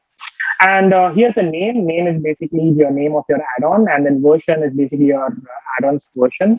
And these are all basically optional. Everything you see here are optional. You just plug in as and when you need it. So let's talk about types of scripts that are available. So there are basically 2 types of scripts. One is the content script, and another is the background script. So we're going to see one by one what it does. The first one is content scripts. So it's similar to loading a JavaScript on a web page, right?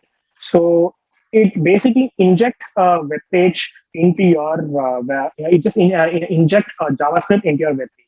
Right? So it can access your DOM structures, it can manipulate your DOM, and content script can basically access very few APIs. They cannot access all the APIs, but if you want to do so, you can send a message to background script. We're going to see what background script is. So once you send a message to background script can access all the underlying web extension APIs. And this content script can help you to make HTTP requests to the domains. And here is how a content script look like. So you can see this is how it looked like in the manifest.json file. So you have a content script keys here, and it's an array where you can see we have a key called matches and JS. So basically means that we're going to inject this JavaScript to those websites that matches this keyword, right?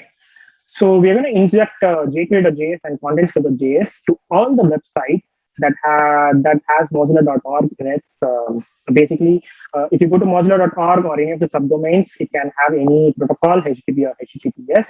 And if you visit the page, these JavaScript scripts will be injected into the page.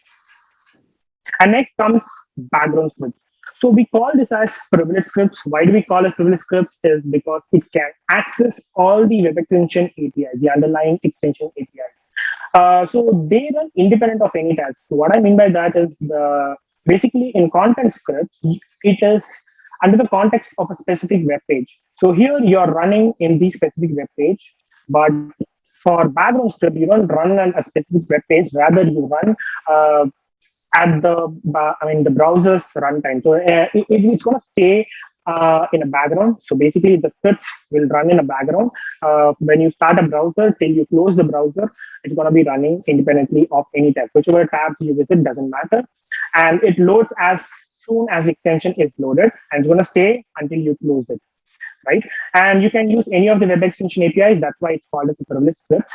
So basically, this is how you can keep the manifest.json file, and you have the background scripts, and you mentioned the JavaScript here. Right. Let's get to know more about the browser action. So this is a very interesting component here. So basically, most of the extension that you have installed, you would have seen a small icon on the toolbar, right? So these are powered by browser actions, right? So when you click on this browser action icon, so when you click on the it will give you a pop-up. So basically, a pop-up can contain some data where you can select or configure some options. Right? So this is an advantage of using a browser action.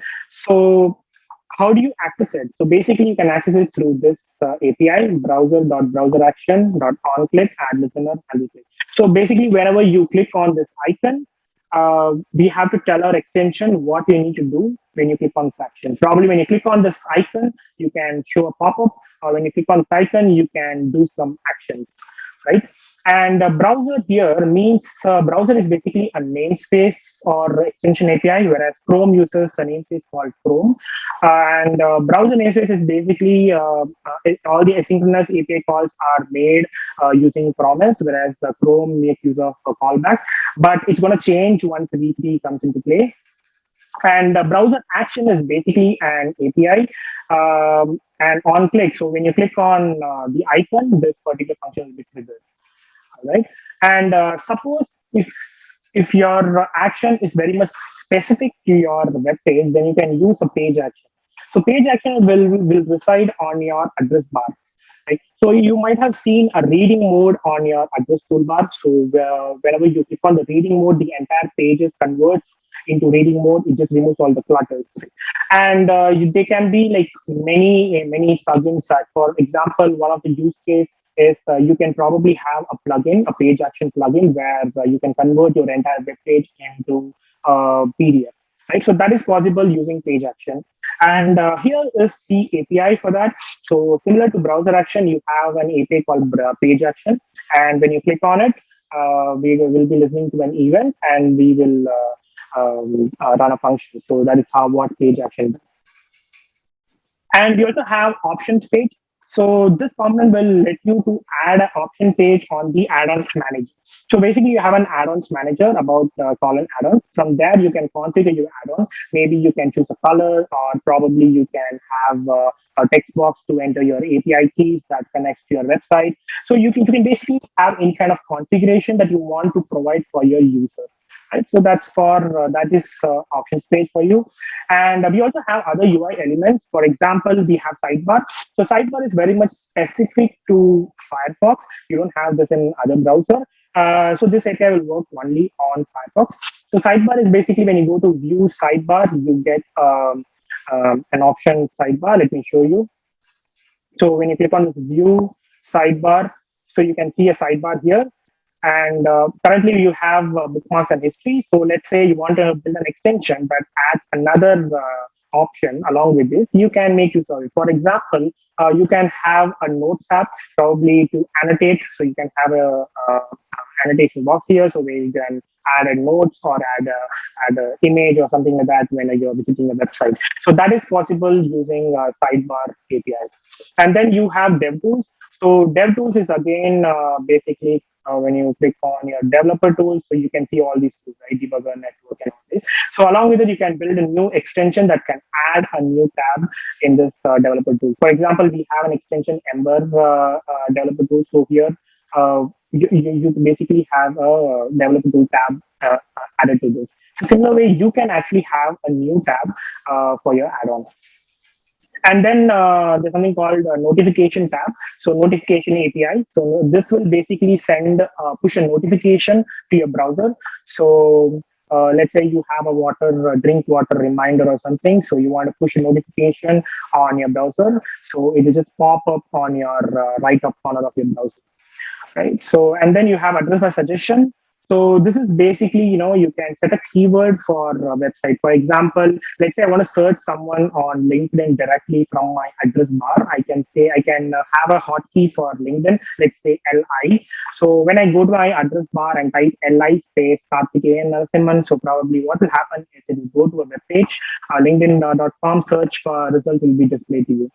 Right, so that is the power of address bar suggestion. Even you can have probably for Stack Overflow, you can call it as SO keyword. So whenever you go to your bar, you can just type SO / how to do this or that, right? So that's the power of address bar suggestion. And web accessible resources. So basically, this is one of the key that you need to mention in your manifest or JSON file. So all the resources such as the images, HTML, JavaScript, so whatever you have included in your extension that needs public access, those things can be put into this web accessible resource key.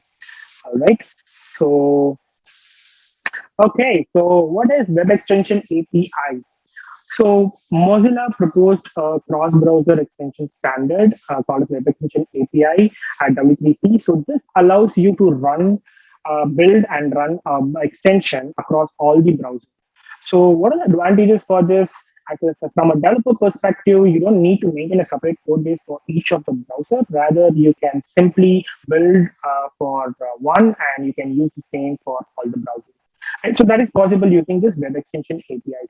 So all you need to do is there are probably few changes that you require for Chromium-based browsers like Chrome, Edge, and Opera.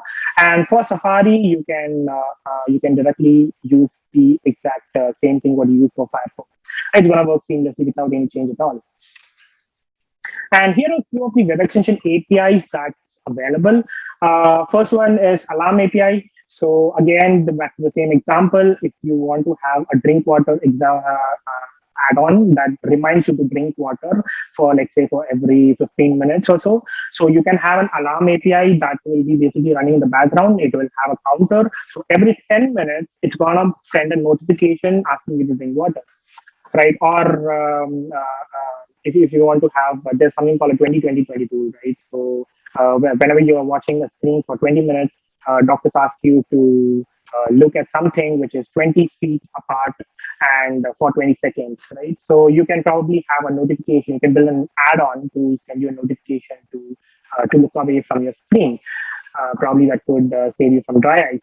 Right. So, and then we also have tabs API. So this is basically helps you to manage all your tabs, your current tab, or if you can, there are many methods available. For example, you can create a new tab, you can duplicate the tab, you can organize the tab, you can move into a separate containers, you can even remove a tab, or probably you can have add-on that could count how many times you have opened facebook.com, right? So that can be possible. Or when you create a new tab, you want to open something, maybe a picture of a family, that's possible using tabs.create API, right? And then we have storage API that basically make use of the storage functionality of your browsers. So that storage API, and then we have web request API. This is kind of a very powerful API that we can use. So it lets you to intercept the network traffic of that goes in and out of your browser. So basically, all the privacy concerned extension, like privacy-related extensions like to-block origin, privacy badger, or ad block test. All these things, all these extensions basically make use of this web request API. But Chrome has recently modified this web request API. They have stopped using it. Instead of, they're using a declarative net request API. So that's part of the V3. In order to preserve few of the functionalities that all the major ad block service uses, they have supported 3,000 plus rules that one can add to your declarative net request API. So yes. And then we have notification APIs. As I told an example with Alarm API, you can send a notification. And there are basically many more extensions API that are available right now. So if you want to look at an exhaustive list of extension API available, you can visit the MDN developer.mozilla.org. So MDN is basically like a mecca for JS developers, and you get all the information related to your API. Right. So talking about the security aspect, so whenever you install an add-on, browser itself will show a pop-up warning you that these are the things that your extension is going to make use of, like it's going to access to, right? So you're going to accept that you grant them grant the add-ons those permissions, right? So these are all like security aspects that are given by the browsers. Here, the first one you are seeing from Mozilla. So this is how the Firefox shows you a pop-up, and similarly in Chrome, it's going to show you like this particular Grammarly add-on plugin, for example, is going to display notification, or it's going to modify the data. So all these things. So how does a browser know all these? Is basically you need to mention all these things in your manifest.json file. If you're going to make use of Tabs API, or maybe you're going to make use of web request API, you need to mention it explicitly in your manifest.json file under the permissions tab. Right. So based on that, this is going to be shown to your end users. All right. So enough of talking. So let me start with the demo. So today we are going to see two extensions. So one is going to be like a hello world of extension. That's Borderify. Let me open my Sublime. And here you can see I basically have two folders. Borderify and we have a tab open. So we're going to explore the first extension right now. Borderify, so basically we have two files in one folders here, and we have a manifest.json, we have borderify.js, and we have an icons folder. Within that, we have our icons. All right, so always remember that you need to have your manifest.json in the root of your project directory, not in any of the subdirectories. So let's open the manifest.json file here. As you can see, these three are the mandatory keys that are required in your manifest.json file. The first one is manifest version, which can be 2, and the name of your extension, let's call it Borderify, and the version of your extension, we're going to set it as 1.4. Maybe once you iterate, when you give an update, you can have 1.1, 1.2, or if it's going to be a major release, give it 2.0 or something like that. Right, so that's how you need to version your new updates to the marketplace, right? So, and then description icons are basically optional, but it is recommended. Description basically tells you like what your add-ons does. So this is what's going to be displayed on your extension add-ons manager page. And then we have icons key. So this is basically, it is again optional, but it's recommended. Right now we have a 48 cross 48 pixel icon over here, which is under the icons folder. We can also have 96 or something, and we can also have for 32. So you can just mention all the resolutions of icon that you want to have here, right? And then we also have content script. So as I already told you, content script basically injects, it basically loads a script onto any web page that you mention in this matches, right? So basically you want to load this borderify.js script to those websites that matches this criteria. So any website of mozilla.org, when you visit that website, this will be injected. All right. So let's see what this borderify.js has. And yep, exactly right. So that's going to be one single line of your code. So this is basically just a hello world of an extension. So what I'm going to do is basically update the style border. We're going to set 5 pixel solid red. So this extension, what it's going to do is whenever you open any tab of mozilla.org, so we're going to have a border of 5 pixel of width with solid red color. Right? So that's what we're going to do with this add-on. All right. So what we're going to do is we're going to run this add-on in our Firefox browser. So how you're going to do is basically go to about:debugging. And from this page, you're going to click on this Firefox. And there's an option called load temporary add-on. Let me remove the existing one. So there's something called load temporary add-on. We're going to click on this and open Borderify. Select the manifest.json file and click on open. So you can see a cute little icon here that we have mentioned in our icons folder. And yes, the extension has been loaded. So how are you going to test it? So basically, let's try to open google.com. Is it going to work? Nope, because we have given the matches as mozilla.org. Let's open mozilla.org. And voila, that's it. So you can see a red border is applied to this web page. Let's open developer.mozilla website, developer.mozilla.org, and you can see a red border has been applied. Right. So how are you going to make this add-on work in our Chrome browser? For that, what you're going to do is let's open our Chrome tab. Let's say Chrome extensions. Let's go to this page and make sure that you enable this developer mode on. So it's going to be off. So when you click on this developer mode, you get an option to load, unpack, or pack extension and update. So let's click on load unpack option here and go Cityjs, Borderify.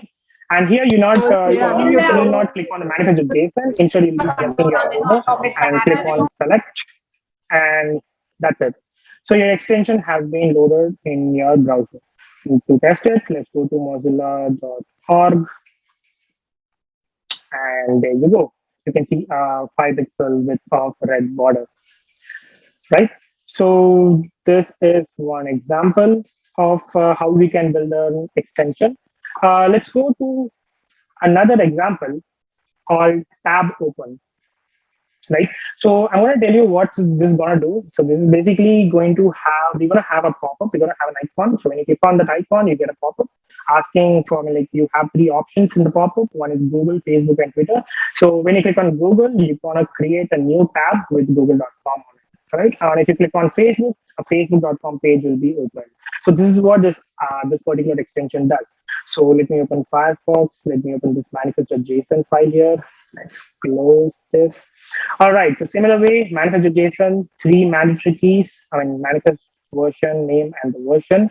And description homepage is optional again. We have icons for 48. And background script, we have our background.js that we're going to see what's going to happen in that. And here we have an interesting manifest key here, that is browser action. So as I told you, browser action is basically, if you want an icon on your toolbar, then you have to use browser action. And so that is what this particular component does. So you have a default icon. So basically you need to show an icon on your toolbar, and then you're going to have a title and a default pop-up. So whenever you click on that icon, you need to show your users a pop-up, right? So that will be mentioned here in the default pop-up. So that's basically an HTML page, right? So the basic HTML, CSS, JavaScript is what this browser action pop-up will contain. So let's see what this pop-up HTML has. So basically, it's a very simple code here. So we have 3 options: Google, Facebook, and Twitter. So when you click on these options, any of these options, so these are wrapped in a div. So when you click on any of this div, automatically a new tab will be created. So how do we create that? So this calls choose website.js. Let's open it. So what we're doing is basically we're going to see if it does not contain a class called website, so that's not written blank. If it contains a class called website, then what you're going to do is basically extract the text content. So basically here the text content is Google. So we're going to extract it and we're going to pass it to the background JS. Right, so we're going to pass it as a name and in JSON format. We're going to call browser.runtime.send message. So what this does is basically it sends a message from choosewebsite.js to the background JS. Right. So I remember I told you that only the background JS has access to all the extension APIs. Right. So you need to send a message in order to make use of those APIs. So you're sending a message to your background.js. Right. So here, what we're doing is it's again a very simple code. We'll be listening to an on message. So we will be listening if an event has been dispatched. So once it's dispatched, it will listen to it and it will run this particular function. So what do? Basically, we will extract the name. In case of Google, we're going to return as google.com, Facebook, facebook.com. And to show it in a new tab, we're going to make use of this particular API called tabs API. Again, browser is the namespace, tabs is the API, and create is the method. So browser.tabs.create, and you have to pass domain name, the entire domain name as URL. So once you do that, you create a new tab where google.com is will be shown. So let's try it out. The same drill. Let's load temporary add-on. Cityjs, tab open, Firefox, and click on the manifest.json, open. So you can see tabs open extension has been added to our browser, and you can see a little icon here, right? So this is what the browser action icon is. So when you click on this icon, you have three divs, so three options, either Google, Facebook, or Twitter. Let's click on Google. That's it. Let's click on Facebook. It's going to open a new tab with Facebook. Twitter, it's going to open a new tab with Twitter. All right, so this is what this particular extension do. And let's do the same thing in extension. Let me remove this API, load unpacked, Cityjs, tab open, Firefox, and select. So what's going to happen is basically it's going to throw an error. Why? Browser is not defined. So as I already told you, Web Extension API make use of the namespace called browser, whereas Google Chrome make use of Chrome namespace. So the difference is this. So let me open Chrome manifest. So this is the extension that's going to work in Chrome. So I'm going to walk through what's the content in it. So manifest.json is going to be the same what you saw for Firefox. And the only change that you're going to see is wherever you have used browser namespace, you're going to replace that with Chrome namespace, right? So instead of browser, you're going to use Chrome.tabs. Instead of browser.runtime, you're going to use Chrome.runtime. And similarly, you're going to use Chrome.runtime to send message to send a message to your background, right? So now let's remove this and run our extension that is designed for Chrome. Now, if you see, it just works. But what if you don't want to make all these changes? So the point of cross-browser extension is basically you want to have a single code base that works across all the browsers, right? So what if you want to do that? So there's something called Web Extension Polyfill. So what it does is basically runs the browser namespace in your Chrome browser as well. So how does it do? Let's get Web Extension Polyfill. And let's get the browser polyfill.js. So all you need to do is basically you need to have this JS file in your extension folder. So once you have this and you call this polyfill, you can immediately use your extension that you actually run on your Firefox into your Chrome as well. So let's save. browser polyfill in Firefox. I'm going to save this file in Firefox. And let me open the Firefox. And you can see there's a browser polyfill.js. So what we're going to do is basically we need to mention this browser polyfill.js in our background before running our background script, right? So we're going to call browser polyfill.js and then background.js. Always remember you need to call this polyfill before you call your background.js. That's very important. Otherwise, you'll still get the browser is not defined error. So, and you also need to mention it in your browser action. For example, this is our browser action. So what we're going to do is I'm going to uncomment this. I've already added it. So we are going to call our browser polyfill.js in our browser action page as well. I'm going to save this as well. And I'm going to go to Chrome. So previously we got an error while I tried to load the extension from Firefox, right? Now, since I have this browser polyfill.js, that's going to solve my problem. So let's select, and there you go. We don't have any error. So let's check if it works or not. Open this, click on the tabs, Google, and there you go. All right. So we are using this browser polyfill. We are able to run our extension, the same code that you use for Firefox, in your Chrome browser as well. So what about Opera? What about Edge? What about Safari? You can do it in all these browsers as well. So let me show an example of how you do it in Opera. Let's go to Opera extensions. So I think we already have it open.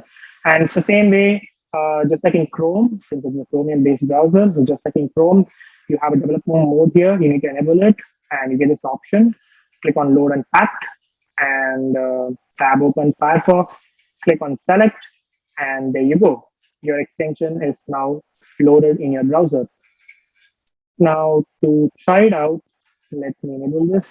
So you see an icon here. Click on it, Google, and there you go. That's it.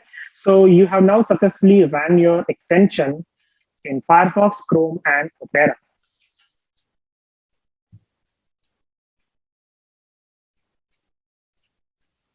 All right.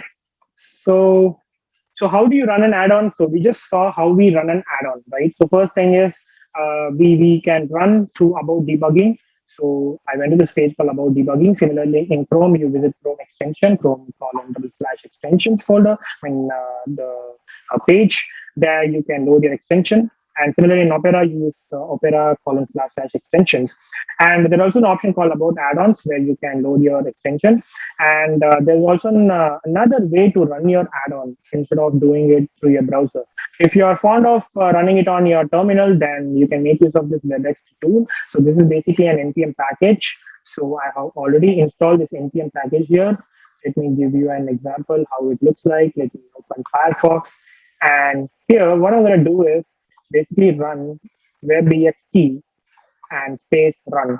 So what it's going to do is it will open a new Firefox browser for me, and the extension will be loaded in it. So here it is. So a new Firefox browser is opened, and an extension is loaded here. Now if I click on it, it opens google.com. Now let's say I want to make a change. How does it reload? Let's go to icon. Let's go to the folder, and let me change the website to instagram.com. All right, I'm going to save it. So once you save it, this webext is going to reload automatically, and I just need to click on this, and there you go. Instagram.com is open. All right. So this is how you can make use of this webext package, and you have a lot of things that you can do with webext. Let me show you.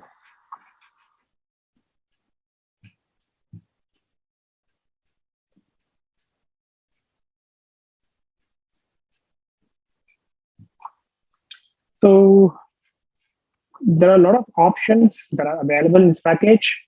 Like you can build, you can create your zip artifact, you can sign your package, you can run your package, you can lint, you can check for if there is any manifest, there's an error in your manifest file, and documentation link, right? So let's try to package this. Let's call it webEXT space build. When I do this, a folder will be created in case it's not visible. So when I do webEXT build, a folder is created here.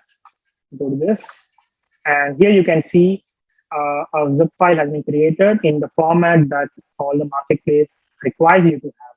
That is extension name followed by a version number and then zip file. Right? So this, so that's how easy it is to use this NPM package. And now let's talk about publishing an add-on. So there are different ways of publishing in each of these browsers. So let me show an example how you do it in your Firefox browser. So let's go to addons.mozilla.org. Click on this Developers Hub. So once you're in this Developers Hub, you need to log in into your Firefox account. So you need to log in as a Firefox user. And then once you do it, there's an option called Submit a New Add-on here. Click on it, and it basically asks you two options. It gives you two options. One is, do you want to own on this site? If you want to publish your add-on in this addons.mozilla.org site, or if you want to publish it in your own website, both are possible. Let's say on this site, continue. Here you're going to select your zip file. So remember, we just created a zip file here using the webEXT build. So we're going to click on this open, and it's going to validate our manifest file. If there is no error, yes, no errors with warnings. And it's going to ask whether it's for Firefox or Firefox for Android. Let's call it Firefox, continue. By the way, Firefox and Firefox Android both has some similarities, but most of the APIs will not work for Firefox or Android. So if you want to check which works in Firefox, which works in Firefox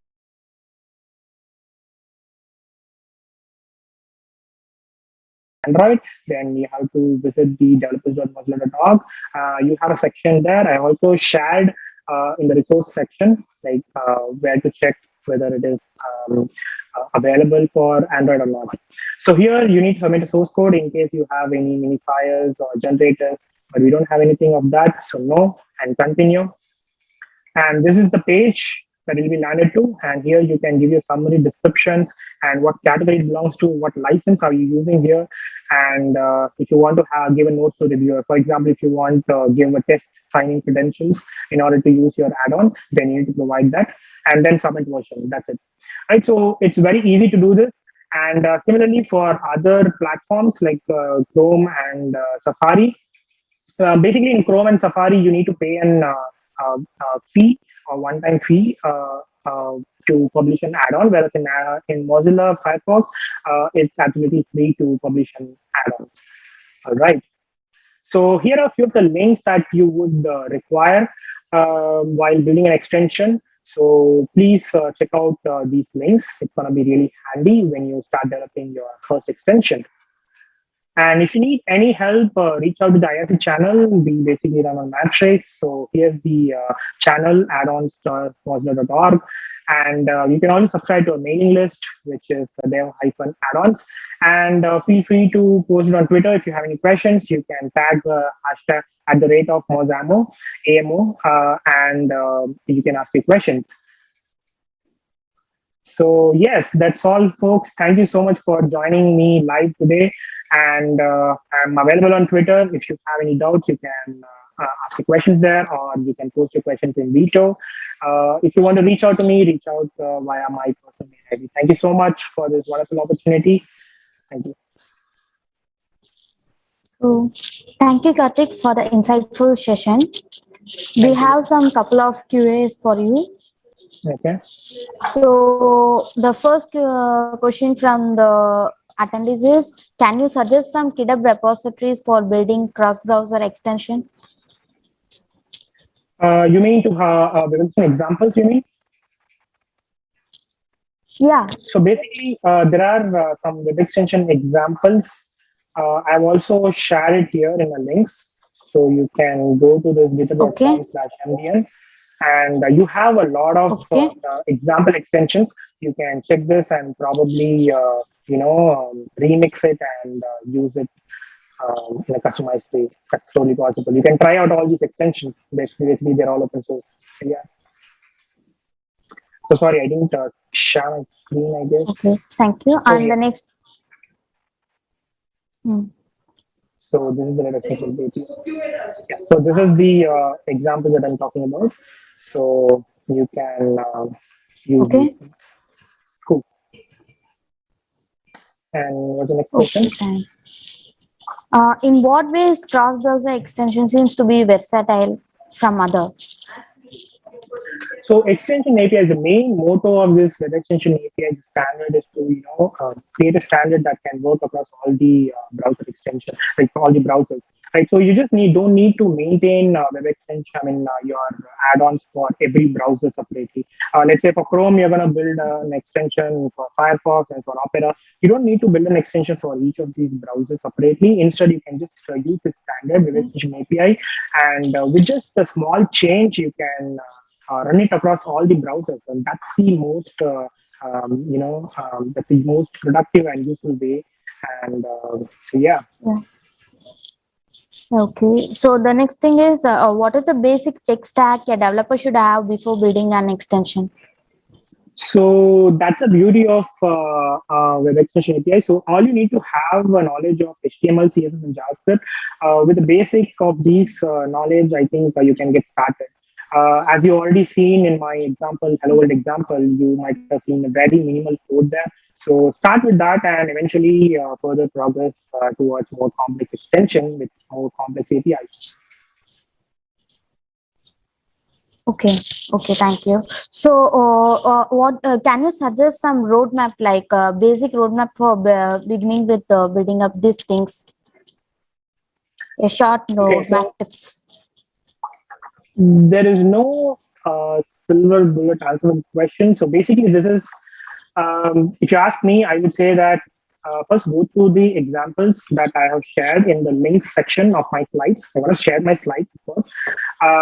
So you go through all the web extension examples. So try with some simple extension. Try to change. For example, I showed an example of Borderify, right? So you can change a solid red color to something green or blue. That's how you progress one by one, and then you can start exploring each of the APIs. First, try to build a very small extension.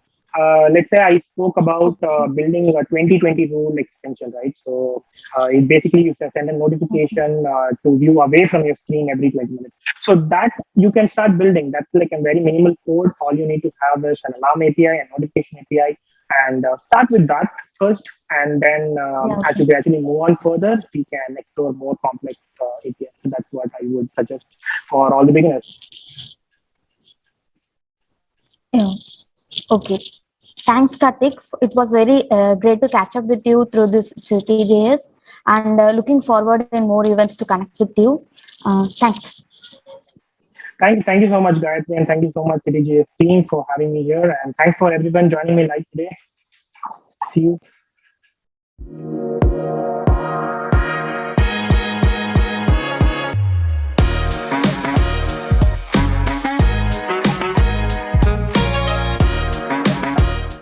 Hey, hello everyone. My name is Luciano and I'm going to be presenting a workshop at Cityjs this year called Introduction to Node.js Streams. So I don't know if you ever dealt with Node.js streams. They are one of my favorite topics, but also I found that it's one of the topics that most people tend to ignore and skip. And maybe that's just because the initial hurdle with it is just a little bit too much and it's kind of hard to understand what's going on, how to use them. There is a little bit of magic. So most people just try to get away from them and they never actually take advantage of this amazing feature of Node.js. So in this workshop, what I want to do is try to explore this topic in a very approachable way. I want to actually start from buffers and show how you can use buffer to actually deal with raw memory and binary stuff in Node.js. And then the concept that streams are just a sequence of buffer arriving to you at a certain amount of time. And you can process them as you get the raw data. You don't need to get the full message. You can start to process the message as you get the small bits of data. So in this workshop, what we're going to do after that is try to explore the different types of streams. So we're going to look into writable, readable stream, transform streams, duplex streams. And then we're going to explore all the built-in streams that you can get already in the Node.js core. So from all the HTTP streams, encryption, compression, So you can actually get a feeling that even without building custom streams, you can leverage a lot of the utilities that are already available in the Node core libraries. After that, we're going to actually look into how you can combine different streams. One of the main features of streams is that you can easily pipe different types of stream and build data processing pipelines that are very memory efficient and fast. And then after that, we're going to try to close the workshop by building some small custom streams, so you can also have a feeling of what it takes to actually build your own custom stream with your own business logic.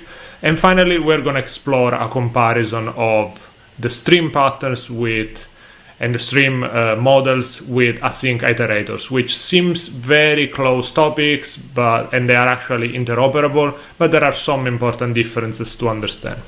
I hope that's something that is interesting for you, and I hope to see you there at the workshop on the 22nd of March, Cityjs. Bye. My name is Roy, and I'm a developer advocate and author from the Netherlands. I'll be hosting a workshop during Cityjs London 2022.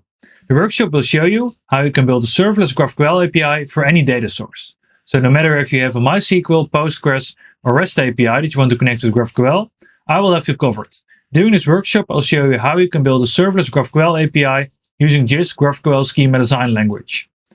And at the end of this workshop, you'll be able to combine multiple data sources, whether it's a database or an existing API, into one unified GraphQL API. So make sure to sign up for my workshop, and I hope to see you soon. Hi, I'm Simon. I'm an independent Node.js consultant and educator. I'll be hosting an online workshop as part of Cityjs London 2022. In my workshop, you'll learn how to confidently apply reliable validation tools and techniques in your Node.js applications. Request validation can help make your applications more stable, secure, and reliable, but implementing it can often feel messy and overwhelming. In my workshop, you'll learn why validation is an essential part of every Node.js application, how to create flexible validation rules, and make your applications more robust with schema-generated types. You'll also learn how to send back validation errors with an effective and standardized response format. And finally, you'll learn how to integrate all these validation techniques with any Node.js framework. It's going to be hands-on with live coding, exercises, and plenty of time for questions and discussion. Make sure you sign up for my workshop at the Cityjs conference on March 24th. I look forward to seeing you there.